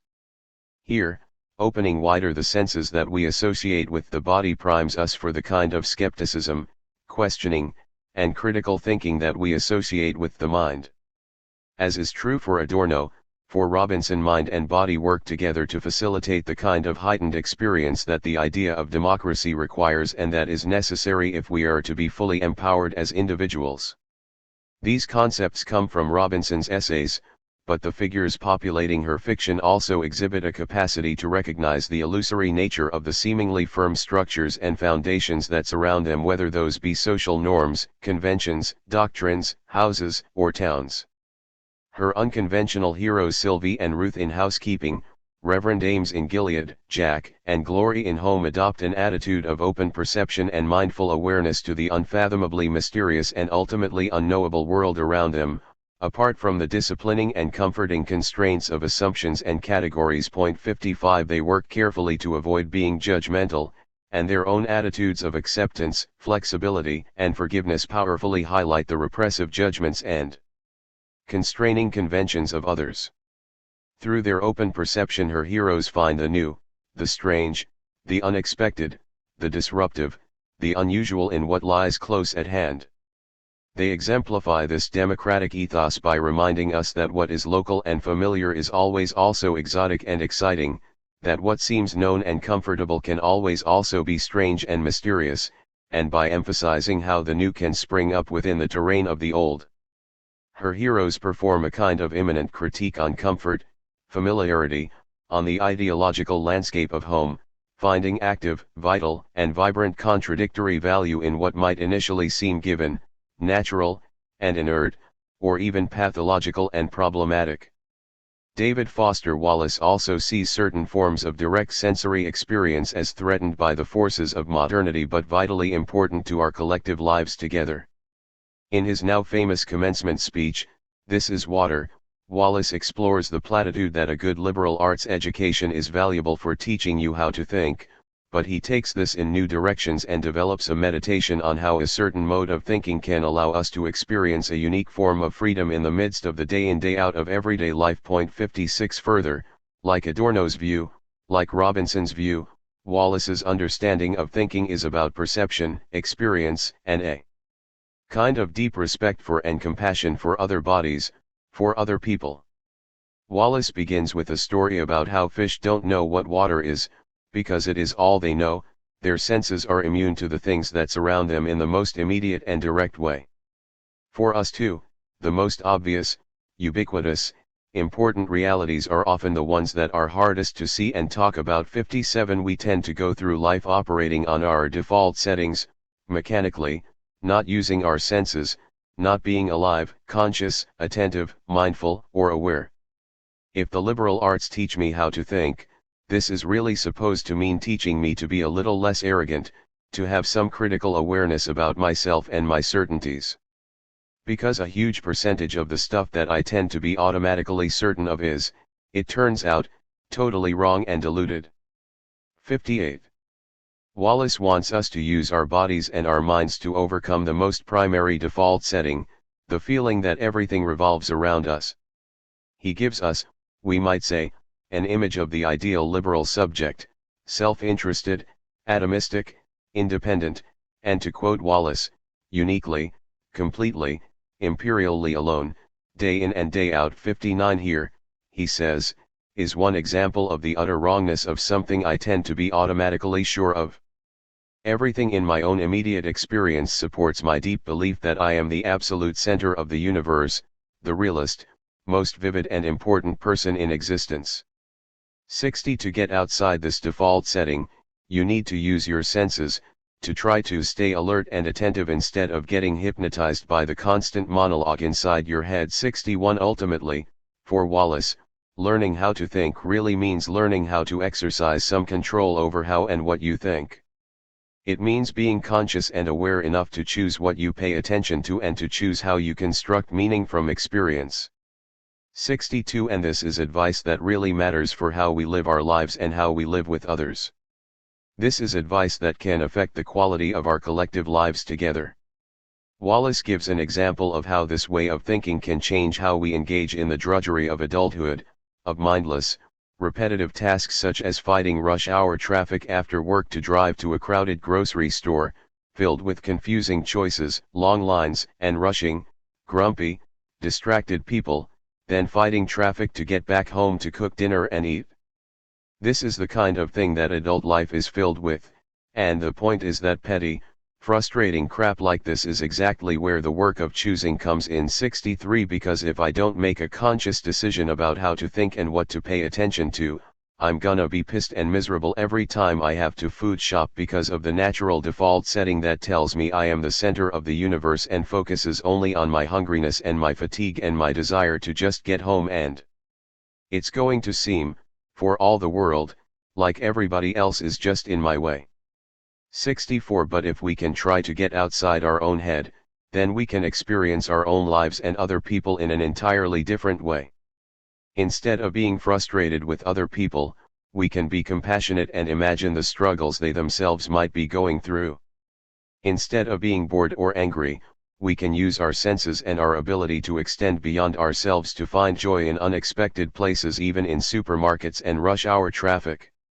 Ultimately, if you really learn how to pay attention, it will actually be within your power to experience a crowded, hot, slow, consumer hell type situation as not only meaningful, but sacred, on fire with the same force that lit the stars: compassion, love, the subsurface unity of all things. 65. And for Wallace, this is a kind of freedom. It's not the freedom of the liberal capitalist individual. It's not the freedom all to be lords of our tiny skull-sized kingdoms, alone at the center of all creation. 66 But it's a more precious and more important kind of freedom, one that we don't hear much about in the great outside world of winning and achieving and displaying. 67 But this other kind of freedom, in which we consciously choose how to experience the world around us, this really important kind of freedom involves attention and awareness and discipline, and effort, and being able truly to care about other people and to sacrifice for them, over and over, in myriad petty little unsexy ways, every day. 68 This continual striving to stay conscious and alive to our world and to be compassionate to the experience of others, this is the real value of a real education, which has nothing to do with grades or degrees and everything to do with simple awareness of what is so real and essential, so hidden in plain sight all around us, that we have to keep reminding ourselves over and over. This is water. This is water. 69.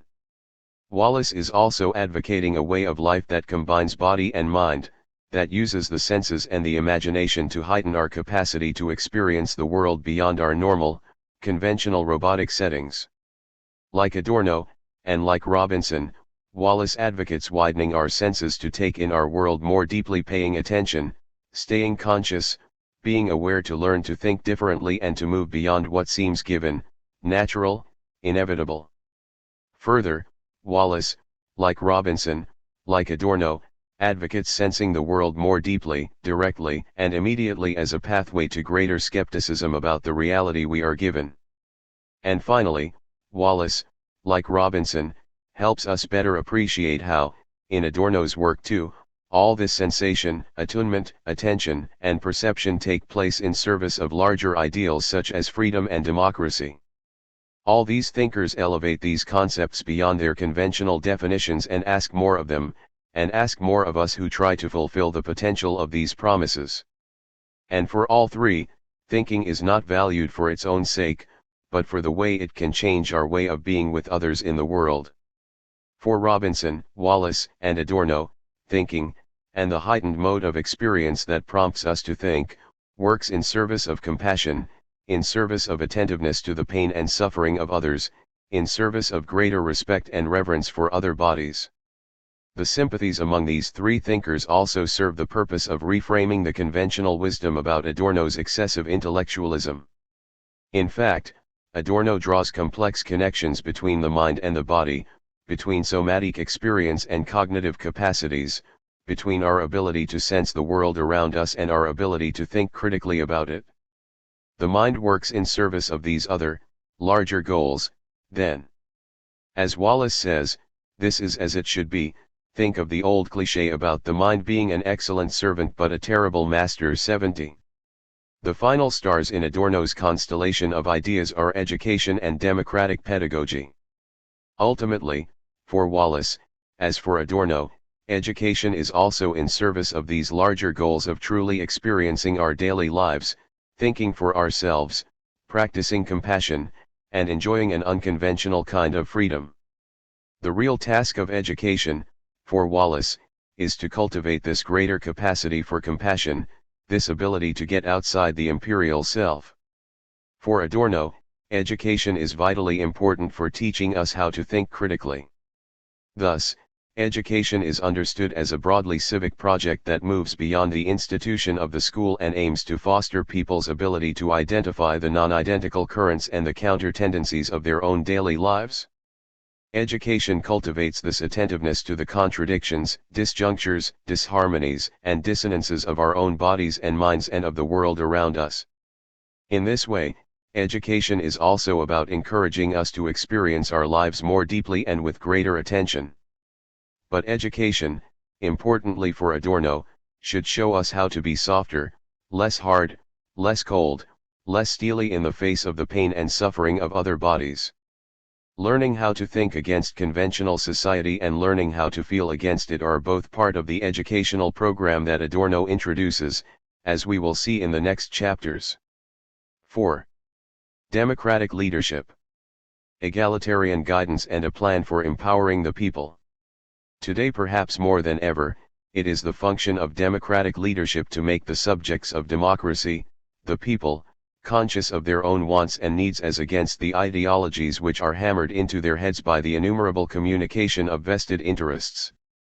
They must come to understand those tenets of democracy which, if violated, logically impede the exercise of their own rights and reduce them from self-determining subjects to objects of opaque political maneuvers. Adorno, Democratic Leadership and Mass Manipulation.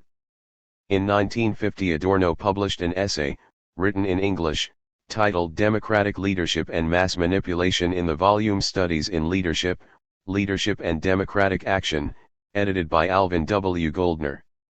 The volume aims to analyze leadership in ways that, as the editor says, promise some help to people engaged in democratic action. 1. It seeks to analyze leadership as a social problem, as something that can be fixed. Leadership skills are presented as things that can be acquired, and the book is driven by a sense that widespread alienation and the rise of modern dictators make this an especially pressing social problem. The volume brings together an impressive roster of social scientists whose names have stood the test of time into our own era: Robert Merton, Paul Lazarsfeld, Daniel Bell, Seymour Martin Lipset, and David Reisman, to name a few.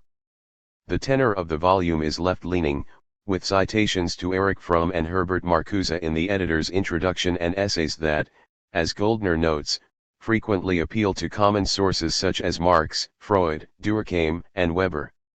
The book is divided into sections that look at different types of leaders, such as bureaucrats, agitators, and informal leaders, leadership in group settings, such as social classes, unions, grassroots labor, ethnic and racial minority groups, as well as the nascent feminist movement, authoritarian and democratic leaders, propaganda versus democratic modes of leadership, and the ethics and techniques of leadership, how to deal with apathy, stressful situations, and problems of succession. In the editor's introduction to Studies in Leadership, Goldner gives an overview of the dominant ways that leadership was conceived of at the time, while differentiating his book's approach.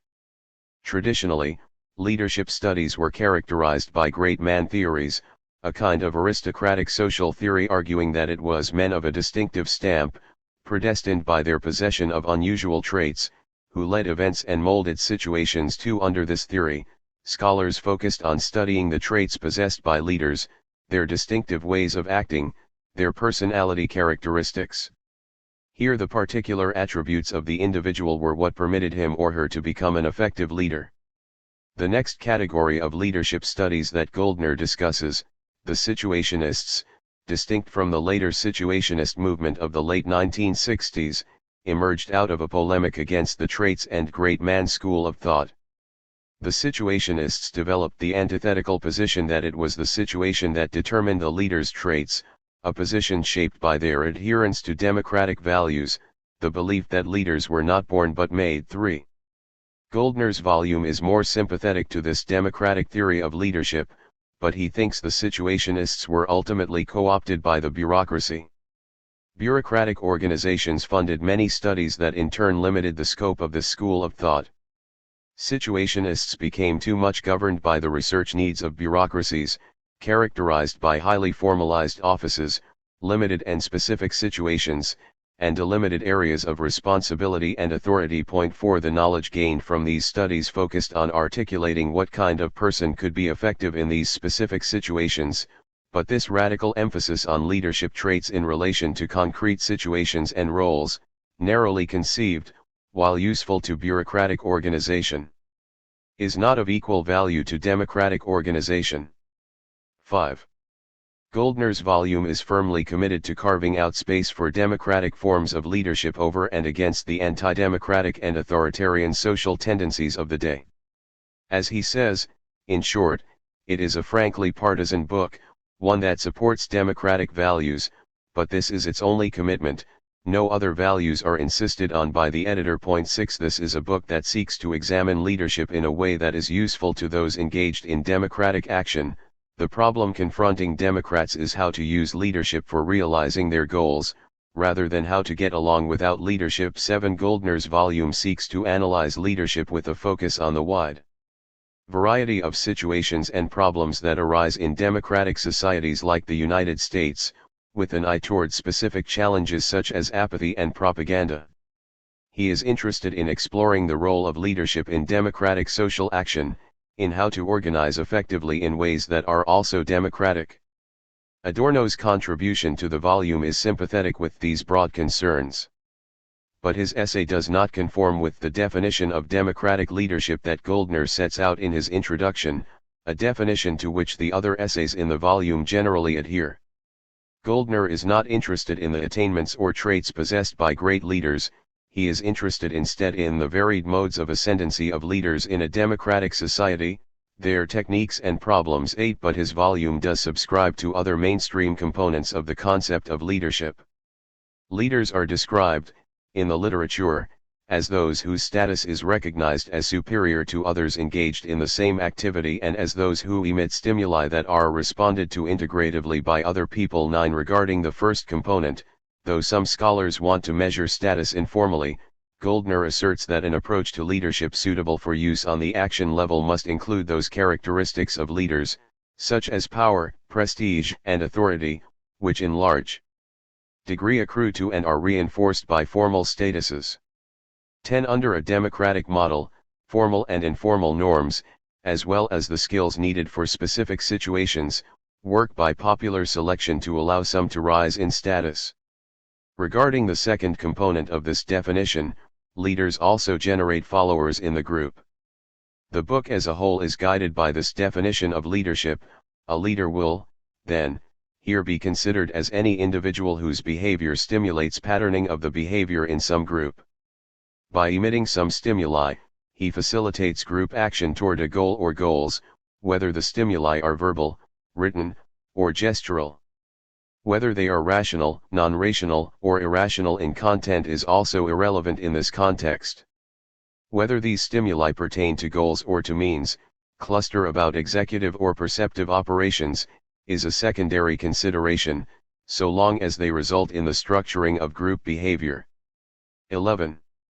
For the purposes of Goldner's volume, leaders legitimately and rightfully guide group behavior because of their knowledge and expertise, their unusual capabilities, by how their appointment and activities are validated by traditional or legal norms, or because they exemplify other qualities valued by the group. 12. These are individuals whose leadership is importantly sanctioned and supported by the group. Also, leadership is seen not as the trait of any one individual, but as a role different people in the group may take on at different times. A leader is not a total personality, but a person who in certain situations emits legitimate group patterning stimuli. 13. Adorno speaks of leadership in an entirely different vein, in two major ways. First, he focuses on what leaders do, in terms of how they accomplish their goals with respect to their target audience. He analyzes their method, not who they are, or what skills they have attained, or how their authority is legitimate, or how they are received by their fellow group members. He explores the actions of the leader, his or her praxis. He does not speak of leaders as having any special status in terms of their position or their educational credentials. Democratic leaders, in Adorno's sense, are simply those who converse with other people, to work with them toward becoming more meaningfully democratic in their own practice, toward attaining that sense of true empowerment and greater autonomy and self-determination that Adorno calls democratic enlightenment. Anyone who can help other people learn to experience the world around them in a way that fosters encounters with the non-identical is a democratic leader. Anyone who can stimulate other people's capacity for critical thinking is a democratic leader. Second, Adorno speaks of democratic leaders entirely outside the context of an action group. There is no group that the leader leads or that patterns itself on his or her behavior or responds to his or her stimuli. Adorno's democratic leaders are not leading any particular group or social action organization, there are no followers. He seems to be saying that anyone who reads his essay and understands this process of stimulating the capacity for critique, of highlighting people's own contradictory counter-tendencies, and working against various forms of authoritarianism could be considered a democratic leader. These seem to be people who would try to integrate various kinds of consciousness-raising conversations as part of their everyday lives, engaging the people they come into contact with, working with people wherever they are to try to move them toward greater empowerment and autonomy. Ideally, we would all strive to be democratic leaders. For Adorno, democracy gains its normative, authentic, and robust meaning from the everyday critical practices of individuals. And his democratic leaders are people who try to cultivate this capacity for critique, but not in any official way or on the basis of any official position. This is consistent with Adorno's view that critique is a universal human praxis that is equally available to anyone who can open himself or herself up to the non-identical. Thinking and feeling against given conditions are possibilities that are available to us all as a part of our humanity, and guiding others toward this practice is a kind of leadership we should engage in as fellow humans. Third, the project as Adorno outlines it here looks a lot like a form of therapy or psychoanalysis. Twice he notes that the democratic leader cannot engage in psychoanalysis on a large scale, both because it is not feasible and because of his own problems with mainstream forms of psychology. Adorno says that full-fledged analysis is out of the question, but still attempts will have to be made. 14 But despite his own critique of psychoanalysis, there is still something therapeutic about the kind of leadership he envisions. He starts with people where they are, in their own specific concrete conditions, and describes one-on-one discussions and interviews in which democratic leaders talk through people's conscious and unconscious fears, desires, and prejudices. The goal is to work with people to find the levers that make authoritarianism attractive to them, and to push on these nerve centers in ways that redirect this energy toward the cause of democracy, while also drawing out the subterranean counter-tendencies and contradictions that can further incline people toward a more meaningful practice of democratic citizenship. Ultimately, democratic leaders guide others through their encounters with the non-identical, help them make sense of these experiences and draw meaning from them, and then use these moments as a stimulus for action. All this is very similar to the open way that Adorno defines the educator, as we will see more clearly in the next chapter. He defines both the democratic leader and the practitioner of democratic pedagogy in terms of what they do, in terms of specific practical moves, and encourages energetic people who have a mind to foster this kind of change to take up the activities of leading and educating outside the conventional spaces and places we would associate them with, outside a specific organized group, outside the school. As this chapter and the following will demonstrate, ultimately Adorno sees democratic leadership as a form of democratic pedagogy. The moves he associates with both practices map onto each other. Leadership is about education and education is a form of leadership, and both start with people where they are, in their immediate, concrete, material circumstances, to talk with them about the discordant, contradictory, antagonistic desires, impulses, emotions, or thoughts they might experience but then deny or disavow. The role of the educator or leader, for Adorno, is to focus the individual's attention on these experiences of the non-identical as a form of interruptive agency, and to work with them to identify the nascent critique of existing conditions that is contained in these forces and feelings. Both the leader and the educator would walk with the individual through this process of critique, to cultivate a different mode of experiencing the world that regularly attends to the non-identical instead of ignoring or repressing it, and to ultimately encourage action that is based on these insights, in the form of a life lived differently as well as more overt forms of resistance and protest. Specifically, in his essay on democratic leadership, Adorno envisions working with Max Horkheimer to write a manual that outlines the various tactics used by authoritarian agitators and also contains counteracting strategies. Adorno says the manual is as yet in a preliminary stage and notes there still lies ahead the extremely difficult task of translating the objective findings on which it is based into a language that can be easily understood without diluting its substance. 15. This task of translation to a broader audience, Adorno notes, must be accomplished through trial and error, through the testing of the manual's understandability and effectiveness with various groups and by continuous improvements, before the manual can be distributed on a large scale. 16. Part of Adorno's goal here seems to have been accomplished with the publication of the psychological technique of Martin Luther Thomas's radio addresses. But this study of the tactics employed by one particularly popular American radio demagogue does not function so much as a productive and useful manual for democratic leaders as an analysis of the deceptive strategies Thomas employed. Democratic leadership and mass manipulation has the flavor of a proposal for a larger project that the essay itself cannot complete. The essay reads more as a précis than anything else. But a précis of what? Reading democratic leadership and mass manipulation alongside his writings on education, it becomes clear that Adorno's plan for democratic leadership is really a plan for a civic education project that operates through radically democratic forms of pedagogy. If Adorno never fully accomplished this goal or completed his intended project of translating his findings into a manual that would be useful for democratic leaders, the writings I analyze in this book give us a sense of that larger project. In this essay he speaks of the need to communicate his ideas to the demos in a more direct and immediate way, to distribute these ideas on a large scale, working to translate and introduce a theory of democratic leadership that represents a nascent practice of negative dialectics to a broader audience. Essentially, the present volume pieces together the uncompleted project he titles Operation Boomerang to get a sense of what Adorno's manual for democratic leadership would have looked like if he had been able to finish translating it, introducing it to the demos, and distributing it on a large scale. By examining this essay alongside his writings on education, composed largely after his return to Germany, we can see Adorno working to lay out an understanding of how democratic leadership can take the form of a specific kind of democratic pedagogy.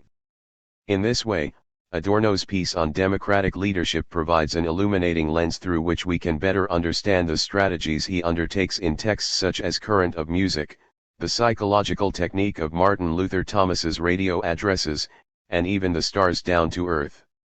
Operation Boomerang. Adorno's essay is placed in the section of the volume on authoritarian and democratic leaders and, at first glance, it seems to focus more on a critique of authoritarian leaders and the manipulation tactics they use to undermine American democracy.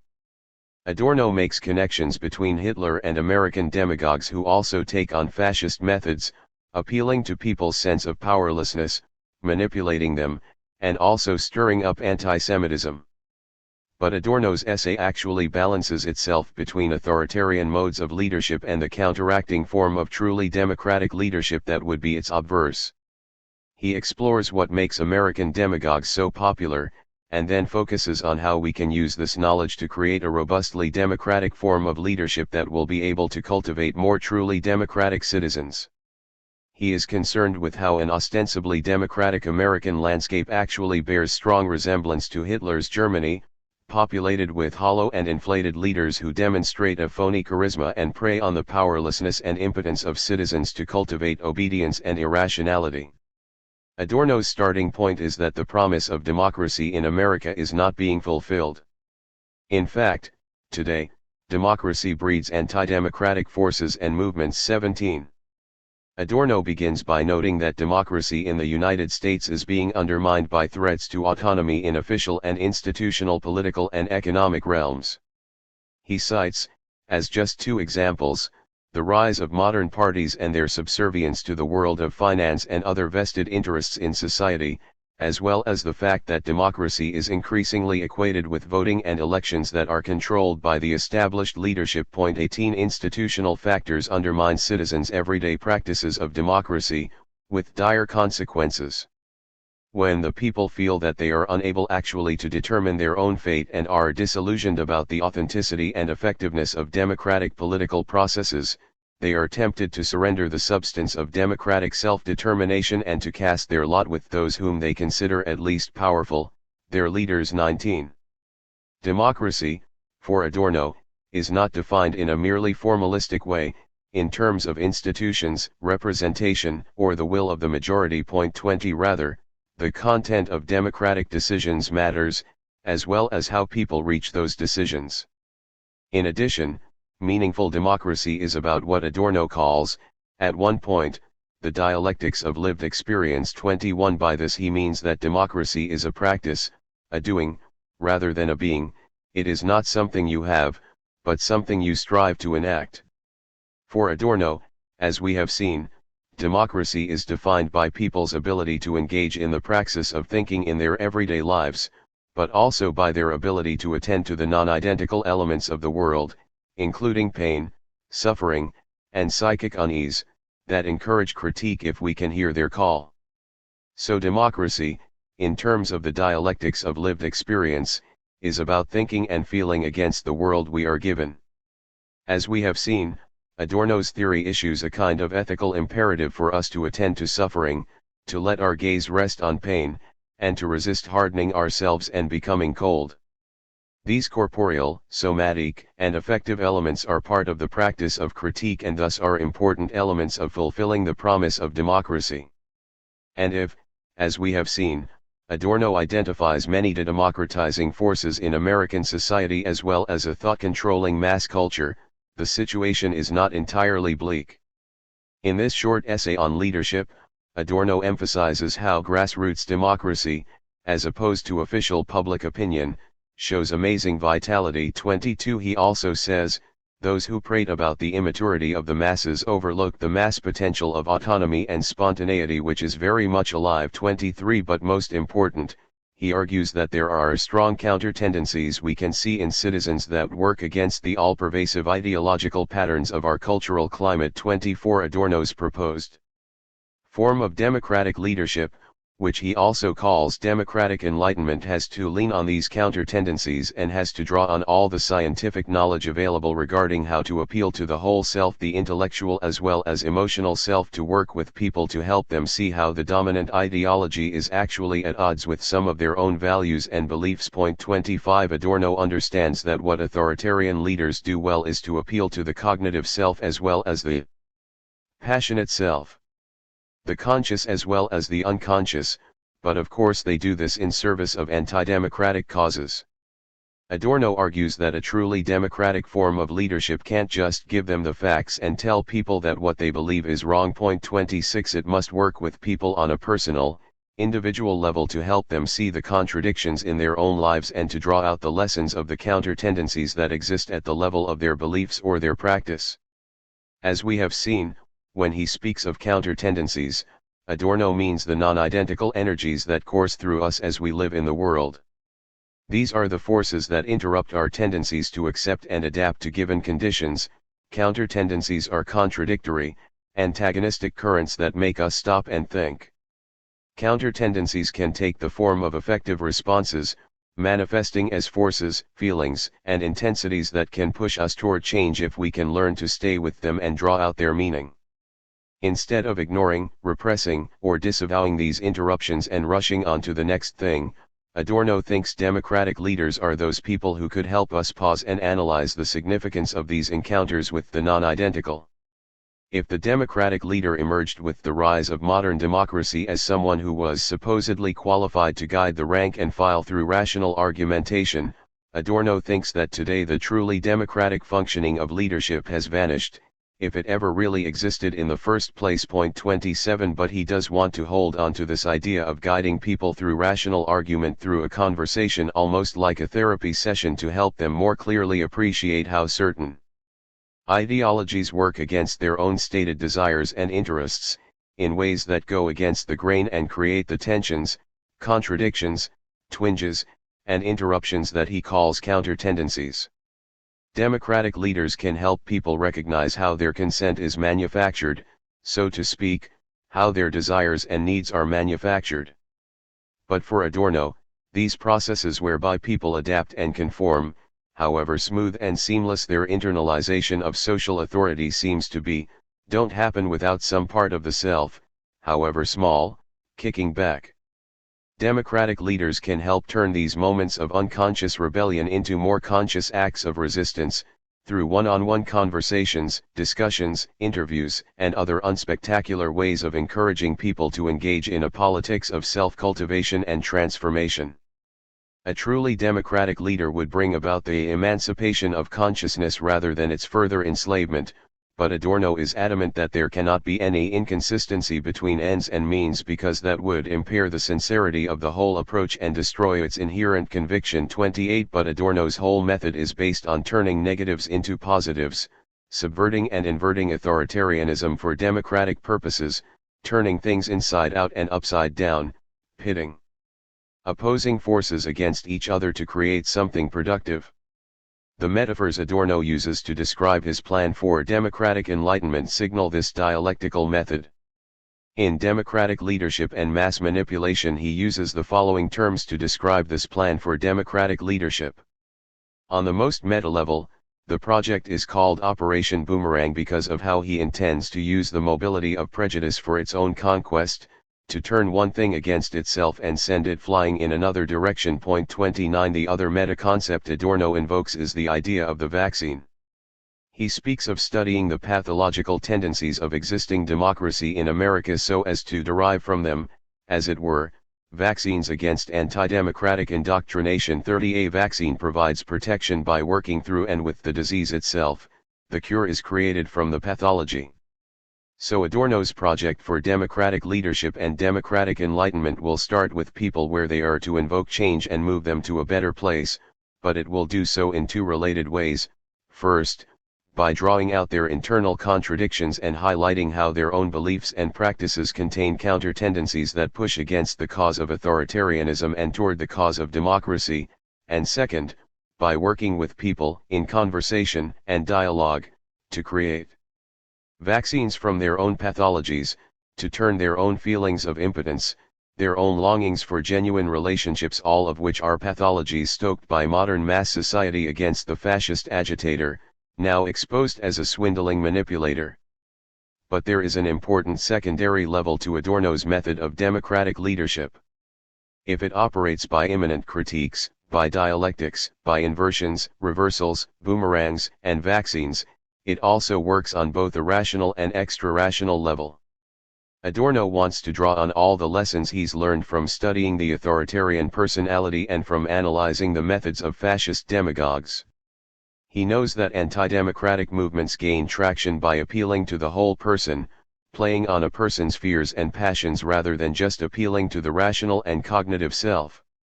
Consequently, any counteracting effort must also take the whole person into account. In the rest of this chapter, I will further draw out the implications of Adorno's understanding of democratic leadership. The how of democratic leadership.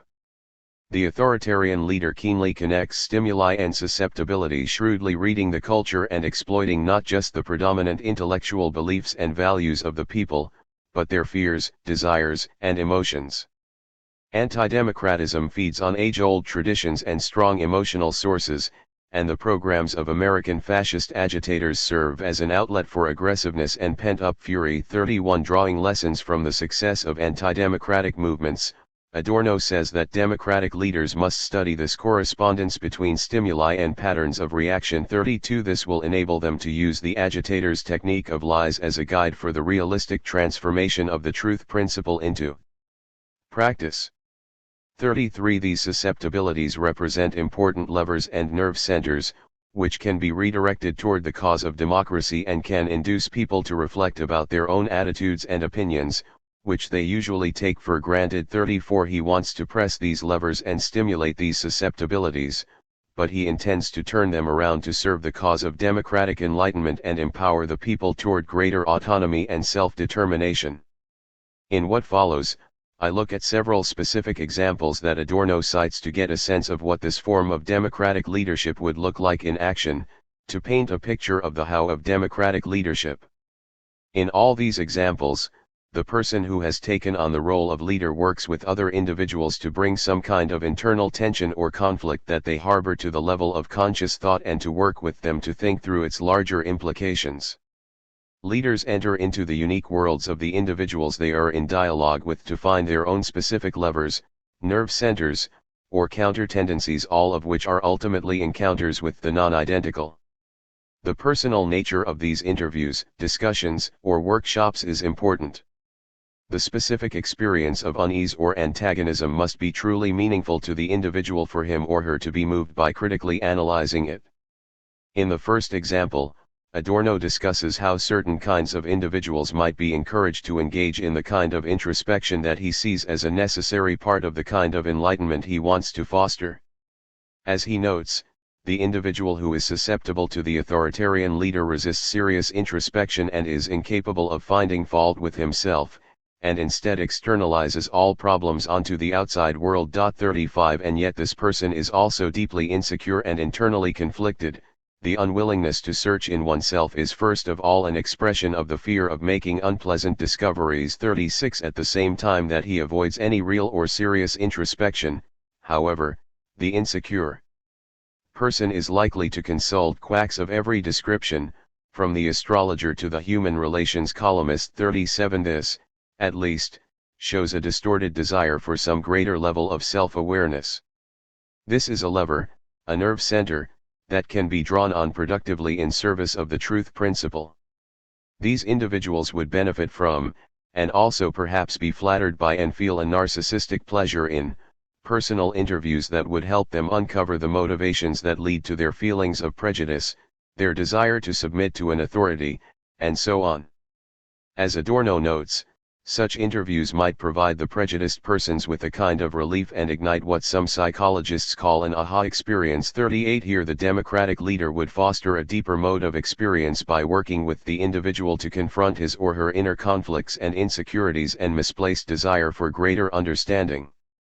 These forms of psychic uneasiness are valuable counter-tendencies that could be turned into transformative critical insights. To give another example of what this project might look like in practice, Adorno discusses how the arbitrary nature of the prejudiced person's object of hatred can be mobilized in the fight against anti-democratic feeling. He notes how studies have shown that even strongly prejudiced people show a certain mobility in regard to the choice of their object of hatred. 39 For example, someone who demonstrates the kind of character traits that might make him anti-Semitic happens to be married to a Jewish woman, so the target of prejudice is deflected elsewhere, onto Greeks or Armenians, for example. Additionally, he may not even remain faithful to his chosen foe. 40 These are all levers that can be pressed. The feebleness, arbitrariness, and accidentality of the object choice per se may be turned into a force which would make the subjects doubtful about their own ideology. When they learn how little it matters whom they hate as long as they hate something, their ego might cease to side with hatred and the intensity of aggressiveness might subsequently decrease. 41 By working with individuals in specifically personal terms that pertain to their own lives and their own immediate circumstances, the democratic leader could draw out the internal contradictions at the root of this prejudice. But again, these kinds of conversations don't work in the abstract. The individual's own deeply contradictory feelings must be involved, and the democratic leader must press on the counter-tendency represented by the man's love for his Jewish wife and his hatred of others. Because of the ways that encountering these non-identical elements and drawing out these counter-tendencies involve feelings and affective responses, the discussions must focus on people's immediate, concrete, personal conditions, starting where they are in their own lives. Adorno gives another set of examples that highlight other counter-tendencies that are more generally rooted in American culture. Here the levers or nerve centers exist as part of a national identity, as part of the feeling of what it means to be American. For example, the American tradition of common sense, of sales resistance and of not wanting to be treated like a sucker is a valuable counter-tendency that can be redirected against the fascist agitator. If the authoritarian leader takes advantage of this susceptibility with specific stimuli by telling Americans that they are being made into suckers by the Jews, bankers, bureaucrats, and other sinister forces, the democratic leader can also make use of this susceptibility. Redirecting these counter-tendencies in the service of enlightenment, the democratic leader can highlight how, in fact, the fascist agitator is himself nothing but a glorified barker. 42 If people don't like to be taken advantage of, then highlighting how they are being manipulated in specific ways that prompt them to experience authoritarian leaders differently can foster the realization of a productive antagonism. A second example that highlights valuable counter-tendencies draws from American culture and concerns the idea of neighborliness. Adorno describes how the fascist agitator poses as a man of the people, someone just like you, a neighbor, somebody close to the hearts of the simple folks. 43 He exploits people's desire for warmth and companionship, and this cold-blooded promoter of the inhuman exploits and seizes on Americans' truly human motive, their longing for spontaneous, genuine relationships, for love. 44 The agitator shrewdly attempts to enroll their support by posing as their neighbor, by posing as a great little man. 45 In an era of mass culture, in which people suffer from alienation, they are especially ripe for this kind of exploitation. In a context in which people feel constantly manipulated and tricked, they nostalgically yearn for meaningful relationships, for true companionship, for real neighbors. And yet the very fact that people suffer from universal manipulation is used for manipulation by the authoritarian leader. 46 But this desire for relationships is a counter-tendency that can also swing against the anti-democratic leader. People will turn on the leader when it is revealed that their sincerest feelings are being perverted and gratified by swindle. 47 All the emotional desires and yearnings that made people fall for the fascist leader can be used to bring him down, once his own hypocrisy is revealed and it becomes clear that he is not one of the people, not one of the simple folk. Then the energy inherent in their longing may finally turn against its exploitation. 48. Finally, Adorno notes how bad conscience can also be a productive counter-tendency.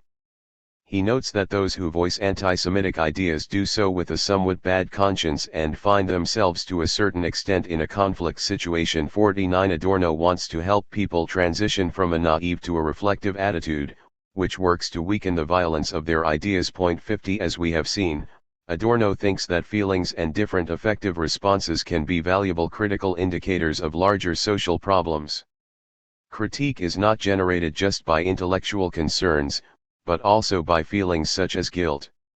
Here the democratic leader would try to draw out these feelings and talk through their implications with the prejudiced individual, to turn a nascent feeling of discomfort with one's own professed ideas into a more conscious reflection on the tension between what may come out of one's mouth sometimes and what one's gut or one's heart tells one is right.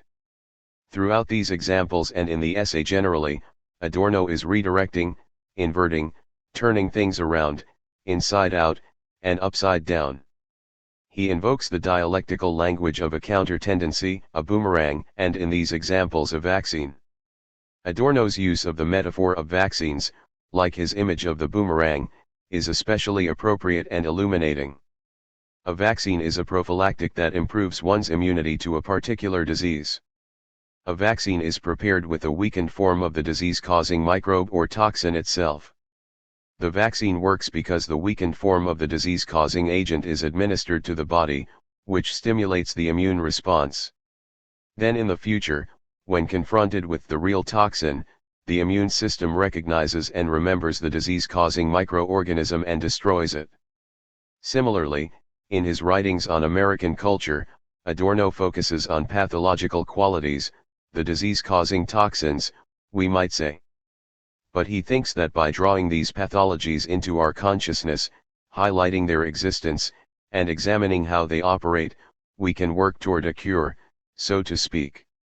But this prophylactic vaccine can be developed only through exposure to the pathologies themselves.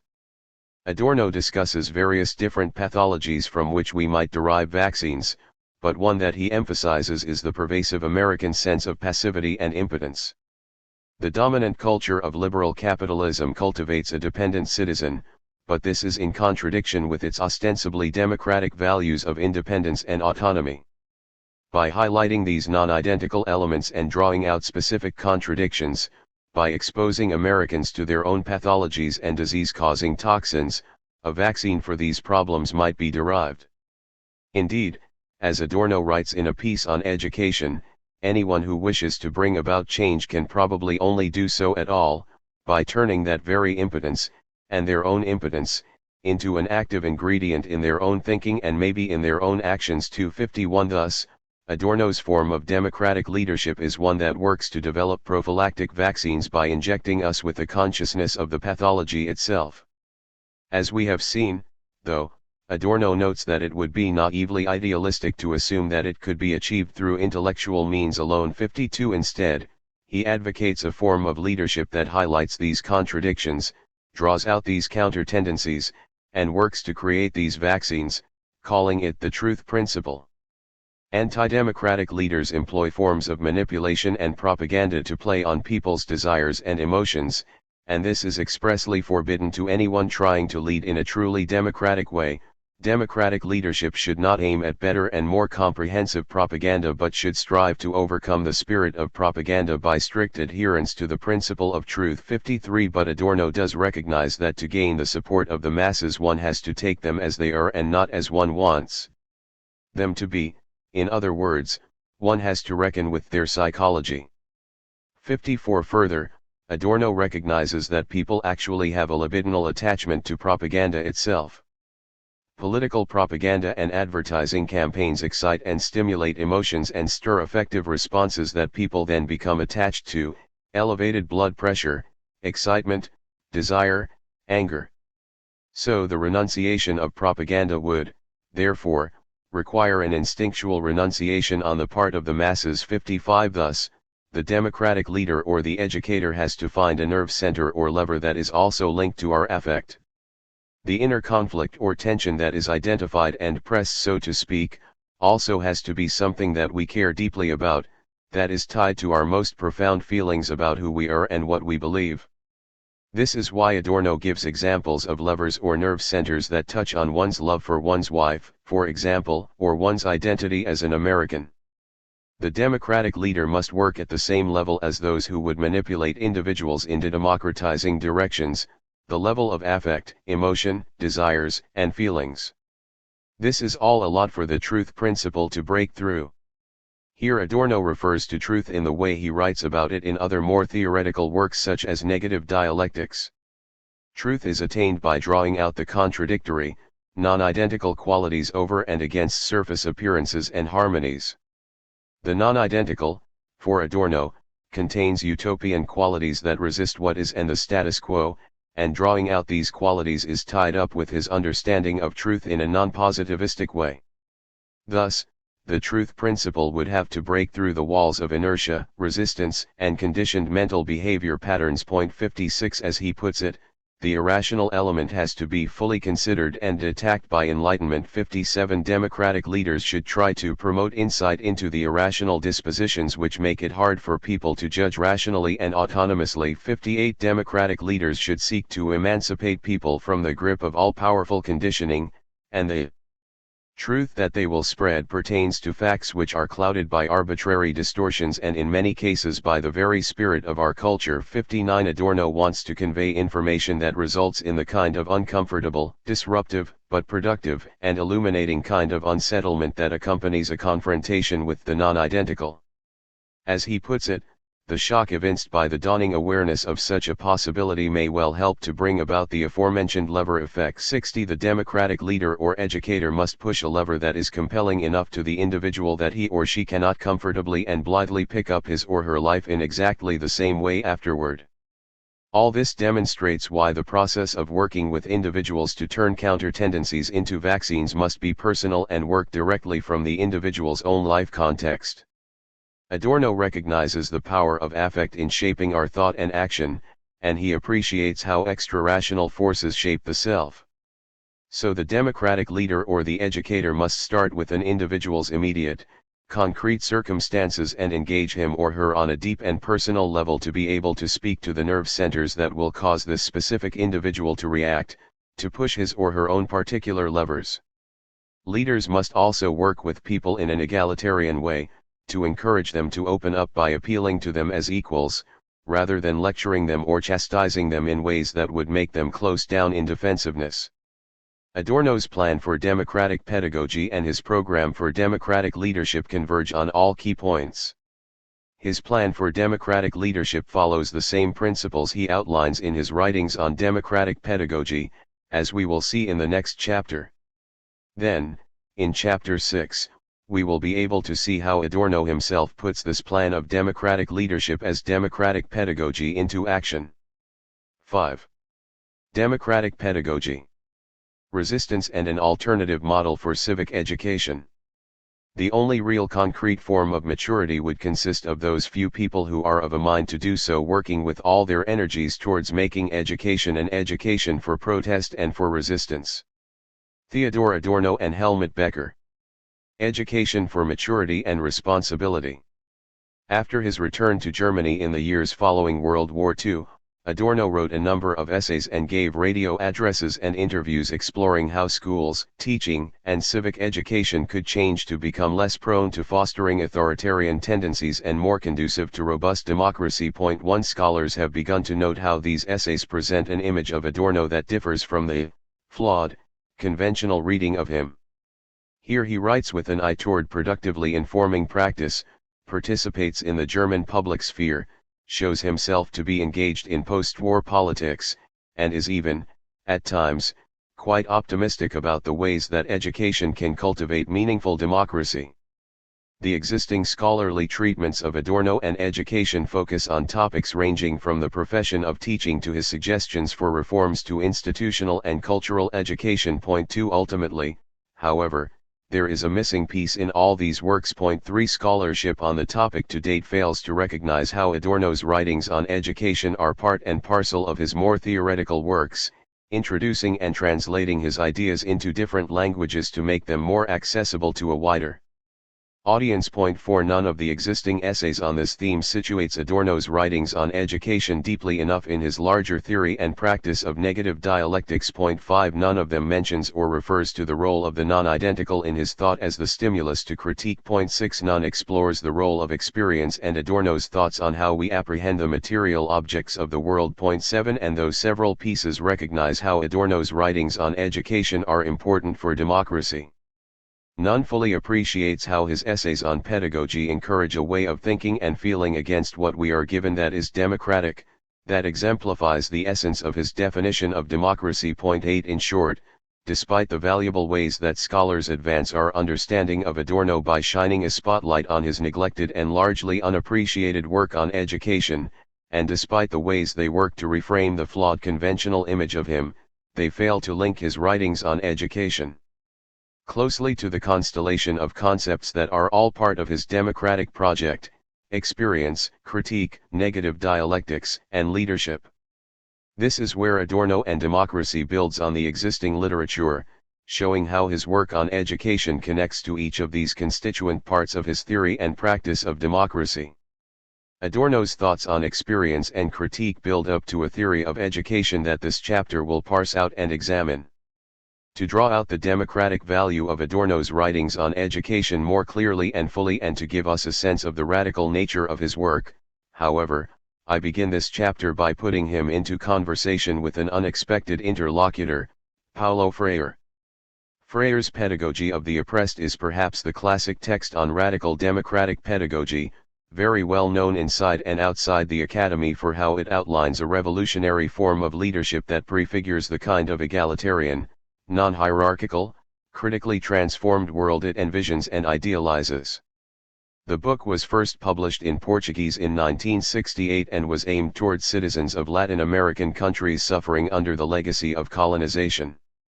Shaped by Marxian analysis, Pedagogy of the Oppressed went on to become a foundational text of the critical pedagogy movement and a life-changing text for many teachers and students. Though Freire is famous for his writings on a radical form of democratic education, Adorno is conventionally thought to represent the opposite of these things, complacent as opposed to radical, elitist as opposed to democratic, and someone who writes more about high theory than education.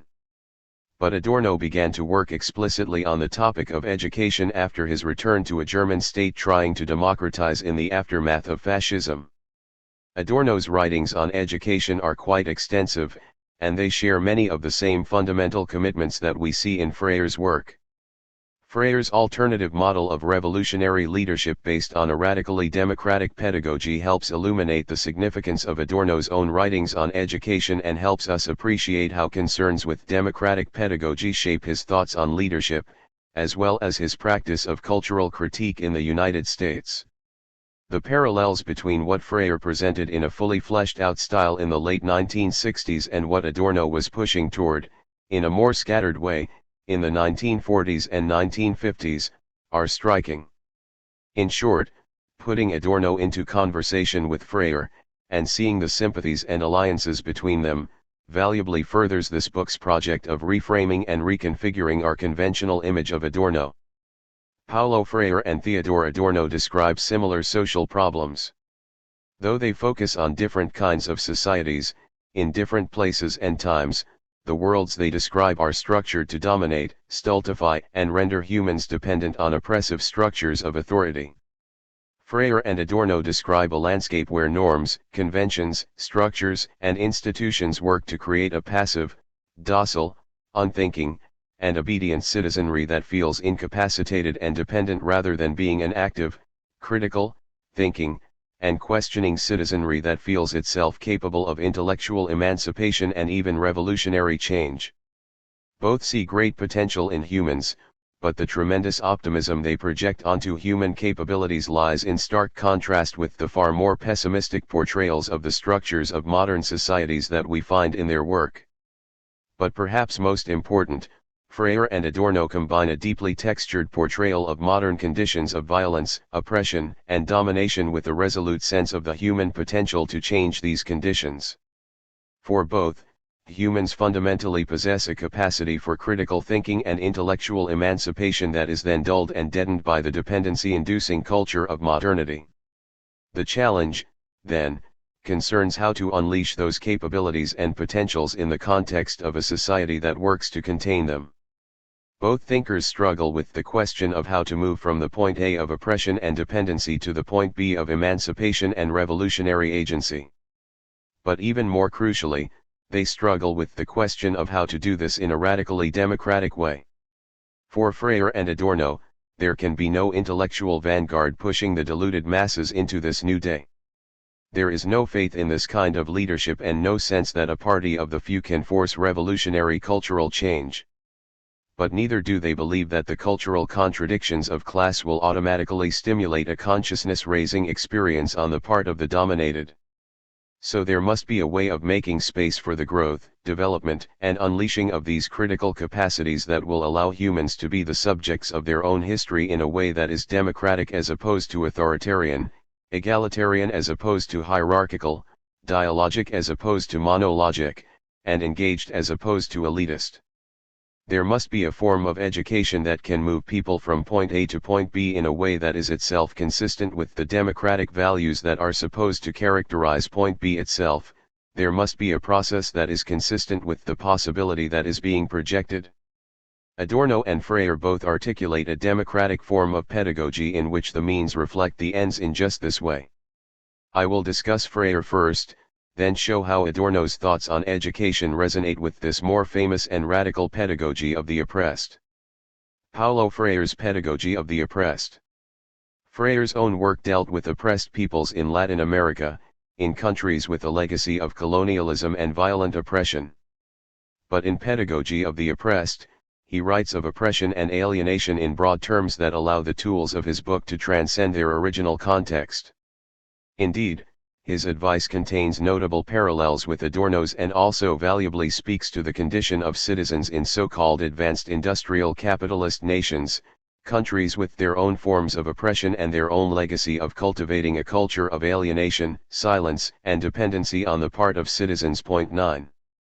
Freire describes a landscape of dehumanizing oppression where the oppressed have adapted to the structures of domination that surround them and have become resigned to their state of unfreedom, coming even to fear the pursuit of freedom. They have internalized their oppression, becoming both alienated and inauthentic. They try to escape from themselves, refusing even the appeals of their own conscience, and they prefer gregariousness to authentic comradeship. 10. They suffer a duality in their innermost being, given that they have always known themselves only in terms of the oppression. This state of unfreedom is written into the fabric of their being. They are at one and the same time themselves and the oppressor whose consciousness they have internalized.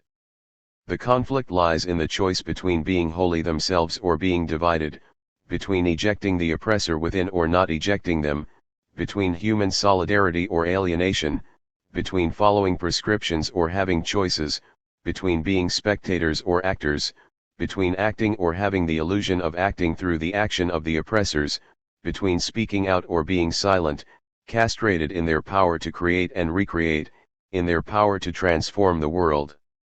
This is the tragic dilemma of the oppressed which their education must take into account. 11.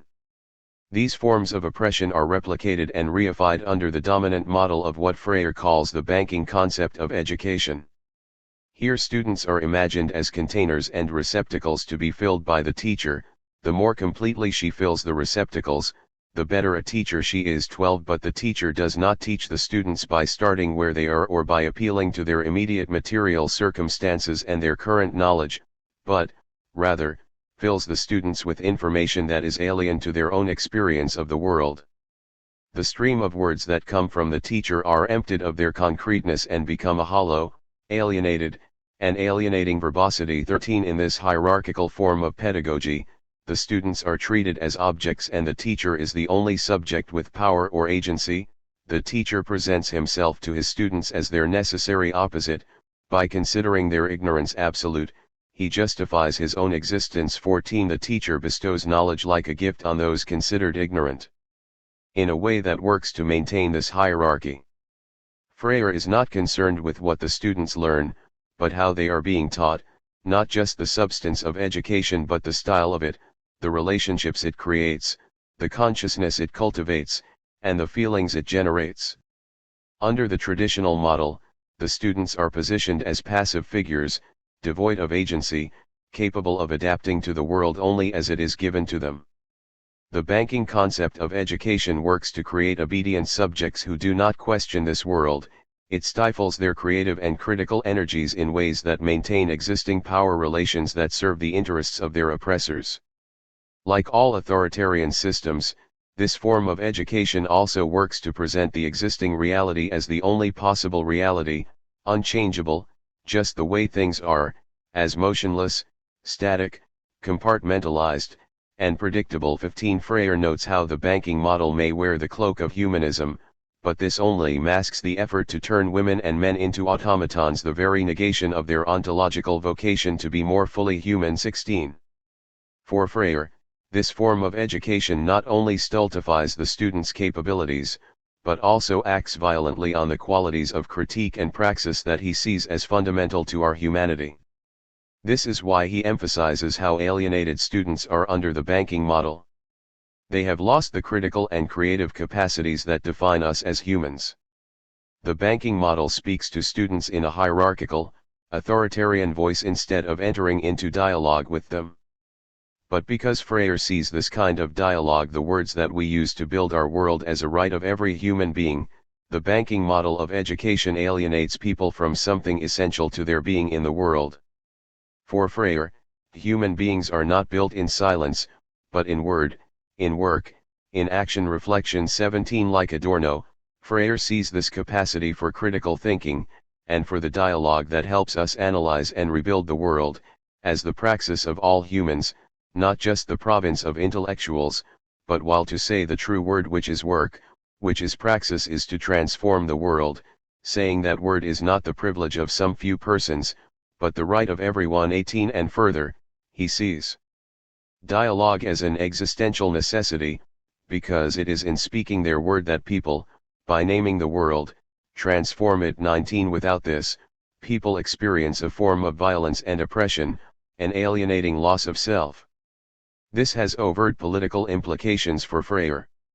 There are many overlaps between the argument he lays out here with respect to education and the argument that the Marxian critical theorist and psychologist Erich Fromm makes in his classic book Escape from Freedom, first published in 1941. Fromm was trying to trace the roots of Nazism and fascism and, combining Marx and Freud, trying to diagnose what prompted modern people to submit willingly to authoritarian rule. Adorno is concerned with the same problem, especially as it plays out in the ostensibly democratic landscape of the United States. For Freire, the tendency to submit to authoritarian leaders is rooted in people's own sense of powerlessness and impotence. This alienating loss of self, and the fear of freedom that has been built into people, makes them ripe for manipulation by charismatic leaders of all stripes. Populist manifestations perhaps best exemplify this type of behavior by the oppressed, who, by identifying with charismatic leaders, come to feel that they themselves are active and effective. 20 Indeed, attempting to liberate the oppressed without their reflexive participation in the act of liberation is to treat them as objects which must be saved from a burning building. It is to lead them into the populist pitfall and transform them into the masses which can be manipulated. 21 This is why the how of education, or we might say also, the how of politics, is so important. People must be educated in ways that themselves prefigure the egalitarian ideal that is ultimately being sought. To work against these oppressive conditions, Freire proposes an alternative model of education, which he calls the problem-posing method. This form of education teaches students to appraise the status quo critically and to see the world that they are given as contingent and always in a process of transformation. If the banking method directly or indirectly reinforces men's fatalistic perception of their situation, then the problem-posing method presents this very situation to them as a problem. 22 The problem-posing method fosters the students' critical and creative powers and encourages them to intervene in the world around them, to see themselves as subjects of history who also possess agency. But these changes must all take place, in Freire's view, in a radically egalitarian, non-hierarchical, horizontal, and dialogic way that is itself empowering. He wants to foster liberation in a way that is itself consistent with a projected alternative vision of the world that is itself deeply empowering and meaningfully democratic. For Freire, the central problem is this: how can the oppressed, as divided, unauthentic beings, participate in developing the pedagogy of their liberation? 23 For this to happen, the radical educator who is truly committed to human liberation must work with, not for, the oppressed, whether individuals or peoples, in the incessant struggle to regain their humanity. 24 True solidarity requires that one enter into the situation of those with whom one is solidary.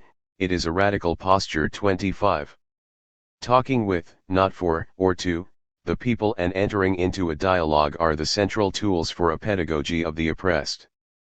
This alternative kind of educator does not consider himself or herself the proprietor of history or of all the people, or the liberator of the oppressed, but he or she does commit himself or herself, within history, to fight at their side. 26 So there is a process whereby the educator fosters the creation of a critical consciousness, but this does not take the form of the sort of emancipation whereby the teacher enlightens the student by bestowing his or her wisdom in a hierarchical fashion. The development of this critical consciousness happens through conversation that starts where the student is and works from his or her existing experience of reality. This pedagogy of the oppressed, then, requires a change not just in the students, but also in the teacher. The teacher must be open and flexible to having his or her own worldview changed. The student and the teacher are co-creators, collaborators, the students no longer docile listeners are now critical co-investigators in dialogue with the teacher. The teacher presents the material to the students for their consideration, and reconsiders her earlier considerations as the students express their own. 27 Freire describes a process of conversion to the people that requires a profound rebirth. 28 Educators who authentically commit themselves to the people must re-examine themselves constantly. This conversion is so radical as not to allow of ambiguous behavior. To affirm this commitment but to consider oneself the proprietor of revolutionary wisdom which must then be given to, or imposed on, the people is to retain the old ways. The man or woman who proclaims devotion to the cause of liberation yet is unable to enter into communion with the people, whom he or she continues to regard as totally ignorant, is grievously self-deceived. 29. This model of education calls for the use of words, thinking, and reflection as a praxis to remake the world. Freire says this is not calling for an armchair revolution, but the kind of true reflection that leads to action, and authentic praxis. 30 For Freire, as for Adorno, critical reflection is also action. 31 But this praxis transpires through dialogue that requires the teacher to trust in the student's capabilities, to trust in the student's potential for reason, and to have faith in their ability to overcome their legacy of oppression through this alternative form of education. Whoever lacks this trust will fail to initiate, or will abandon, dialogue, reflection, and communication, and will fall into using slogans, communiques, monologues, and instructions. 32 Those who engage in true dialogue with the people have a faith in their abilities that prevents their work from falling into a pattern of paternalistic manipulation. 33 But it also becomes clear that Freire sees education as the root of all revolutionary change and that true political leaders must also adopt the alternative pedagogy he proposes. He says that he seeks to defend the eminently pedagogical character of the revolution. 34 He sees the only effective instrument for change as a humanizing pedagogy in which the revolutionary leadership establishes a permanent relationship of dialogue with the oppressed. 35 But in drawing out the consequences of his alternative pedagogy for larger social and political change, Freire also reworks traditional notions of leadership. Freire's definition of leadership seems one and the same with his understanding of the role of the teacher. In this way Freire connects his form of radically democratic pedagogy with an alternative model of revolutionary political leadership, in ways that are surprisingly sympathetic to the project Adorno will both propose and enact. Freire gives us a valuable model with which to appreciate the larger political significance of Adorno's own writings on education. Adorno's democratic pedagogy. Adorno's writings on education assume a landscape of oppression that is quite similar to the one Freire's teachings work to overcome. For Adorno, too, modernity operates to produce alienated selves who have lost their essential human capacity for critical thought, the defining praxis that Freire also emphasizes. Additionally, Adorno shows how conventional forms of education work in problematically authoritarian ways to refy this kind of obedient and docile subject. Modernity in general and conventional forms of education, for Adorno, encourage us to adapt to the world as it is, fit ourselves into an existing mold. The world is presented as static, fixed, something we cannot change. We are treated as, and feel ourselves to be, dependent objects as opposed to empowered, autonomous subjects. And for Adorno, as for Freire, these are all violent moves that produce real suffering in the ways that they cut us off from parts of ourselves, from each other, and from a dynamic experience of the world around us. Adorno's alternative model for a democratic form of pedagogy works in opposition to these tendencies, to create a resistant and revolutionary subject. And for Adorno, as for Freire, revolutionary leadership is ultimately about education and begins with a radically democratic form of pedagogy. Adorno sees critique, democracy, and education as interrelated and interdependent. Democracy depends on critique, and education cultivates the capacity for critique and thus also contributes to the broader realization of meaningful democracy. But how exactly does this dynamic work? How can education cultivate this resistance and further the cause of true democracy? In several essays and addresses Adorno gives pragmatic advice, in a tone that is also at times quite optimistic about the cumulative effect that this kind of education might have. As he notes, it is fashionable to complain about civic education, and certainly it could be better, but sociology already has data indicating that civic education, when it is practiced earnestly and not as a burdensome duty, does more good than is generally believed. 36 Here again, Adorno's attitude is not one of hopeless pessimism. Rather, the other Adorno that this book seeks to uncover emerges quite clearly in his writings on education. He insists that education must be about protest and resistance, concrete possibilities of resistance must be shown. 37 Despite the scope of the problem, education and enlightenment can still manage a little something. 38 But what exactly would a pedagogy that promotes enlightenment look like? 39 What is Adorno's vision for a democratic mode of pedagogy, and how does it anticipate key aspects of Freire's pedagogy of the oppressed? First, Adorno thinks that democratic pedagogy must cultivate a sense of possibility, a sense that change is possible, that the conditions we are given are not necessary and inevitable but contingent and mutable. The oppressive forces of modernity, like the oppressive forces Freire describes, work to convince people that the world they are given is the only world that is possible. Thus, a revolutionary pedagogy must first unfix and dislocate this sense of hegemony.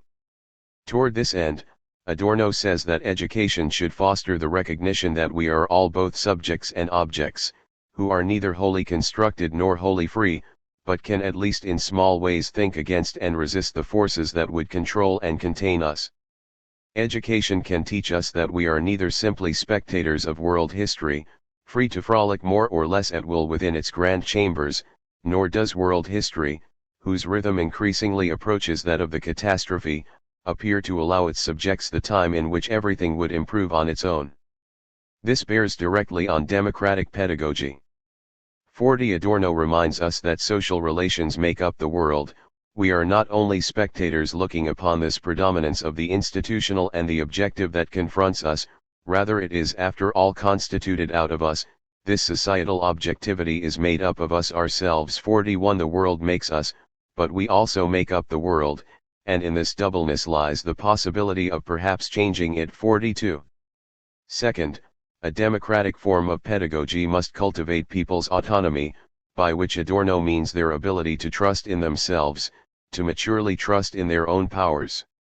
Late modernity in advanced industrial capitalist societies, like the oppressive society Freire describes, tries to construct dependent, obedient subjects, individuals who are fit to be governed by external authorities. So Adorno emphasizes the importance of autonomy and trusting in the self, but as we have already seen in previous chapters, he emphasizes autonomy not as a way of enclosing the self in a solipsistic, atomistic, separate world, but as a way of connecting with, and becoming more receptive to, the material world around us and the other bodies in it. Autonomy, for Adorno, is vital for democracy because of how it pushes individuals to rely on the modes of experience that define our humanity. As we saw in the previous chapter on experience, for Adorno, when we are truly autonomous, we are not closed off to the world around us but radically open to the non-identical, sensing, perceiving, listening. When we are truly autonomous, we are giving the law to ourselves by relying on our human praxis, being receptive to the dissonant calls of the non-identical, thinking and feeling against what we are given, being fully conscious, awake, and attuned. And as we have already seen, Adorno thinks we can truly fulfill the promise of democracy only when we are not alienated from this human praxis of thinking, critique, and negation. In a piece called Education for Maturity and Responsibility, which takes the form of a back-and-forth question-and-answer session with Helmut Becker, Adorno emphasizes these connections among autonomy, democracy, and education. 43 Adorno notes, democracy is founded on the education of each individual in political, social, and moral awareness, and he argues, the demand for maturity and responsibility seems to be entirely natural in a democracy. 44 The prerequisite for democracy, he states, is this kind of awareness, the capacity and courage of each individual to make full use of his reasoning power. 45 The kind of transformative education that Adorno has in mind, however, requires resisting the many forces in society working to construct individuals who are heteronomous, which means that no individual in today's society can, on their own, determine the nature of their own existence. 46 Modern society works to preshape, preform, predigest our experience for us. To mold people through a vast number of different structures and processes so that they swallow and accept everything, without its true nature even being available to their consciousnesses. 47 Adorno is concerned especially with how educational theorists and practitioners of his own day seem to emphasize authority more than autonomy. In so doing they work, not just implicitly but quite openly, against the basic conditions required for a democracy. 48. Third, and related to these concerns about autonomy and receptivity, Adorno thinks education also needs to teach us to attend to suffering and overcome modern society's tendency to make us hard and cold, to encourage us to turn away from the pain of others. This is another example of how Adorno's thoughts on critique and education are not just intellectual and cognitive, but also corporeal and sensory. He appeals to the whole range of experience. We can be pushed toward critique not only by thoughts but by feelings. Here Adorno makes it clear that democratic pedagogy aims to cultivate a more sensitive subject. Education has an obligation to teach us not to be barbaric. By barbarism he means delusional prejudice, oppression, genocide, and torture. 49 When we are barbaric, we are cold and unresponsive to the pain of others. So schools have the task of debarbarizing individuals, to teach them to feel as well as to think. Unfortunately, much of traditional education is still governed by the ideal of being hard. This educational ideal of hardness, in which many may believe without reflecting about it, is utterly wrong. The idea that virility consists in the maximum degree of endurance long ago became a screen image for masochism that, as psychology has demonstrated, aligns itself all too easily with sadism. Being hard, the vaunted quality education should inculcate, means absolute indifference toward pain as such. 50. Being truly autonomous, for Adorno, means being open and attentive to the suffering of other bodies. The relationship between autonomy and receptivity and, in these writings, between education and democracy that Adorno continually draws may seem strange, until we remember his basic theory that earlier chapters have laid out. In Adorno's constellation of linked movements, we can be truly autonomous only when we are taking in the world through our own sensations and perceptions, instead of adapting our experience to the conventional vision of the world we are given, seeing what we think we are supposed to see and hearing what we think we are supposed to hear. If we are truly to give the law to ourselves, we must experience for ourselves. And it is only when we are open and receptive to the immediate, material conditions around us that we can listen to the non-identical elements of the world that push us to think and feel against the given, that push us toward critical thought and action, and ultimately that push us to practice democracy in more meaningful ways. So an educational program that works to make us hard is dangerous because it encourages us to close ourselves off to the non-identical elements of the world that may be represented in terms of pain and suffering, encouraging us to become atomistic, imperial selves who cannot feel and thus cannot really think, either. This brings us to the fourth requirement of education.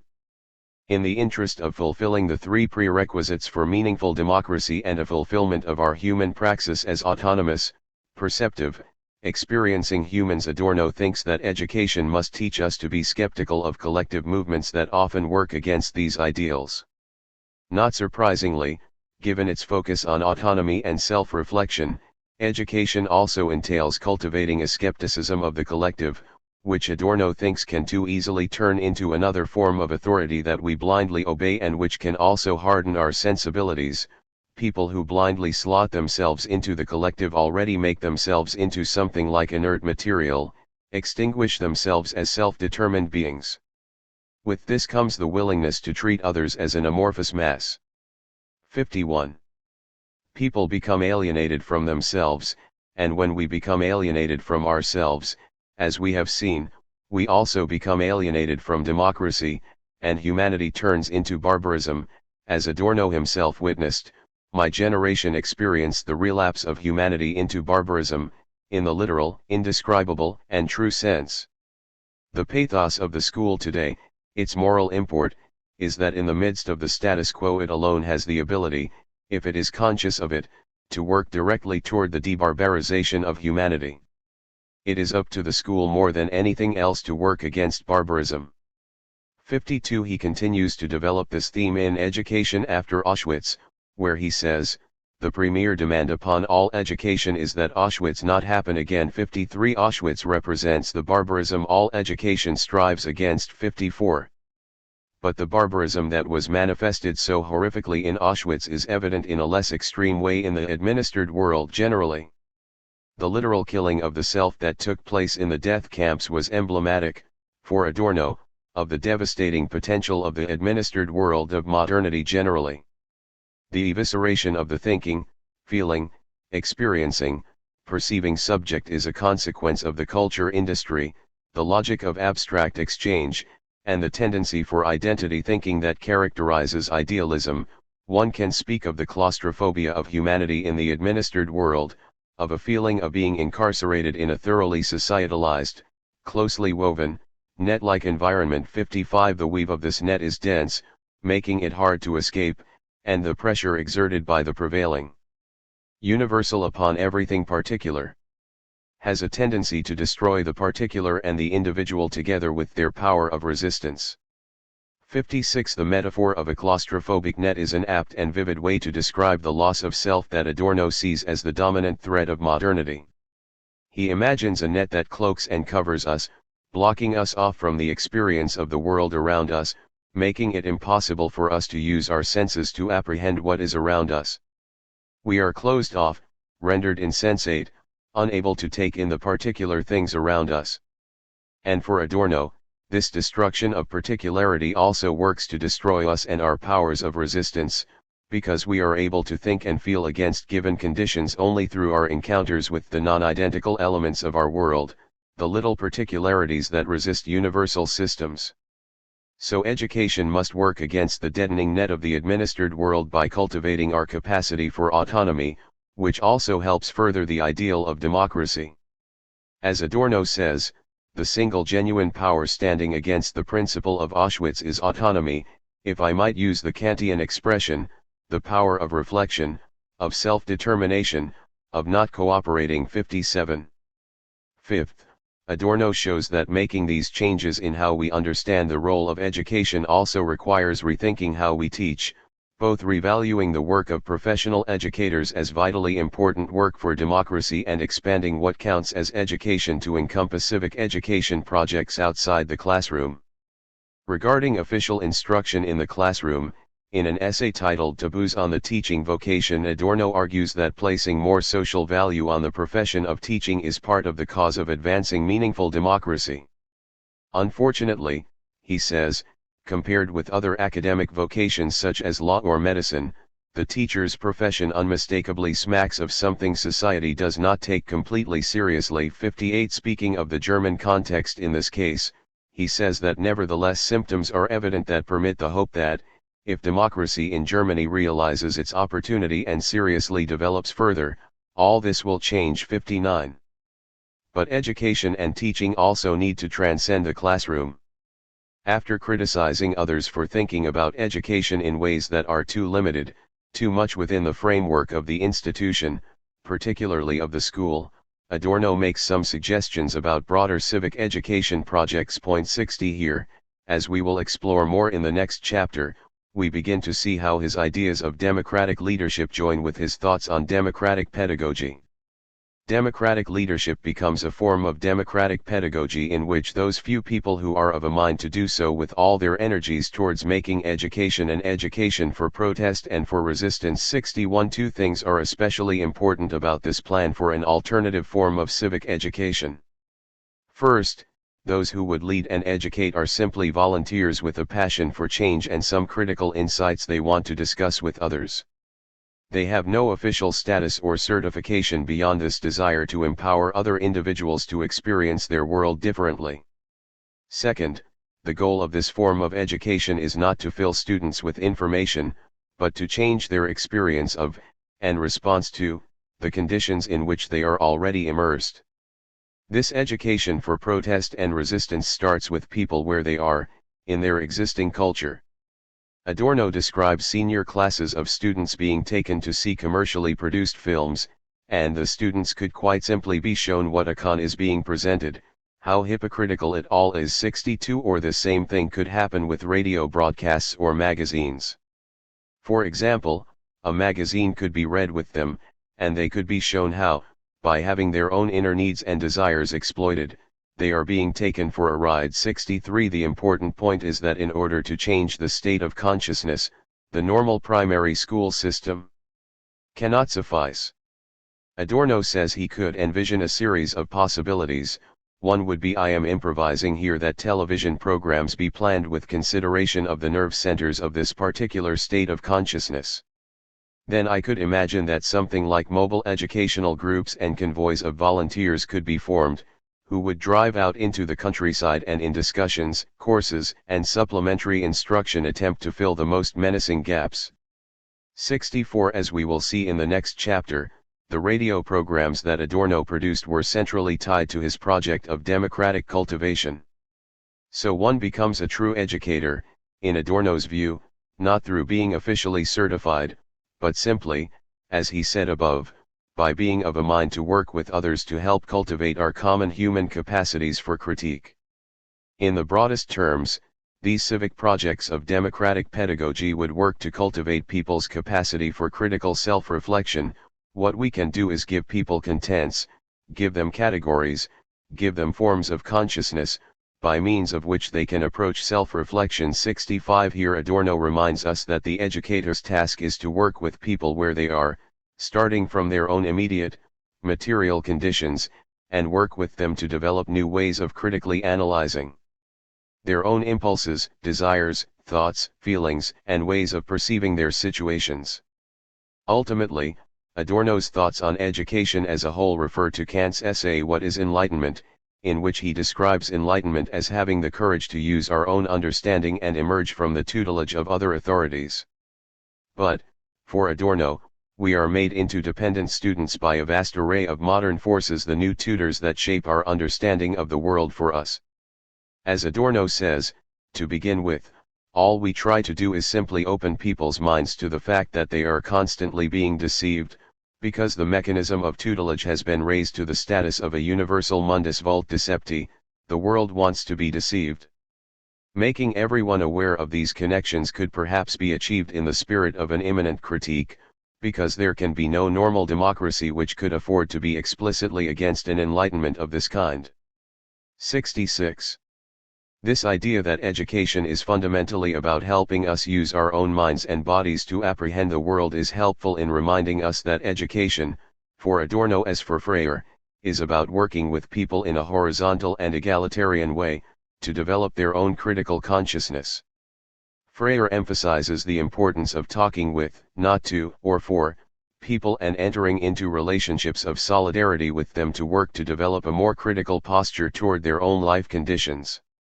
Using different language to a similar end, Adorno reaches toward a radically democratic model of pedagogy where the educator is not installed just as the new tutor, the new authority figure. He seeks a kind of pedagogy whereby the means are consistent with the ends of producing autonomous, empowered, critical subjects. This process should unfold, as Adorno says above, by immanent critique, by which he means that those who want to foster change, the educators, who could be anyone, should enter into the student's world and draw out the nascent critique that may already be prefigured by certain impulses, desires, and conflicts. The goal is to enter into relationships with people to talk through, think through, their own internal contradictions, tensions, conflicts, antagonisms, and to work to change their reactions to these non-identical elements, to encourage them to respond and attend to these interruptions instead of closing them out. Ultimately, Adorno's understanding of this mode of immanent critique is similar to Freire's problem-posing method. Both work on the student's own terms, starting from their own experience of the world, to cultivate a more critical, empowered perspective. But Adorno is not Freire. My goal here has been to highlight the striking resonances between these two thinkers regarding democratic pedagogy. I hope these sympathies with Freire have served to further uproot the flawed conventional image of Adorno as an apolitical, withdrawn elitist. But I don't want to go too far in the other direction, either. It is safe to say that Adorno never reached the full measure of solidarity with the people that Freire's image of education demands. As we saw, Freire says that entering into solidarity with the people is a process of conversion that requires a profound rebirth. 67 I'm not sure that Adorno underwent a complete conversion and rebirth, though I do think that his move to the United States pushed this concern with the problems and possibilities of democracy to the forefront of his thinking. As this book shows, Adorno's time in the United States brought the language of democracy into his writings in a way that shaped the rest of his thought after his return to Germany. So if he converted to take up the cause of democracy in a fundamental way in his theory and practice, as we have seen and will continue to see in this book, this is not quite the same as having been born again as part of the people. Adorno's theoretical aims are consistent with Freire's, but there are also moments of inconsistency and contradiction in his writings on education when he seems to fall back into the kind of hierarchical mode of speech he sets out to avoid. For example, in Adorno's improvised discussion of the forms that this plan for civic education might take discussed above, he speaks of the menacing gaps in the countryside in a way that seems to speak from a privileged position of superiority that actually works against the much more dialogic mode of working with people to gain mutual understanding that his invocations of democratic pedagogy actually strive toward. To give another example of these sporadic lapses, in Education for Maturity and Responsibility, Adorno admits that we can't predict the success of his educational methods, but it is possible to knock something into young people's eyes. I would advocate most strongly this kind of education for knocking things down. 68 In other ways, Adorno's language itself, even emphasizing maturity and responsibility, seems to set up a kind of hierarchy that his own theory protests against. At times his language makes us think that he wants to give people who are deceived a good shake by the shoulders to wake them up. Ultimately, in some of these writings Adorno seems to be learning what it means to practice a democratic mode of pedagogy himself, and we hear him, at times, struggling to speak in a more egalitarian and engaged voice to speak with the people as opposed to speaking to them. It is notable that Adorno never attempts to speak for the people. But despite his obvious commitments at the level of theory to a radically democratic form of pedagogy, Adorno's own language sometimes misfires, and there are moments when his voice fails his own prescriptions. The ideas that he communicates at the level of theory do not always translate to his own tenor and tone. But he tries.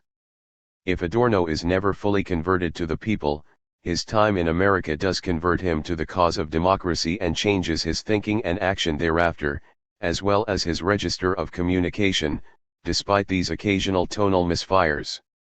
Not only does Adorno work on American democracy, but American democracy also works on him.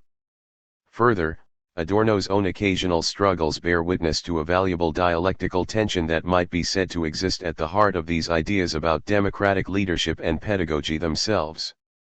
The institutions and norms of liberal capitalism work to cultivate a dependent, unthinking, passive citizenry, but how to foster a more critical and robustly democratic practice of citizenship without simply offering new forms of authority to obey. Adorno's project of democratic pedagogy grapples with the tension between speaking to the people and speaking with the people, between speaking as an authority and speaking as a participant, between teaching the people and being taught by the people. To illuminate Adorno's negotiations here is at least to work to enrich our understanding of Adorno in America, and at best to inform our own attempts to practice a better approximation of democracy in America. 6. Seeing small-scale resistance. Turning counter-tendencies into vaccines to strengthen democratic practice. Counter-propaganda should point out as concretely as possible in every case the distortions of democratic ideas which take place in the name of democracy. The proof of such distortions would be one of the most efficient weapons for defending democracy. Adorno, The Psychological Technique of Martin Luther Thomas's Radio Addresses. In Chapter 3, which focuses on Adorno's practice of critique, I discussed one category of scholars exploring the political significance of his thoughts on justice, ethics, aesthetics, resistance, and thinking as a praxis. But there is a second category of thinkers who seek to use Adorno's thoughts to inform politics today in an even more direct, immediate, and explicit way than the first group of thinkers discussed earlier. Since this chapter explores Adorno's more practical political applications, I want to begin by briefly discussing some of the relevant literature to give a sense of how current scholarship is working to dislodge the traditional image of Adorno as an apolitical, elitist, withdrawn aesthete. One recent volume, titled Negativity and Revolution, Adorno and Political Activism, is written by anti-capitalist activists who are looking to Adorno's negative dialectics and his thoughts on the non-identical to inform working-class struggle and anti-capitalist activism and to deepen their critique of capitalism. Point 1 John Holloway's essay in that volume argues that working-class struggle is the non-identical. Here the non-identical is the hero, the misfit, the rebel who will not submit to party discipline, the moving force of the world, and as such is revolutionary, explosive, and volcanic too. But the best example of how Adorno's work might productively inform current politics is Paul Apostolidis' book Stations of the Cross, Adorno and Christian Right Radio. Point 3 This book is both an exception in the existing scholarship and a valuable model for the approach of my own project in that Apostolidis draws from Adorno's theory to inform our analysis and consideration of the modern American context. In addition, Apostolidis' book is the only other major scholarly investigation of one of the same English-language texts that I analyze in this project, the psychological technique of Martin Luther Thomas's radio addresses. Apostolidis' cultural critique is informed by the method of negative dialectics generally, but he draws particularly from Adorno's book on this 1930s radio evangelist to mobilize the non-identical elements of an unlikely cultural object, James Dobson's focus on the family radio program. Following Adorno's own method of immanent critique, Apostolidis analyzes Christian right radio in a microscopic way, drawing out the internal contradictions of the Christian right to show how evangelicalism gives evidence of utopian moments on the basis of deep criticisms of our post-Fordist social order as well as a desire for greater autonomy. In sum, though his focus is on evangelicalism, Apostolidis' approach is a good model for my own because of the way he uses Adorno's theory to undertake an immanent critique of one key aspect of American culture. He approaches Adorno, from the outset, as a thinker whose work can valuably inform democratic politics today. My project begins with a similar set of assumptions to explore the contours and contributions of a broader set of Adorno's writings on democracy in America, with an eye toward drawing out a different kind of democratic project that surfaces in Adorno's English-language compositions, when read alongside his essays on education and against the backdrop of his theory of negative dialectics. This chapter shows how Adorno puts into practice the project of democratic leadership as democratic pedagogy that previous chapters have outlined, bringing together the arguments that have been built up so far about this other Adorno. Here we see him illuminating the small-scale forms of resistance that Americans are already enacting, from within but against, the large-scale pathologies of pseudo-democracy.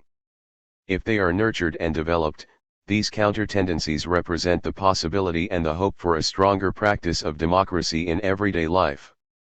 But according to the plan Adorno details in his writings on leadership and education, these more overtly positive and productive moments of his critique arise from and are originally embedded in the problematic aspects of American culture that were outlined in the first chapter of this book. Vaccines are formulated from toxins. What is hopeful and promising, what is utopian, emerges from wrong life, damaged life, sick life. As I outline in this chapter, for the radio generation, reparative possibilities can arise from what is broken. There is reason to assume that the loss of some abilities is accompanied by the freeing of certain others, and these are precisely what destines them to carry out changes that would never have been possible for the old individuals. For like a boomerang, the pernicious aspects of the radio generation can be turned toward productive purposes. The same people who will no longer allow themselves to think, or do similar things such as read books, discuss theoretical questions, etc., have become canny and can no longer be fooled. It is a matter of pushing this canniness so far that it breaks through its bond to the immediate world of action and transforms itself into real thinking. If that succeeds, it is precisely those crippled human beings who will be most able to put an end to that crippling.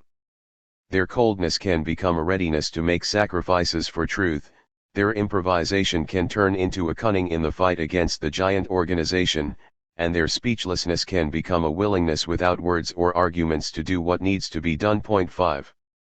These are the transformative reversals that characterize Operation Boomerang. In what follows, I analyze Current of Music, the psychological technique of Martin Luther Thomas's radio addresses, and the Stars Down to Earth to show how, in each of these texts, Adorno enacts the project of democratic leadership as democratic pedagogy outlined earlier, by showing how to produce vaccines from these counter-tendencies. Current of Music, Radio and Counter-Tendencies. Twirling the dial and searching for good reception. Standardization and homogenization are basic features of the radio phenomenon, for Adorno, where the identical material is offered to anyone who listens. This standardization, in a way, is the essence of radio itself. The abstract fact that an identical content appears at innumerable places at the same time practically coincides with the concrete fact of standardization, namely, that the same material is impressed upon a great number of people. 6. This, Adorno notes, is self-evident and would not be important were it not also the motivation for several different rebellious responses from the listener. Standardization is the background against which all the counter-tendencies of radio can be properly understood. 7. Channel surfing is one counter-tendency through which the listener expresses frustration with the homogeneous content of radio. Against standardization, the listener channel surfs and twirls the dial, as an expression of a frustrated desire for difference and a frustrated assertion of autonomy, a resistance against getting the same stuff everywhere. 8. For Adorno, the man who plays on his radio as if it were an instrument, obtaining ready-made, accordion-like chords dragged into each other in a dilettantish way, is a sort of model for all behavior where individual initiative attempts to alter ubiquity. Standardization. 9. Adjusting the dial to get good reception is another counter-tendency. Behind this desire lies a hidden resistance to ubiquity. Standardization. 10. The listener substitutes his desire to influence the phenomena with a fetish for finding good reception. Doing the best job for receiving a radio broadcast no longer opposes the ubiquity standardization but obeys its laws so completely that the listener gets the illusionary self-satisfaction that the workings of the mechanism are his own. Still, there is good reason to believe that behind this transformation lies only his original desire to preserve his individuality and his phenomenon as his property. When conditions prevent people from fulfilling this desire against a central power, they make the case of the power their own case. The pattern is this: private person resists ubiquity standardization of his radio set, knows this resistance is futile, finally transforms this wish for individual activity into preparedness to obey the laws of his apparatus, but just in this way loses his relation to the object and the content which he originally sought or pretended to seek. 11. The individual is frustrated by radio but also confronts it as a powerful object. So rather than reject radio, the listener tries to inhabit and master it. The desire to be the real master of machinery is a relic of a frustrated but genuine spontaneity. 12. The listener develops a case of Stockholm Syndrome in relationship to radio, feelings of irritation combine with a sense of impotence culminating in a tendency to identify with the oppressor, to want to connect with the oppressor. As Adorno notes, one of the only psychological refuges is identification with those very powers, just as a prisoner may grow to love the barred windows of his cell. 13. Engaging with radio, working the dial, in a futile search for good reception, then, represents this unfulfilled counter-tendency. Adorno seeks to cultivate the nascent critique that the frustration represents, while removing the sense of impotence and powerlessness that stops the counter-tendency from developing into conscious resistance. Fan mail. Fan mail represents another unlikely counter-tendency. Adorno speaks of analyzing fan letters, which can display a kind of exuberance that he describes as standardized enthusiasm. The uniformity of the letters and the tendency to use rubber stamp phrases occur not because the writers have had profound musical experiences in listening to the radio. This would make them more likely to stammer and use awkward expressions, struggling to find authentic words to capture their reactions, rather than cloaking their letters in cliché and giving such similar responses. Point 14 Instead, Adorno argues, there is another explanation.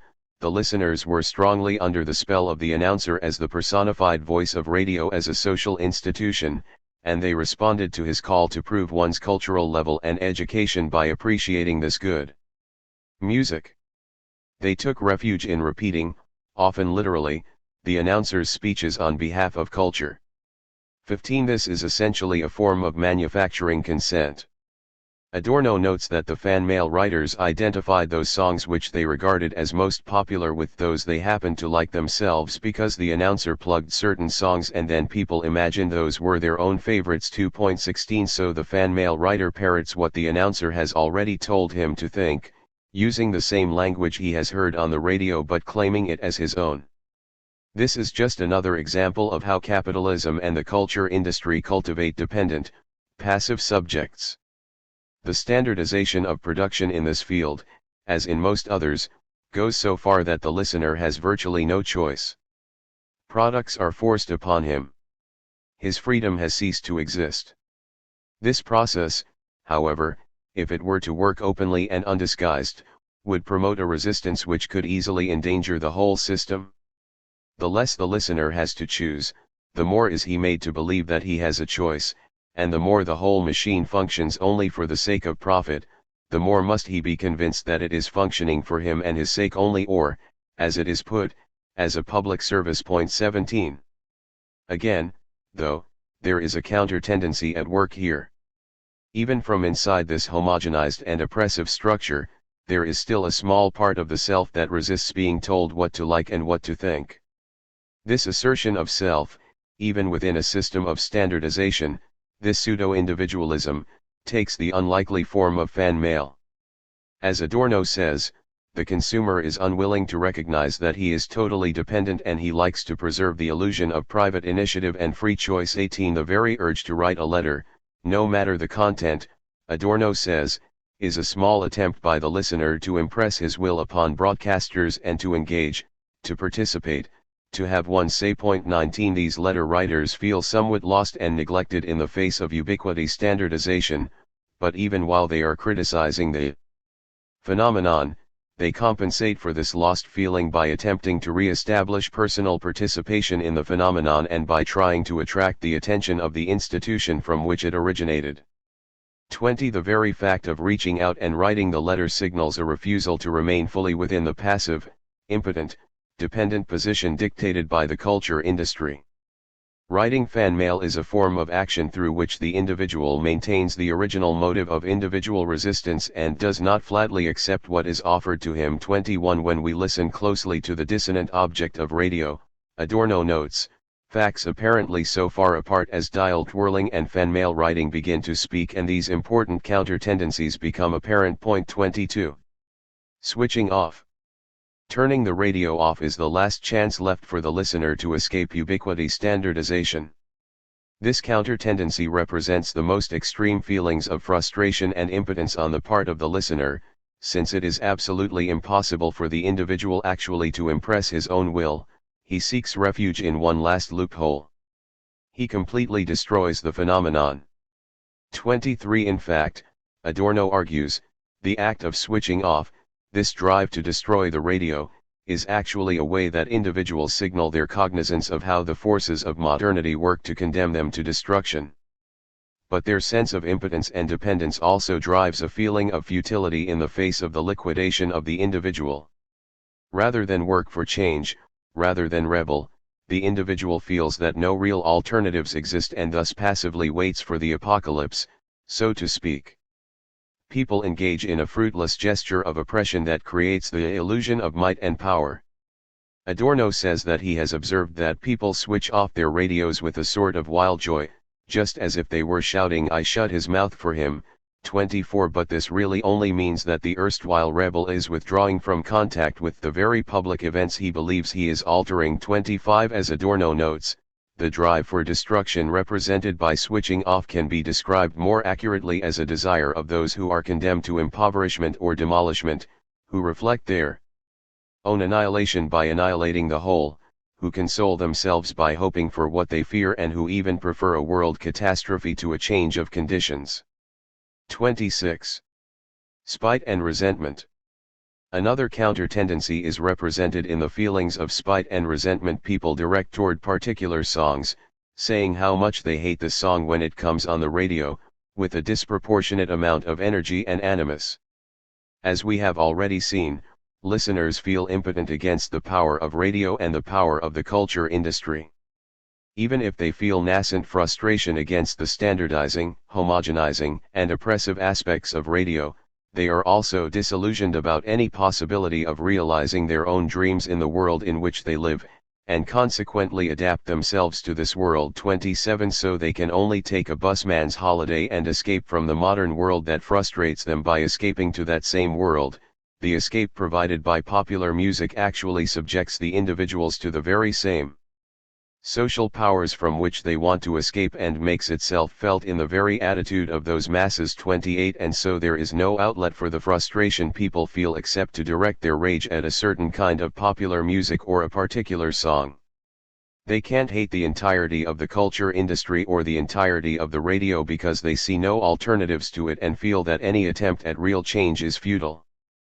And they can't admit their own shameful impotence because the shame aroused by adjustment to injustice forbids confession by the ashamed. 29 So they channel all this negative energy into hating a particular song.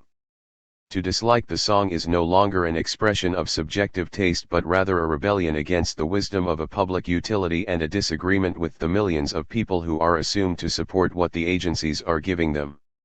Resistance is regarded as the mark of bad citizenship, as inability to have fun, as highbrow insincerity, for what normal person can set himself against such normal music? 30. Spite here becomes drastically active and is the most conspicuous feature of the ambivalence toward popular music. Rather than confess their dependence on the culture industry itself, nothing is more unpleasant than the confession of dependence. They turn their hatred rather on those who point to their dependence than on those who tie the bonds. 31. Here, as in other places, Adorno shines light on the energy people must put into convincing themselves that they actually like the conditions that are forced on them. This is the only way they can maintain the illusion of autonomy. In the modern era, spontaneity is consumed by the tremendous effort which each individual has to make in order to accept what is forced upon him. 32 Adorno thinks that if people put the same amount of energy into working against those powers that make them dependent as they do into lying to themselves about it, there might be actual change instead of just counter-tendencies that point toward alternatives. Atomistic listening and the preponderance of the parts. Two additional potentially productive counter-tendencies reside in the qualities of the radio itself as a physical object. Here Adorno focuses not on how people respond or react to the form or content of the radio, but rather on how the physical and material qualities of the radio force us to listen in certain ways that can be potentially valuable. Adorno begins to unpack the first counter-tendency by explaining how when music is fulfilling its highest potential, it is so intense and transcendent that it overcomes time and moves into space. But the radio causes the symphony to fall back into time. 33 Symphonies are distorted as the listener breaks them up into parts and loses a sense of the whole. The symphonic work, in a way, will be atomized when presented by radio. That is, it will appear not as a totality in which each part derives its proper meaning only in relation to the other parts, but rather becomes a rapid succession of atom-like sections, each apperceived more or less in isolation. 34 The radio encourages what Adorno calls atomistic listening. Because of its physical constraints, radio cannot articulate the totality, so it focuses listeners' attention on the parts. But there is also a potentially valuable counter-tendency that can be drawn out here.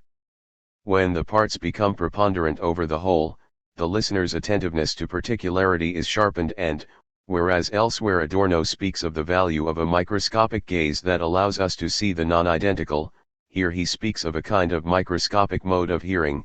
One may listen to individual musical sections in radio as if through a microscope. 35 We can learn to hear in a more careful, more attentive, more discerning, more particular way, and these are all qualities that help us become better attuned to the non-identical elements of the world and help us access that deeper mode of experience that Adorno sees as so valuable for democracy. Radio can, in fact, help us hear in a more particular way. Granting this kind of preponderance to the object has positive perspective chances. It might well be that the study of details, free of the spell, will finally lead to a new apperception of the whole which, although totally different from the traditional, may ultimately make good its losses. 36. And furthermore, this mode of atomistic listening can offer a valuable aesthetic shock of its own. The nourishment offered by listening to music in this way doesn't just add a new substance which helps you feel better and go on, but rather may be simply a sort of shock which makes you doubtful about your entire psychical household. 37 For Adorno, there is supposed to be an antagonism between the work of art and the psyche that motivates change, that makes you think that, borrowing a line from Rilke, you ought to change your life. 38 This kind of revolutionary sensibility can even come from listening to radio, which can actually teach us to pay attention to particular things, to cultivate the kind of careful perception that helps us experience the non-identical. Playing the here stripe. In this example, Adorno focuses on radio's inauthentic reproductive qualities. Here another kind of mechanical limitation of the radio becomes a potentially productive counter-tendency, and another kind of negative constraint can turn into a positive possibility. Adorno analyzes radio in terms of Benjamin's work of art in the age of mechanical reproduction. Up until the era of mechanical reproduction, one of the essential elements of the work of art was its hic et nunc, its here and now, its existence unique to the locus at which it can be found, unique to the original.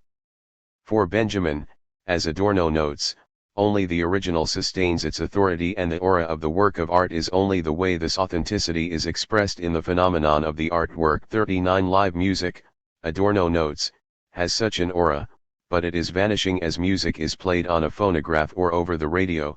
The phonograph record destroys the now of the live performance and, in a way, it's here as well, and in radio the authentic original has ceased to exist. 40 Radio symphonies played again and again lose their aura because of their immediacy, because they can no longer keep their distance from the listeners. They show, instead, a tendency to mingle in his everyday life because they can appear at practically every moment, and because he can accompany brushing his teeth with the allegretto of the seventh. 41. The counter-tendency that could be drawn out here, amid this large-scale pathology, would entail the radio ceasing to be an imitation of something else and, instead, playing on itself. For Adorno, this would mean using the sounds that are original to radio to produce radically modernist, atonal compositions that employ distortion and what he calls the here stripe of radio. The here stripe is the background music of the radio, the warping hiss that one could especially hear in the moment when the radio was switched on, before other sounds filled the air. Adorno saw distortion and the here stripe as sounds that are authentic to the instrument of radio, which could then be played using these sounds, like any other instrument. Playing on the radio would be kind of like playing the theremin, Adorno notes. This instrument was patented in 1928 by its inventor, Leon Theremin. The device consists of two antennae that transmit electronic signals that are then manipulated by the operator's hands, which control frequency and volume by waving and moving in space like an orchestra conductors. Something similar could be done to play the here stripe of radio. As Adorno puts it, the idea is that we should no longer broadcast over the radio but play on the radio in the same sense that one plays on a violin. 42 As Robert Hallotkenter says in his introduction to Current of Music, radio would become a musical instrument. Its technique would engage the full productive range of the instrument's electrical phenomena. Distortion would not be with the normality of sound and the here stripe itself would become a compositional source. 43. This is another way that Adorno gives us evidence of his desire to transform passive radio listeners into active radio composers, to shift our relationship to radio from one where we are positioned as subservient objects to one where we become subjects with creative agency. Playing the here stripe could become a way of resubjectifying the radio generation into artists of a distinctly modern style. Distortion itself can become reparative. Radio's function as an inauthentic and imperfect reproducer of naturalistic sounds, as evidenced by distortion and the here stripe, can become a source of creativity. Thus, here, as in other examples, Adorno tries to turn an aspect of radio that is representative of damaged life into the means of working against that pathology.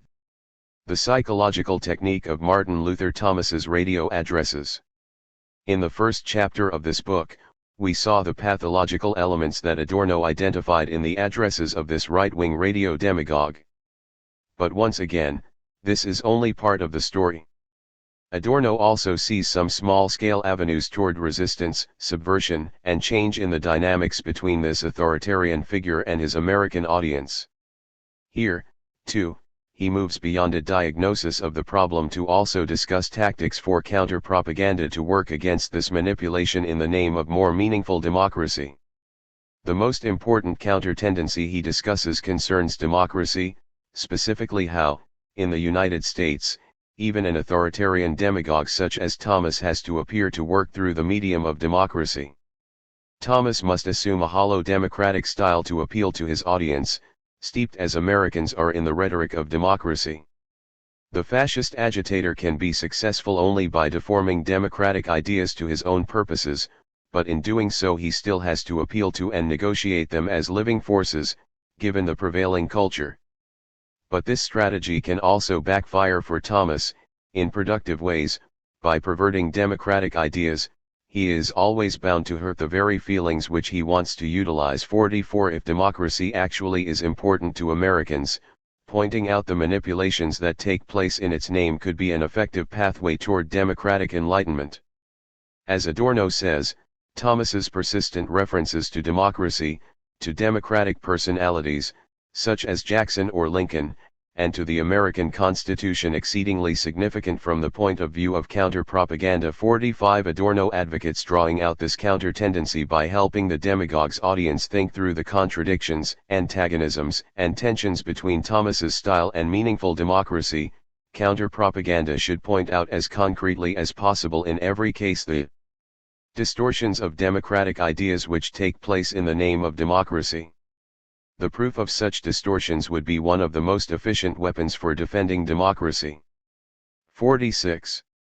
Adorno ultimately wants to use the desire for democracy as a stimulus for the critical analysis of Thomas's manipulations. This is one of the ways that his understanding of counter-tendencies and of the non-identical take into account the whole person. The American desire for democracy is not inherently a rational, intellectual, analytical experience. Rather, the idea that democracy is an unquestioned good is a knee-jerk reaction for most Americans, something that has been bred into them by the larger culture. It is, at first, an irrational desire that involves complex feelings and emotions tied to nation and tradition. As Adorno notes, the American culture is intrinsically bound up with democratic ideas and institutions in a way that has tended to give to some elements of democracy a quasi-magical halo, an irrational weight of their own. 47 But Adorno thinks that this irrational faith can become part of a critical practice whereby Americans come to appreciate the gap between Thomas's authoritarianism and the real meaning of democracy. As we have already seen, Adorno believes that the capacity for thinking and feeling against the given is a part of our birthright as humans. In this instance, the emotional attachment to democracy can push Americans to think about what this concept would really mean in practice and to realize how far Thomas falls short of that ideal. Adorno ultimately has a different set of assumptions about the audience. He thinks Thomas misjudges his audience. Thomas reckons with an audience who cannot think, that is to say, who is too weak to maintain a continuous process of making deductions, and instead assumes that its members live intellectually from moment to moment and react to isolated, logically unconnected statements, rather than to any consistent structure of thought. 48 But Adorno reckons with audience members whose non-identical desires and feelings can become the basis for critique and who can, through conversation and discussion, come to realize that they are being sold a wolf in sheep's clothing. And because of their deep emotional attachment to and faith in democracy, which can foster a more critical and analytical commitment to democracy, this realization can turn their admiration for Thomas into resentment. The same sense of discontent that drew people to Thomas could turn them against him and his kind. People's objective situation might possibly convert them into radical revolutionaries. 49. The stars down to earth. Adorno approaches astrology in much the same way that Marx approached religion, with sympathy for how one might turn to it out of frustration with an alienating existing reality, out of a sense of helplessness and impotence, and out of a desire for something better. Marx is often misunderstood on this point. He actually sees religion as a valuable critical indicator, a symptom of suffering and alienation in the actually existing world. The desire for heaven works as a disavowal of existing reality, a protest against what is that points toward a wish for something better. For Marx, religious suffering is at the same time an expression of real suffering and a protest against real suffering. Religion is the sigh of the oppressed creature, the sentiment of a heartless world, and the soul of soulless conditions. It is the opium of the people. 50. Marx is critical of religion because it is a fantasy that humans spin for themselves owing to the impoverished state of their earthly conditions, and because it problematically redirects human energies away from creating a heaven on earth. Religion is only the illusory sun around which man revolves so long as he does not revolve around himself, and thus the call for the abolition of religion as the illusory happiness of men, is a demand for their real happiness. 51. Religion is a symptom of human alienation. Turning away from heaven, Marx wants humans to focus their attention on law, economics, and politics. Instead of seeking refuge in religion or solace in visions of an afterlife, Marx calls for people to address the causes of suffering in this world and wants us to work toward universalizing emancipation in the here and now for all humans. There is a kind of religiosity to Marx's writings, and he sees the religious spirit as opening up a valuable pathway for change, but he wants the emancipation that might be associated with religion to be the experience of all humans, every day on earth. 52. Adorno's attitude toward astrology is quite similar.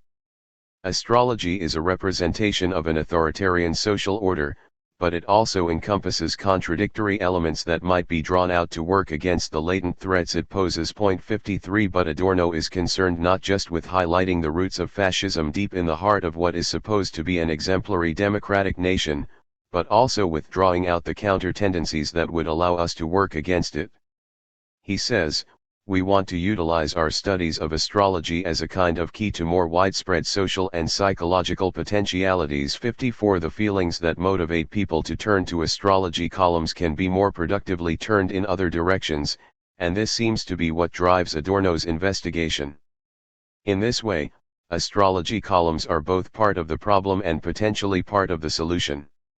The astrology column mirrors the pathologies of damaged life and reflects the so-called real world of late modernity because both appear to be irrational, fetishistic, and inscrutable systems that position individuals as passive, subservient, and powerless.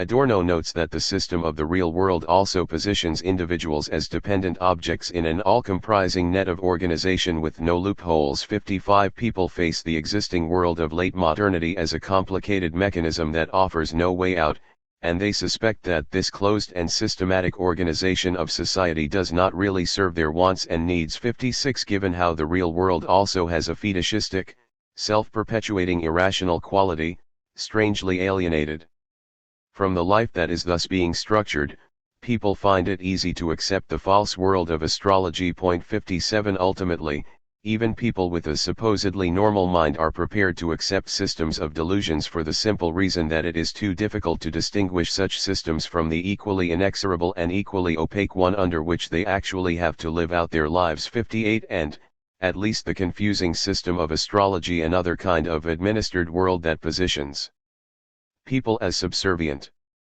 dependent, and passive objects, seems to come with a manual in the form of the column and promises to offer affirmative guidance. but there are also non-identical elements inherent to the writing and reading of astrology columns that can be drawn out to work against its otherwise authoritarian and fascistic elements.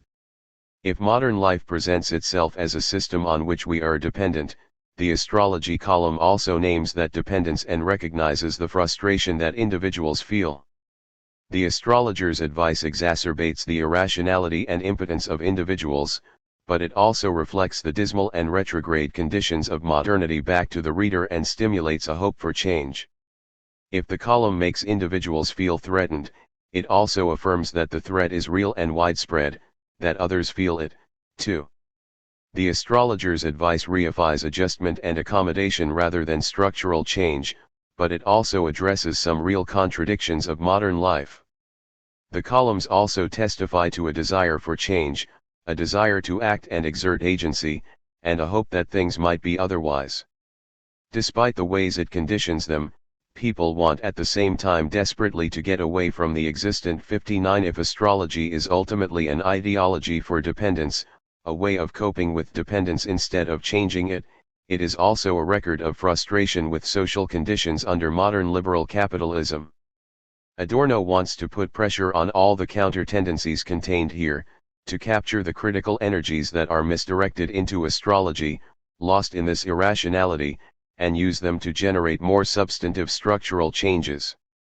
He wants to take the non-identical moments seen even in astrology and use them to strengthen meaningful and substantive democracy in America.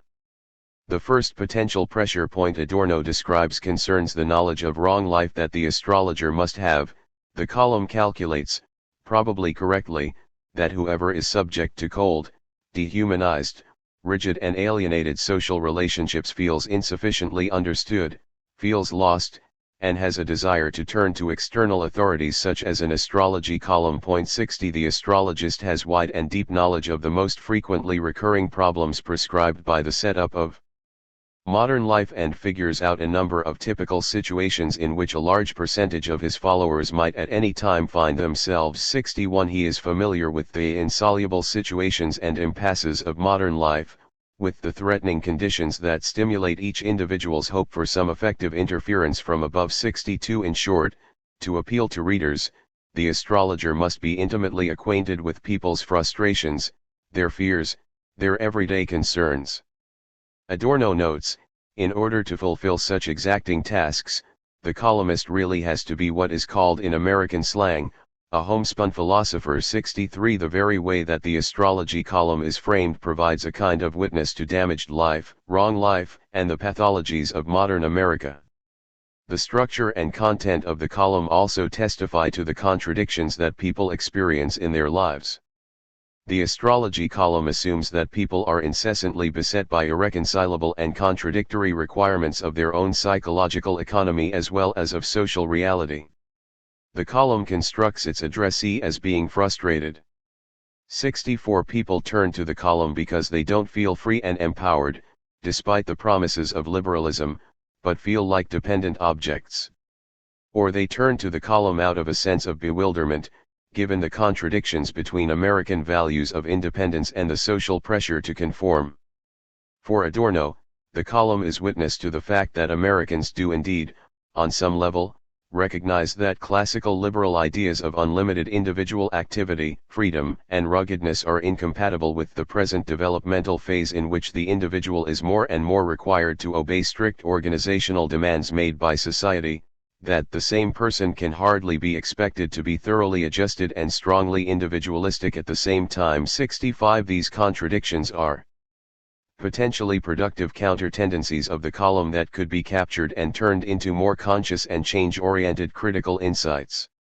Of course, rather than draw out the implications of these negative energies of discontent, the astrologer takes an interest in hammering over and over again into people's heads ideas to which they are already conditioned but in which they can never fully believe. 66. But even this represents a potential counter-tendency. The fact that the astrology column has to repeat the ideological imperatives that people are supposed to have internalized indicates that the transmission failed in some ways. Their allegiance to these ideas is imperfect and incomplete and needs continual reaffirmation. These fault lines can become the basis for the kind of resubjectification that is central to Adorno's project for democratic leadership as democratic pedagogy, enacted here in his writings on the Los Angeles Times' astrology column. Again, as we have seen before, another potentially productive counter-tendency exists in the energy that individuals expend in accepting their own dependence. Adorno emphasizes that it takes a great deal of effort and energy to give up one's individuality, whether to the authority of mainstream society or to the authority of the astrology column. Giving up one's individuality requires the same effort and investment of libido formerly needed in order to develop individuality in a way, the same ruggedness. 67 This is another moment when efforts could be redirected toward making structural changes that work to strengthen individuals' autonomy, instead of refeed their dependency. People do not want to think of themselves as dependent, and something in them resists it, even as they recognize their own powerlessness, for, while people recognize their dependence and often enough venture the opinion that they are mere pawns, it is extremely difficult for them to face this dependence unmitigated. 68 What the astrology column does, then, is help people make sense of their own feelings of dependency, explain to them why they feel powerless, give them categories to understand their feelings of impotence. The astrology column is not just an expression of dependence, but is actually an ideology for dependence, a kind of handbook that instructs readers how to navigate their own painful condition. But if astrology is something that people turn to, on a daily basis, to make sense of their feelings of dependence, they might also be given other categories, other theories, other explanations, other ways to invest their discontented energies. In The Stars Down to Earth, Adorno enacts the practice of democratic leadership as democratic pedagogy toward turning these non-identical moments into conscious critique, toward working against the ideology of dependence and toward greater autonomy. Adorno's WNYC radio addresses. In the final section of this chapter I would like to examine an instance in which Adorno's critique is followed up by an active attempt on his part to correct the problem he identifies and educate people directly in an alternative way. Here Adorno is not just outlining his overall plan for democratic leadership as democratic pedagogy, or enacting it through writings on American culture, but he is working to cultivate people's capacity to think and feel against the given in a more immediate way. Adorno undertook a study of NBC's Music Appreciation Hour as a companion piece to his essay What a Music Appreciation Hour Should Be. Together, these two pieces provide a written exposé of the problems he identifies in NBC's program. But What a Music Appreciation Hour Should Be also provides the text for a series of radio programs that Adorno himself put together, wrote, and aired on WNYC that attempted to expose listeners to music in a different way.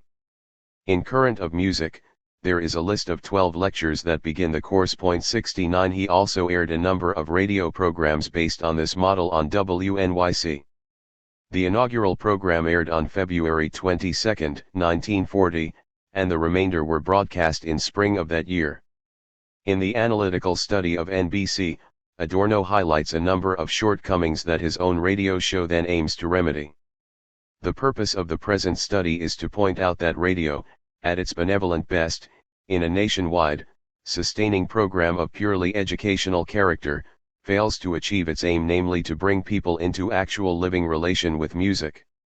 It will be shown that not only is the purely musical part of this program insufficient musically and pedagogically, but that it also leads to a fictitious musical world ruled by personalities, stylistic labels, and predigested values which cannot possibly be experienced by the audience of the Music Appreciation Hour, since the program presents the material in a way designed, wittingly or unwittingly, to foster conventional, stereotyped attitudes, instead of leading to concrete understanding of musical sense. 70.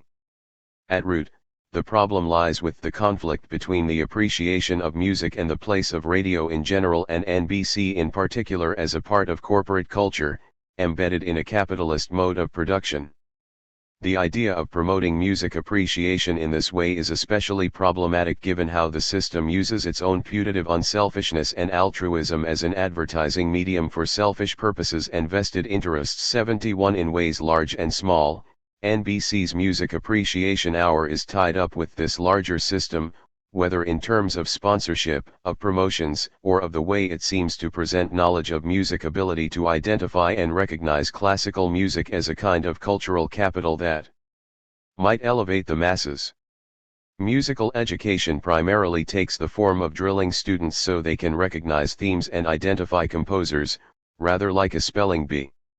It inculcates a kind of musical babbitry and ultimately promotes a kind of pseudo-culture. 72 The listener, the pupil, is bored by the formalistic scheme and, at the same time, fed empty phrases about intellectual effort and skill, which must either repel him or spur him on to erudite babbling. 73 The program emphasizes that its job is to make music fun, but fun is conceived as recognizing a composer, for example, as if one is trying to win a contest.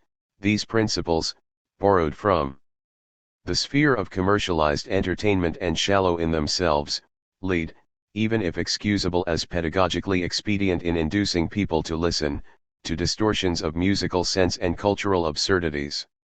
74 During the Music Appreciation Hour, there is a shifting of the fun from a living relationship with music to a fetishism of ownership of musical knowledge by rote. 75 As a result, music is actually transformed into property, made our own in the act of identification instead of being lived by the listeners. 76 As Adorno notes, the Music Appreciation Hour destroys respect for the work, its meaning, and its achievement, by transposing it into the effect it has upon the listener and inculcating in him composer fetishes which become virtually identical with the fun he derives from viewing a World Series baseball game. 77 Adorno is also concerned with the way the show cultivates an attitude of hero worship toward the composers and also toward the program host, framed as the listener's spiritual leader. 78 It tends to deify the composer and produce a false halo around his head. Ultimately, the authoritarian structure of this type of musical education promotes a cult of persons instead of an understanding of facts. 79 Adorno is also critical of the deep sentimentalism of the program. Musical babbitry celebrates its greatest triumph when it enters the emotional sphere. No one is more sentimental than the tired businessman, and there's no one more willing to endorse such statements as "all of us are happy at some times and sad at other times." 80. Adorno follows up this critical analysis with his own attempt at a better alternative outlined in the section of Current of Music titled What a Music Appreciation Hour Should Be, Exposé, Radio Programs on WNYC and Draft. He sets out the goals of his own program for correct listening, which means grasping a given piece through the act of direct, spontaneous perception, as a semantic unity in which every aspect has its function within the whole. 81 Adorno wants to present music in a way that appeals intuitively to individuals, to destroy the taboos that seal it off, and, instead, convey a living understanding of music that doesn't preach to the individual but follows from the living musical experience that one can assume among the audience, from the musical language they speak themselves. 82 Here, too, we can see that, as in his other writings, he emphasizes the importance of starting with his audience where they are and appealing to their own particular context, their own concrete experiences. He assumes his audience already has a way of listening to music, a way of talking about music, and he will build from these concrete experiences. Adorno says, "We are expecting listeners of high school and college age, and will appeal to their experience without pandering to it." 83 Just as he sees the capacity for critique, and for thinking and feeling against the given, as a human praxis that we all possess that can be activated as long as we can open ourselves up to a deeper mode of experience, he also assumes that music is a human force that will move people, so long as they can open themselves up to the experience of truly hearing. Serious music contains a non-identical element that helps stimulate our critical capacities, that shocks us out of our comfortable numbness. And just as Adorno's other writings show us how to open our senses to this mode of experience, this democratically valuable mode of experience, his course on music appreciation hones participants' capacity for spontaneous listening. Adorno's course is also consistent with the program for democratic leadership as democratic pedagogy that we have outlined in previous chapters. He enacts a democratic, horizontal, egalitarian style of leadership in his course. He proposes guiding participants through the experience of listening in a way that is intended to empower them and increase their own feelings of agency, to help them realize themselves as empowered subjects rather than dependent objects. Adorno's audience will be treated as mature, autonomous individuals. Avuncular undertones, personality cult, and authoritarian elements should be avoided to the same extent as any superficial test or contest tastes. On the contrary, these should in fact be eroded through the course, also in a broader pedagogical sense extending beyond the music itself as far as possible. 84. His course aims to unseat authorities, including himself. He does not aim to tear down the hosts of other music appreciation programs to put himself in their place. Rather, Adorno wants to cultivate participants' sense of their own authority. In his program, the listener will not be constructed as a dependent sitting at the feet of the great men, no final value judgments will be communicated. One should abstain in particular from attempting to convince listeners and advertising music, or praising masterpieces and great composers. One should guide listeners towards true discernment and serious, critical independence. 85. Indeed, he imagines something that is dialogic. Listeners should be encouraged to respond. Questions or objections voiced in letters should be addressed for a few minutes in each session. Possibly one could also arrange discussions with listeners. 86. Ideally, this would be a dialogic, conversational, discussion-based model of education, reflecting the contours of Adorno's program for democratic leadership as democratic pedagogy. Finally, his music appreciation program also entails a critique of capitalism and the culture industry. He notes how, in his course, the human force of music will be emphasized, its aesthetic power. Instead of selling it as a fun commodity, it will also be shown that the notion of having fun with music is not suited to genuine musical experience. The notion of having fun is modeled on commercial entertainment, and is thus transferred from that realm and applied to aesthetic objects to which it is not suited.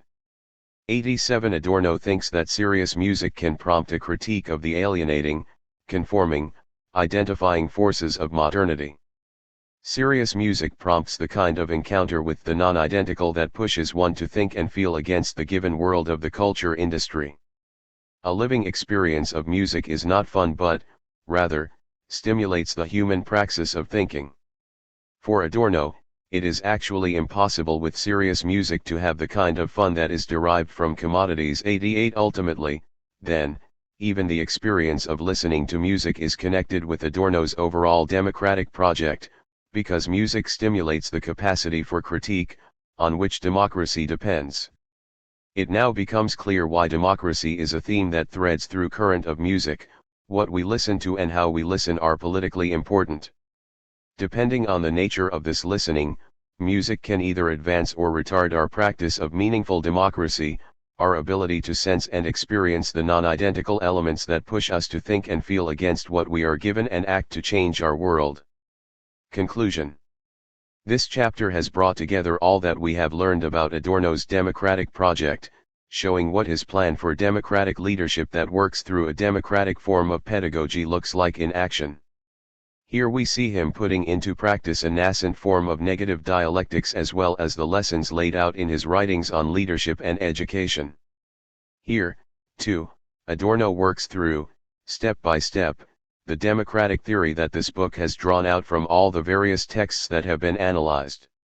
Adorno and democracy began by tracing the relationship between the constellation of concepts around which this book revolves, the material objects of the world, the non-identical elements that surround us, thinking, feeling, and the capacity for critique, the universal praxis of humans, alienation, negative dialectics, leadership, education and pedagogy, and democracy. This chapter illustrates the dynamic relationship among all these concepts, applied to specific cultural objects. Adorno's starting point concerns the pathological elements of pseudo-democracy. In this chapter we see him analyzing cultural objects that work primarily to uphold the dominant political and economic culture of liberal capitalism in the United States, which works against its ostensible values, making citizens passive, obedient, and cultivating a sense of infantile helplessness. But as a materialist, Adorno thinks that even these largely retrograde objects contain dissonant non-identical qualities that prompt and push us to think and feel against the given conditions. This is why cultivating a new mode of perception and experience is so vital for Adorno. By opening ourselves up to the counter-tendencies that run through these objects, we confront the contradictions that ask us to engage in the practice of thinking and turn what is initially a raw, reactive form of resistance into something more conscious. Thinking and critique, then, begin with this attentiveness to the world around us, this coming to consciousness of the kind of counter-tendencies this chapter has analyzed. And since, for Adorno, critique is the essence of democracy, the processes laid out in this chapter are all part and parcel of his efforts to cultivate a more robust political practice at the level of everyday life among American citizens.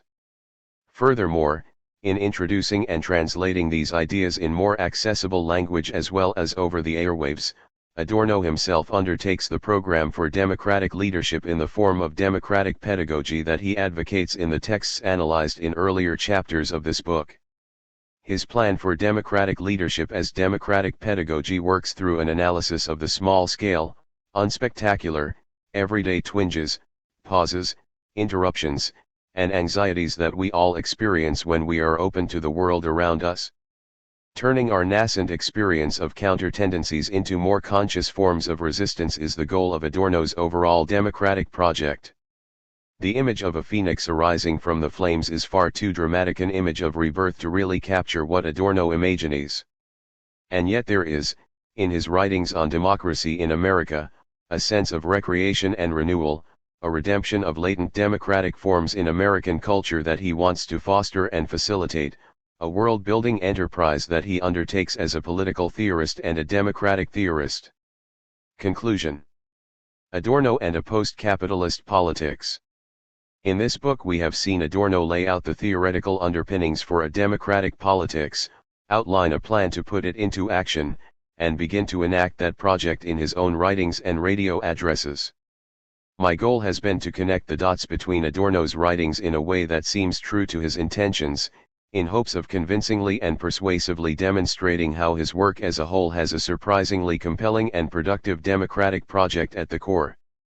As a way of continuing that work of articulation and development, here I want to put Adorno into conversation with another text that has received a great deal of attention in recent years among students of leftist politics, J.K. Gibson Graham's A Post-Capitalist Politics. 1 J.K. Gibson Graham is the pen name of Julie Graham and Catherine Gibson, who co-authored the book. Because they see themselves as creating a new joint entity or persona when they write together, I refer to Gibson Graham as a single author for verb number while also referring to the authors as they. A post-capitalist politics has become popular with theorists on the left for the way it cuts through the melancholy pessimism about the totality of neoliberal hegemony to show how, in fact, there are all kinds of hidden ways that ordinary people engage in counter-hegemonic acts that participate in a diverse community economy to dislocate and resist capitalism. Ultimately, Gibson Graham has become a kind of go-to text for thinkers on the left who want reassurance that resistance is not, in fact, futile, and that there are micro-political ways of unsettling the neoliberal capitalist system that can seem so totalizing. If we work with the traditional view of Adorno as a gloomy, apolitical elitist, then there would seem to be a chasm of difference between his writings and this text. If Adorno has tenaciously but erroneously been held up as the poster child for gloomy pessimism and despair, Gibson Graham is a representative for productive optimism and hopefulness.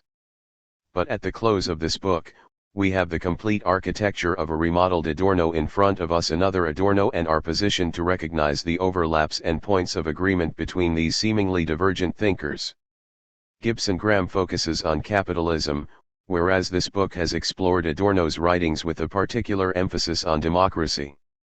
But the distinction matters less in practice, given how Gibson Graham values post-capitalist politics that are radically democratic in nature, and given how Adorno's critique of existing democracy is also always tied to a critique of capitalism. Both Gibson-Graham's critiques of capitalist hegemony and the alternative politics they illuminate have many points of sympathy with the project I have outlined here. Indeed, though Adorno does not figure into their book at all, the micropolitical community action research projects that Gibson-Graham describes sympathize with the plans Adorno outlines and tried to put into action. Because of how closely their work follows his own ideas, we can in fact see Gibson-Graham's research projects as examples of what a more fully fleshed out version of Adorno's plans might have looked like if carried out on a wider scale. Thus, as a final way of pulling the pieces of Adorno's project together and emphasizing the productive nature of his novel theory and practice of democracy, I make parallels between Adorno's project and the community action research projects that Gibson-Graham undertakes and explicates. Gibson-Graham's projects work on thought, action, affect, and emotion to remap the political landscape and make way for an emergent imaginary that discloses economic practices that unfix and interrupt the dominance of capitalism. They want to show how, despite our habit of thinking of the economy only in terms of capitalism, and despite our tendency to view it as an all-inclusive and totalizing system, in everyday practice people participate in a diverse economy that reveals alternatives to capitalism. For example, Gibson-Graham illuminates a wide variety of practices people engage in that are not part of the capitalist norm of receiving wages in return for production in a profit-oriented firm. The diverse economies that people are already participating in consist of unpaid household work and family caretaking, cooperative labor, work for welfare, participating in ethical and fair trade markets, bartering, serving as a neighborhood volunteer, gift giving, hunting, fishing, gathering and gleaning, cooperative exchanges, or self-provisioning labor. Point 2 Further, Gibson-Graham also shows how ordinary people act in ways that contain nascent critiques of capitalism and how their practices and thoughts contain energies that can be drawn out to realize alternatives to capitalism. Toward amplifying these tendencies, their overall project has three primary aims. First, a post-capitalist politics involves a politics of language, creating new discursive spaces that widen the field of intelligibility to enlarge the scope of possibility. Second, Gibson-Graham's work undertakes a politics of the subject. They engage in practices of revolutionary self-cultivation and resubjectification to address the parts of the self that accommodate capitalism as well as oppositional parts of the self.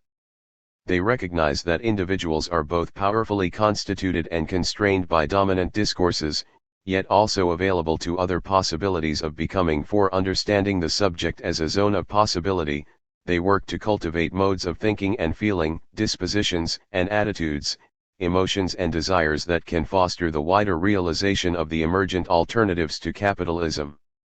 Third, their project moves beyond the subject to engage in a politics of collective action, a micropolitics that involves conscious and combined efforts to build a new kind of economic reality. 5.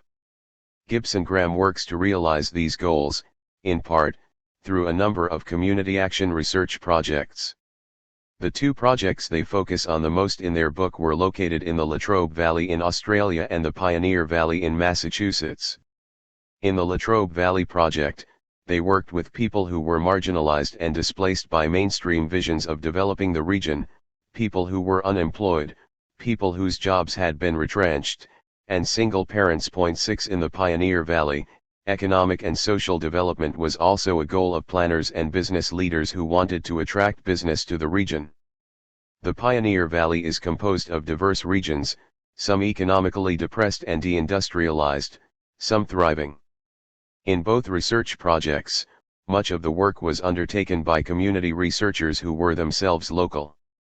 The researchers responded to advertisements and were hired part-time to work in the community with other local participants on specific community-based projects and enterprises that worked outside the logics of capitalism.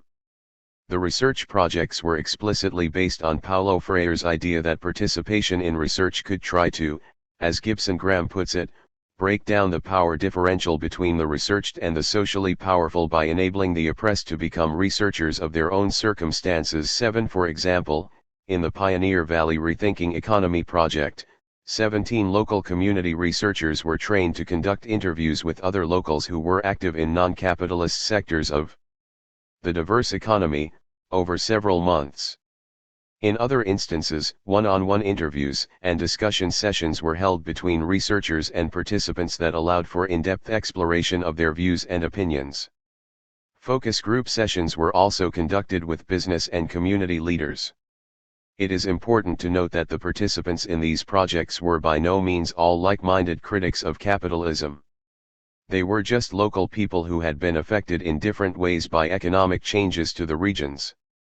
And the research projects were not simply aimed at indoctrinating the participants against capitalism. The goal, instead, was to empower people to broaden the category of economy to recognize, appreciate, amplify, and extend the informal community economies, the diverse economies that their community already participated in, and to value and develop these economies as well.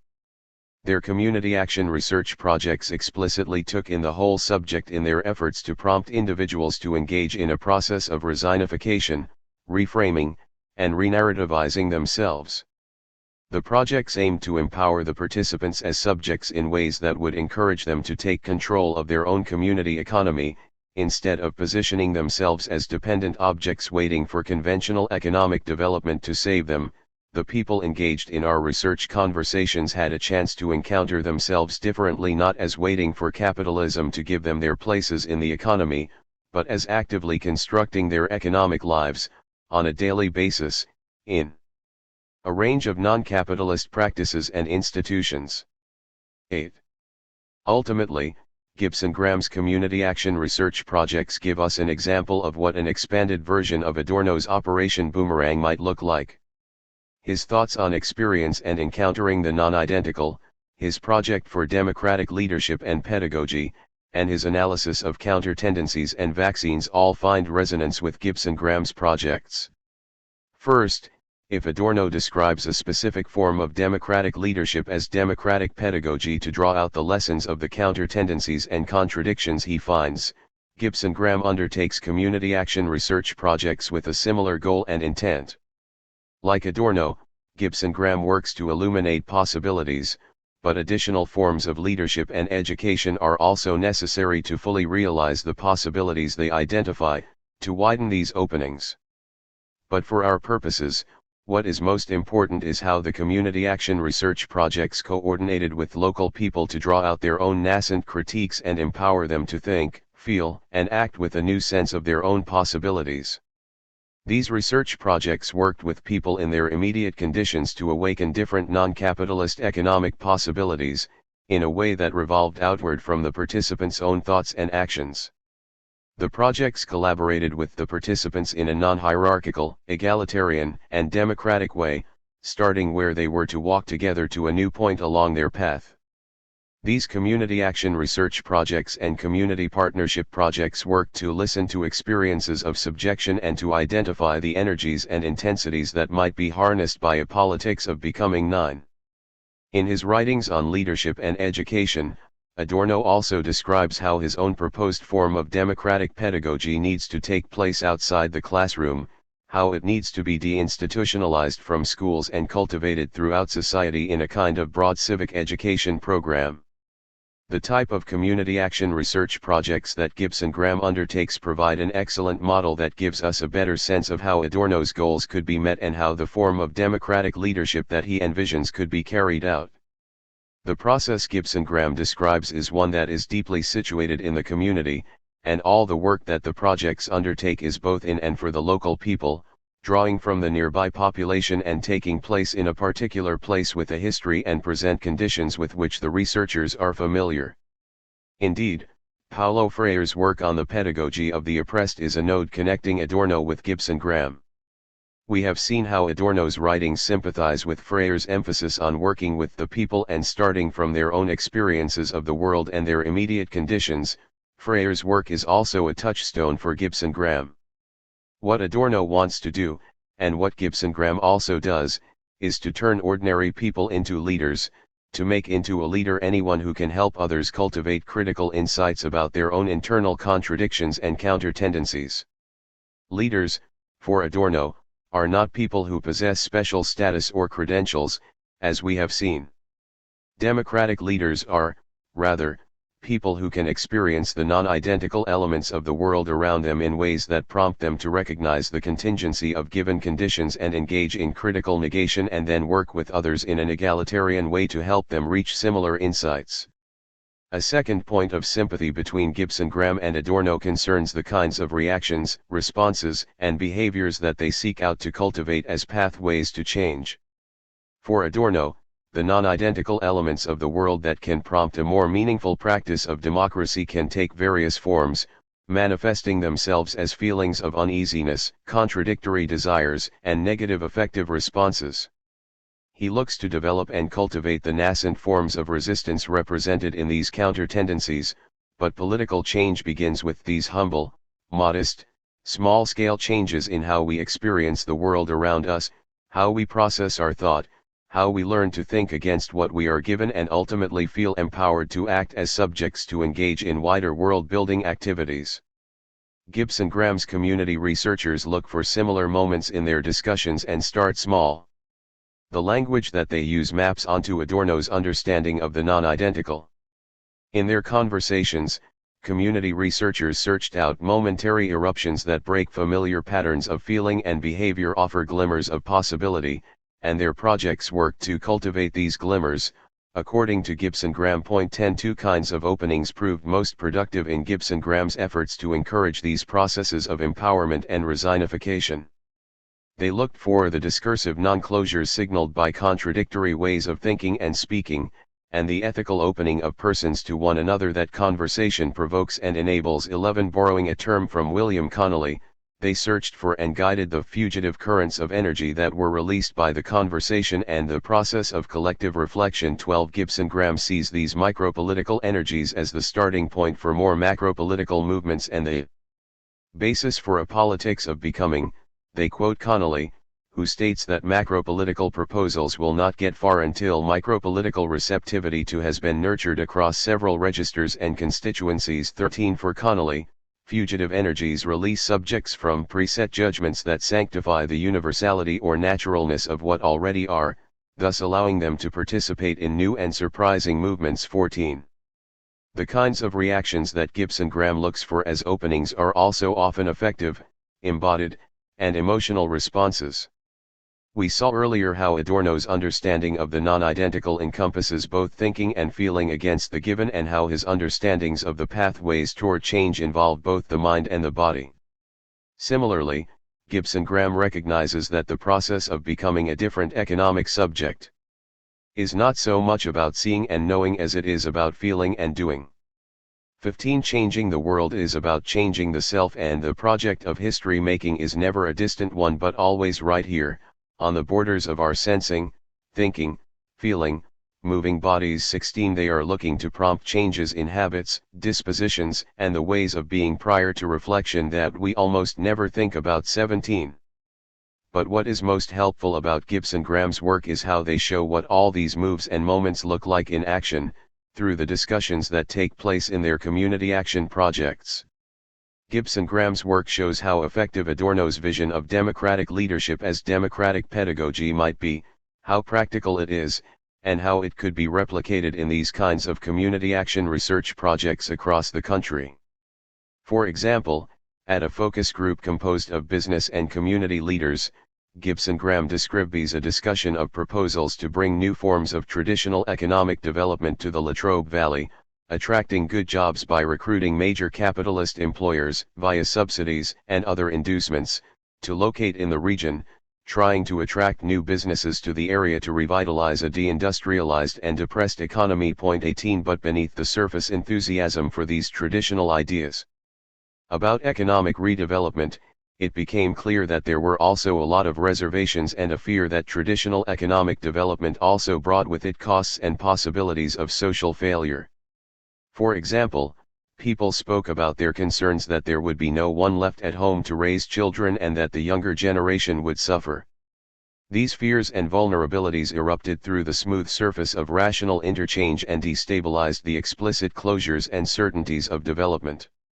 We encountered an unspoken, embodied acknowledgement that capitalist economic development might be a dependent rather than a self-sufficient process, and that social well-being has multiple wellsprings and determinants. As the sufficiency of capitalist development to regional well-being unraveled before our eyes, a dislocation took place. We recognized a discursive non-closure, a breakdown of sorts, an unsettling of the subjects of a capitalist economy.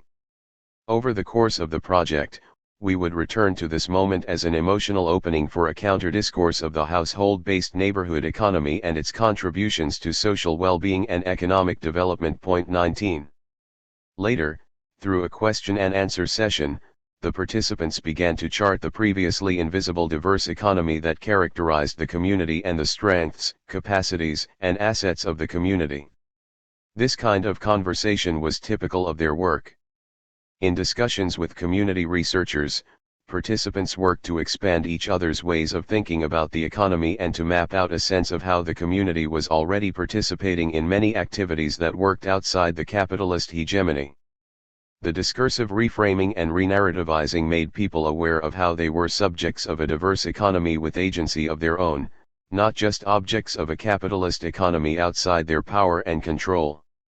They engaged in asset-based community development, wherein participants listed their personal assets and capabilities to develop a sense of themselves as skillful and competent, as opposed to being victims. 20 The goal here was to redirect the habitual pessimistic attitude of people in the valley, to give people a sense of their own capabilities rather than making them feel that the only hope for their community came from attracting businesses from outside. And it seems to have worked. At the end of the session, one participant noted the shift that had occurred in his own understanding and sense of possibility, a shift that had resulted from being placed in a different relation to the formal economic identity and familiar downbeat narrative of the valley. 21 Gibson Graham is also struck by the change in affect that accompanied this process of resignification. Over the course of the 2-hour conversation, the participants had moved from an emotionally draining narrative of regional destruction at the hands of the SEC, to outbreaks of raw emotion occasioned by retelling this painful story in the sympathetic presence of witnesses/listeners, to open, even exuberant responses to our questions about counter-stories and alternative activities. 22. In working with men in their 40s or 50s who had been retrenched or whose jobs had been made redundant, the community researchers found it especially necessary to move beyond working with language and discourse and to address these men's emotional lives and habitual affective responses of hopelessness and frustration. For example, through a question-and-answer session with a community researcher, one man's views changed, where the man had felt pain and anger associated with past experiences of economy. Under Yvonne's patient cultivation he moves toward pleasure and happiness associated with a different way of being. Her questioning shifts his attention away from a narrative of impotence and victimization and into a hopeful scenario that positions him as skillful and giving, endowed with an identity in a community economy. 23. As we can see from these examples, the work of the community researchers and the participants in these projects generally was part education, part therapy, part support group. The kind of world-building activities directed toward realizing a post-capitalist politics that Gibson Graham envisions require this type of closely and carefully engaged discussion. This, in general, captures the flavor of Adorno's vision of Operation Boomerang. But the projects Gibson Graham describes were also discussions among equals in ways that exemplify Adorno's vision of democratic leadership. What we see here is a process in which people are first unmoored from their assumptions. People confront counter-tendencies or fugitive energies that unsettle them from their seemingly firm foundations and habits. They are then caught between two worlds. They are leaving one subject position behind, but they need support and encouragement in building a new one. This is what the discussion groups provide, helping individuals navigate from the dissatisfactions and disappointments of what they used to know, toward developing the satisfactions and surprises of what is new, but hard to fully recognize. 24 The discussions of the community action research projects provide the individual with nourishment and encouragement from without to sustain acts of self-cultivation, to see changing selves as contributing to changing worlds. 25 The groups provide necessary support for the acts of resubjectification that participants undergo as they discuss, learn, and change.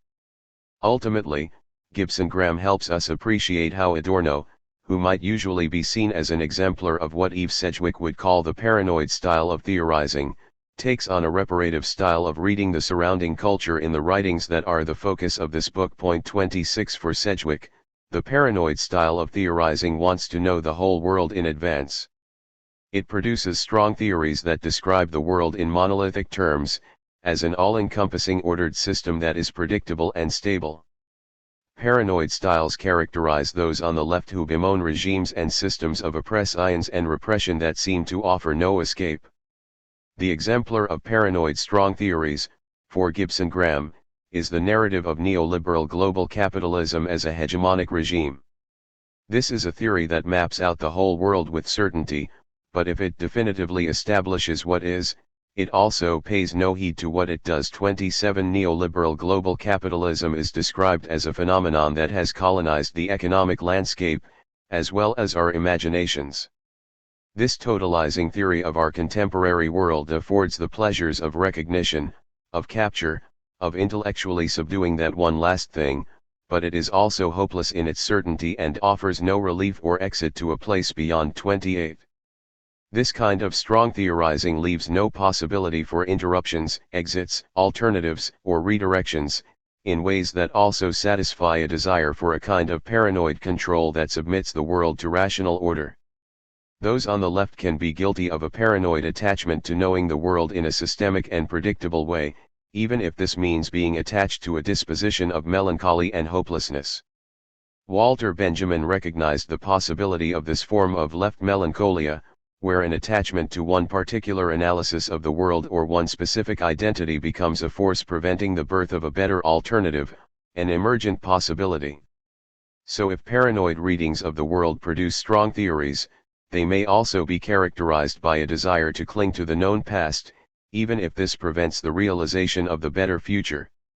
In contrast, for Sedgwick, reparative readings work against systematizing strong theories to open up possibilities, to interrupt, to highlight exits.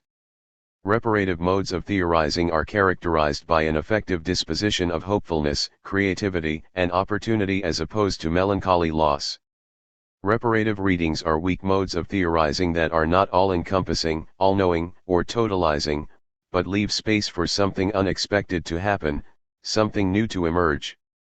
In this vein, Gibson Graham works to practice weak theory, adopt reparative motives, and cultivate positive affects. As they write, what if we believed, as Sedgwick suggests, that the goal of theory were not only to extend and deepen knowledge by confirming what we already know, that the world is full of cruelty, misery, and loss, a place of domination and systemic oppression? What if we asked theory to do something else, to help us see openings, to help us to find happiness, to provide a space of freedom and possibility? 29 Their goal is to try to get outside our colonized imaginations and to disarm and dislocate the naturalized hegemony to make space for new becomings, ones that we will need to work at to produce 30. Traditional ways of interpreting Adorno cast him as an exemplary paranoid reader of the world. This view of Adorno engages in strong theory and takes a kind of melancholy pleasure in finding his own dismal and gloomy characterization of modernity confirmed, looking down on the devastation, so to speak, from the comforts of the Grand Hotel abyss. As we have seen, however, such a characterization of Adorno was never accurate in the first place. His mode of critique and the practice of negative dialectics are oriented toward highlighting the rebellious non-identical elements of the world that interrupt totalizing systems and open up the contradictory fractures that exist even in things like the culture industry. Adorno's affective disposition, of course, does usually tend toward a stance of lament and loss. His reflections are, after all, on damaged life, and his dialectics is indeed a negative one, not just because it thinks against given conditions, not just because it critiques wrong life, but also because of the alienated sense of loss that characterizes much of his work. Further, his stylistic practice of exaggeration and provocation can make him seem like an exemplar of strong theorizing, until we remember that cracks, fractures, and alternative possibilities also pervade what seem to be known systems. But the writings that this book analyzes make it clear that another Adorno is actually engaged in a reparative mode of reading the world that tries to open up and extend alternative possibilities. Furthermore, his effective stance in these writings is much more hopeful, creative, and positive. This other Adorno is more obviously committed to realizing the emergent imaginary of a more meaningful democratic politics and more explicitly focused on drawing out the counter-tendencies that interrupt and can productively recalibrate the existing pseudo-democracy. More experimental, more speculative, and less attached to certainty, the Adorno this book illuminates is doing reparative work on democracy, trying to fix its problems and cultivate its greater possibilities. We see Adorno undertaking the kind of critical analysis that defines the subfield of political theory, moving between the real and the ideal, the empirical and the normative, and engaging in the art of thinking that brings creative vision, political imagination, and inspired world building to bear on the present. Traditionally, Adorno has certainly been seen as a critical theorist and a social theorist. And though he has been read, analyzed, and written about by political theorists, he himself is not usually designated as a political theorist or associated closely with these particular words because of the complicated relationship he has been seen as having with the political. But this book revises this conventional wisdom to the point that we can now appreciate this critical theorist fully as a political theorist, indeed a democratic theorist. Critique is an important part of political theory, and Adorno's credentials here are impeccable. But the subfield also involves other normative, productive, creative, and imaginative work that has not traditionally been associated with him. Political theory moves back and forth between what is and what ought to be or what might be and brings philosophical wisdom to bear on current problems. As Hannah Arendt explains, the dichotomy between seeing the truth in solitude and remoteness and being caught in the relationships and relativities of human affairs became authoritative for the tradition of political thought. 31 Despite their personal antipathy to each other, this is a point on which both Adorno and Arendt agree. Adorno also explores the truth and the utopian possibilities that are contained in the now and complexly represented in the non-identical, but which point toward the future. Second, political theory is described as having an irreducibly normative component, whatever focus and method it takes up and whatever its stripe. 32 In the same way, we see Adorno illuminating and trying to draw out and realize the utopian possibilities represented in the non-identical elements of the world around us. He also shares political theory's concern with the demands of justice and how to fulfill them, as well as the presuppositions and promise of democracy. 33 Third, political theory is productive and practical, a way of thinking that also works on us and the collectivities of which we are part, a civic activity. Political theory is not just something you read, it is something you do. Political theory gives us frameworks for thinking about politics, but it is not just academic. It also productively works on us, shaping us into different kind of subjects, fostering the cultivation of new subjectivities, new ethical positions, new ways of being in the world. Indeed, as Sheldon Volin puts it, political theory is primarily a civic and secondarily an academic activity. In my understanding, this means that political theory is a critical engagement with collective existence and with the political experiences of power to which it gives rise. As he says, political theory might be defined in general terms as a tradition of discourse concerned about the present being and well-being of collectivities. 34 This is the aspect of political theory that has, perhaps more than any other, worked to exclude Adorno from the subfield. But as this book shows, Adorno was in fact deeply invested in the problems and possibilities of American democracy during the World War II era and developed pedagogy to critically engage and inform the collective lives of U.S. citizens. In this book we see Adorno engaging in explicitly civic and not just academic enterprises, trying to lead and educate in specifically democratic ways. Ultimately, then, political theory is a world-building activity. It combines all the elements noted above to critique our existing world in ways that also try to foster, prompt, and cultivate the creation of new worlds. Theory does not engage in descriptions of the world as it is, but as Jane Bennett puts it, it aspires to help us live better, to identify, invent, and pursue paths through which a more vital, less violent, more sustainable collective life might unfold. As she emphasizes, The hope here is that careful theoretical reflection upon the concepts, ideals, narratives, perceptions, arguments, comportments, spatial arrangements, and mood of public life can, however indirectly and tentatively, help build a better world. 35 Or, as Wendy Brown puts it, theory is not a descriptive enterprise but a meaning-making enterprise that depicts a world that does not quite exist, that is not quite the world we inhabit. Theory does not simply decipher the meanings of the world but recodes and rearranges meanings to reveal something about the meanings and incoherencies that we live with, and it works to illuminate, provoke, and incite thought, imagination, desire, possibilities for renewal.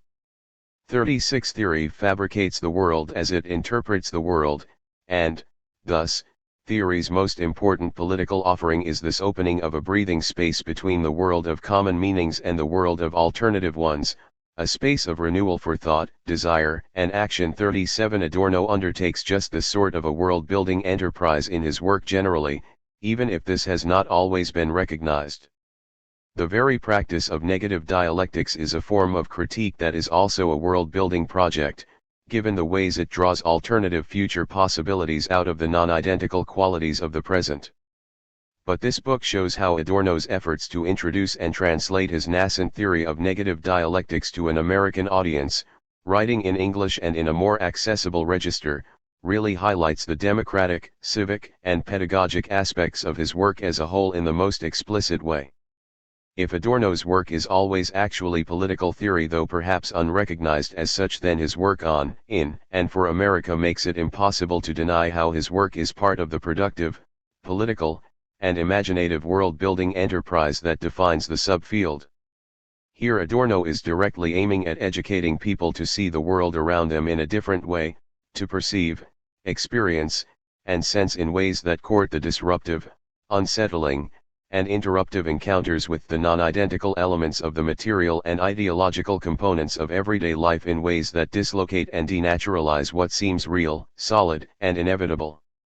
After adopting a mode of vision that recognizes this contingency and working to experience the world more deeply than the blinding, numbing, incapacitating forces of modernity usually allow, the next step is to draw out the rebellious lessons of the non-identical and act against the assumptions, norms, structures, and institutions of the status quo. In transmitting these lessons, Adorno aims to model a form of leadership that is itself democratic. He tries to anticipate and put into practice the kind of egalitarianism and autonomy that are part of his ultimate vision. In other words, he tries to create a more democratic collective using democratic modes of communication and education. His means of world building prefigure his end. But there is also a micropolitics of world building at work here. His lessons work through the individual, and he implies that we change the world by changing ourselves. Throughout the writings I have analyzed, Adorno outlines, models, and encourages a certain kind of transformative work on the self that changes how we experience, that pushes us to inhabit new ethical positions and new subjectivities that are not just more critical but also more attuned to feeling, that are more sensitive, more compassionate, less hard, less cold, less numb, less alienated, less barbaric. Still, the Adorno who has been presented here doesn't tell us everything we would want to know or need to know to address all the problems of our modern neoliberal capitalist landscape. What I lay out is all that's there, and it's far more than we had from Adorno in terms of a political theory.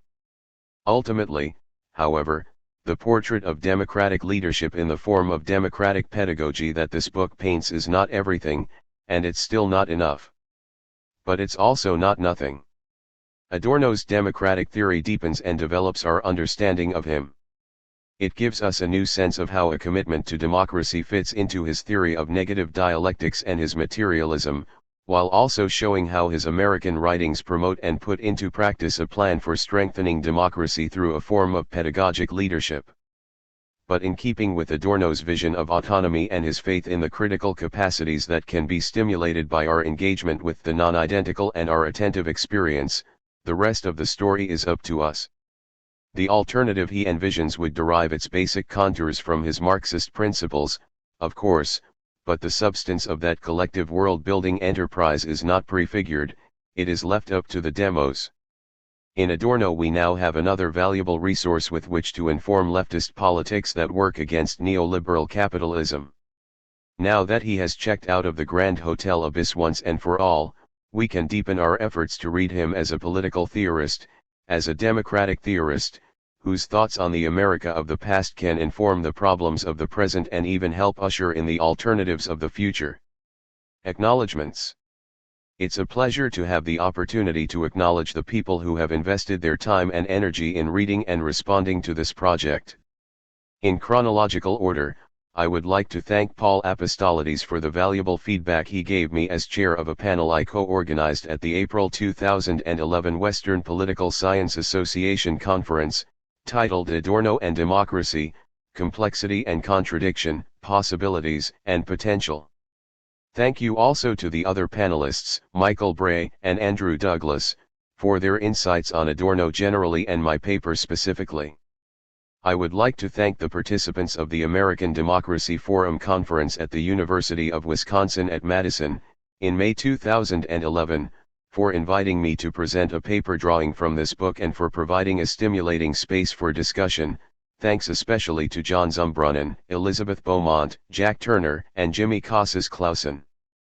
I would also like to thank the organizers of a graduate student conference at the University of Chicago, titled Exile on Main Street, Fascism, Emigration, and the European Imagination in America, for inviting me to present a paper on this project. Thanks especially to Haji Bakera for inviting me to one of the most fun and interesting conferences I've ever attended and for his attention to my work. Thanks also to the University of Chicago's Social Theory Workshop, especially to David Guthertz and Pachin Markle, for an enjoyable and productive conversation about this project. Both these events took place in November 2011. Thanks to the other panelists of the Cultivating Democratic Citizens, Pedagogy, Policing, and Practice panel at the March 2012 meeting of the Western Political Science Association Conference. Megan Thomas and Matthew Voorhees provided especially useful feedback. I would also like to thank the Political Science Department at Johns Hopkins University for inviting me to present at their fall seminar in October 2012 and for engaging in such a vibrant and helpful discussion about my work. I'm especially grateful to Jane Bennett for her support of this project, for her suggestions for revision, and for questions that helped me clarify key aspects of my argument. It's a unique pleasure to also thank my former student Katie Glanz, now a political theory doctoral student at Johns Hopkins, for productive questions and a very useful conversation about autonomy at the seminar. Southwestern University supported this project at the very beginning by awarding me a Brown Junior faculty sabbatical and another sabbatical midway through the project. I've also received several grants from Southwestern to fund this research. Particular thanks also go to Eric Selbin and Michael Bray at Southwestern for reading the manuscript in part or whole and for interesting conversations about Adorno and critical theory. Thank you also to Steve Wren and Allison Webster at the University Press of Kentucky. At every step along the way, I have been reminded that I made an excellent choice in deciding to send my manuscript to them. All authors should get to work with such humane, enthusiastic, supportive, and professional editors. I would like to thank the members of my weekly writing group, also dear friends, for providing a fun, friendly, and collegial way to keep myself accountable to goals and deadlines. These weekly lunches with Corinne Pache, Tim O'Sullivan, David Rando, Tom Jenkins, and Nicole Hirschfeld are nourishing to body, mind, and soul, thanks in large part also to the truly wonderful people who welcome us every Friday at Saigon Express. There are also many people beyond academia who have contributed to this project by supporting and sustaining me in the most important ways. My deepest thanks go to my family, especially my parents, Robert and Jean Mariotti, for being my biggest fans, for always believing I could do anything I set my mind to, and for taking the time to ask about Adorno even when we could just be talking about Walter. Love and thanks also to Barbara Rando, to Jason Rando, and especially to Marianne Rando, for all her generosity, support, and good advice on our shared journey through motherhood. Some friends are like family, Thank you to Sam Frederick and Mariam Murday Frederick and Bill and Barbara Sullivan, for all that we have shared. Thank you to David Liss and Claudia Stokes, for your friendship and support, and all you have given to Walter. And thank you to our beloved Karen Trujillo, for always being there for our family and all your love, care, and attentiveness to Walter. Words fail when it comes to acknowledging the two most important people in my life, the sources of my joy and happiness, my husband, David Paul Rando, and our son, Walter Robert Rando. They mean everything to me, and this book is dedicated to them.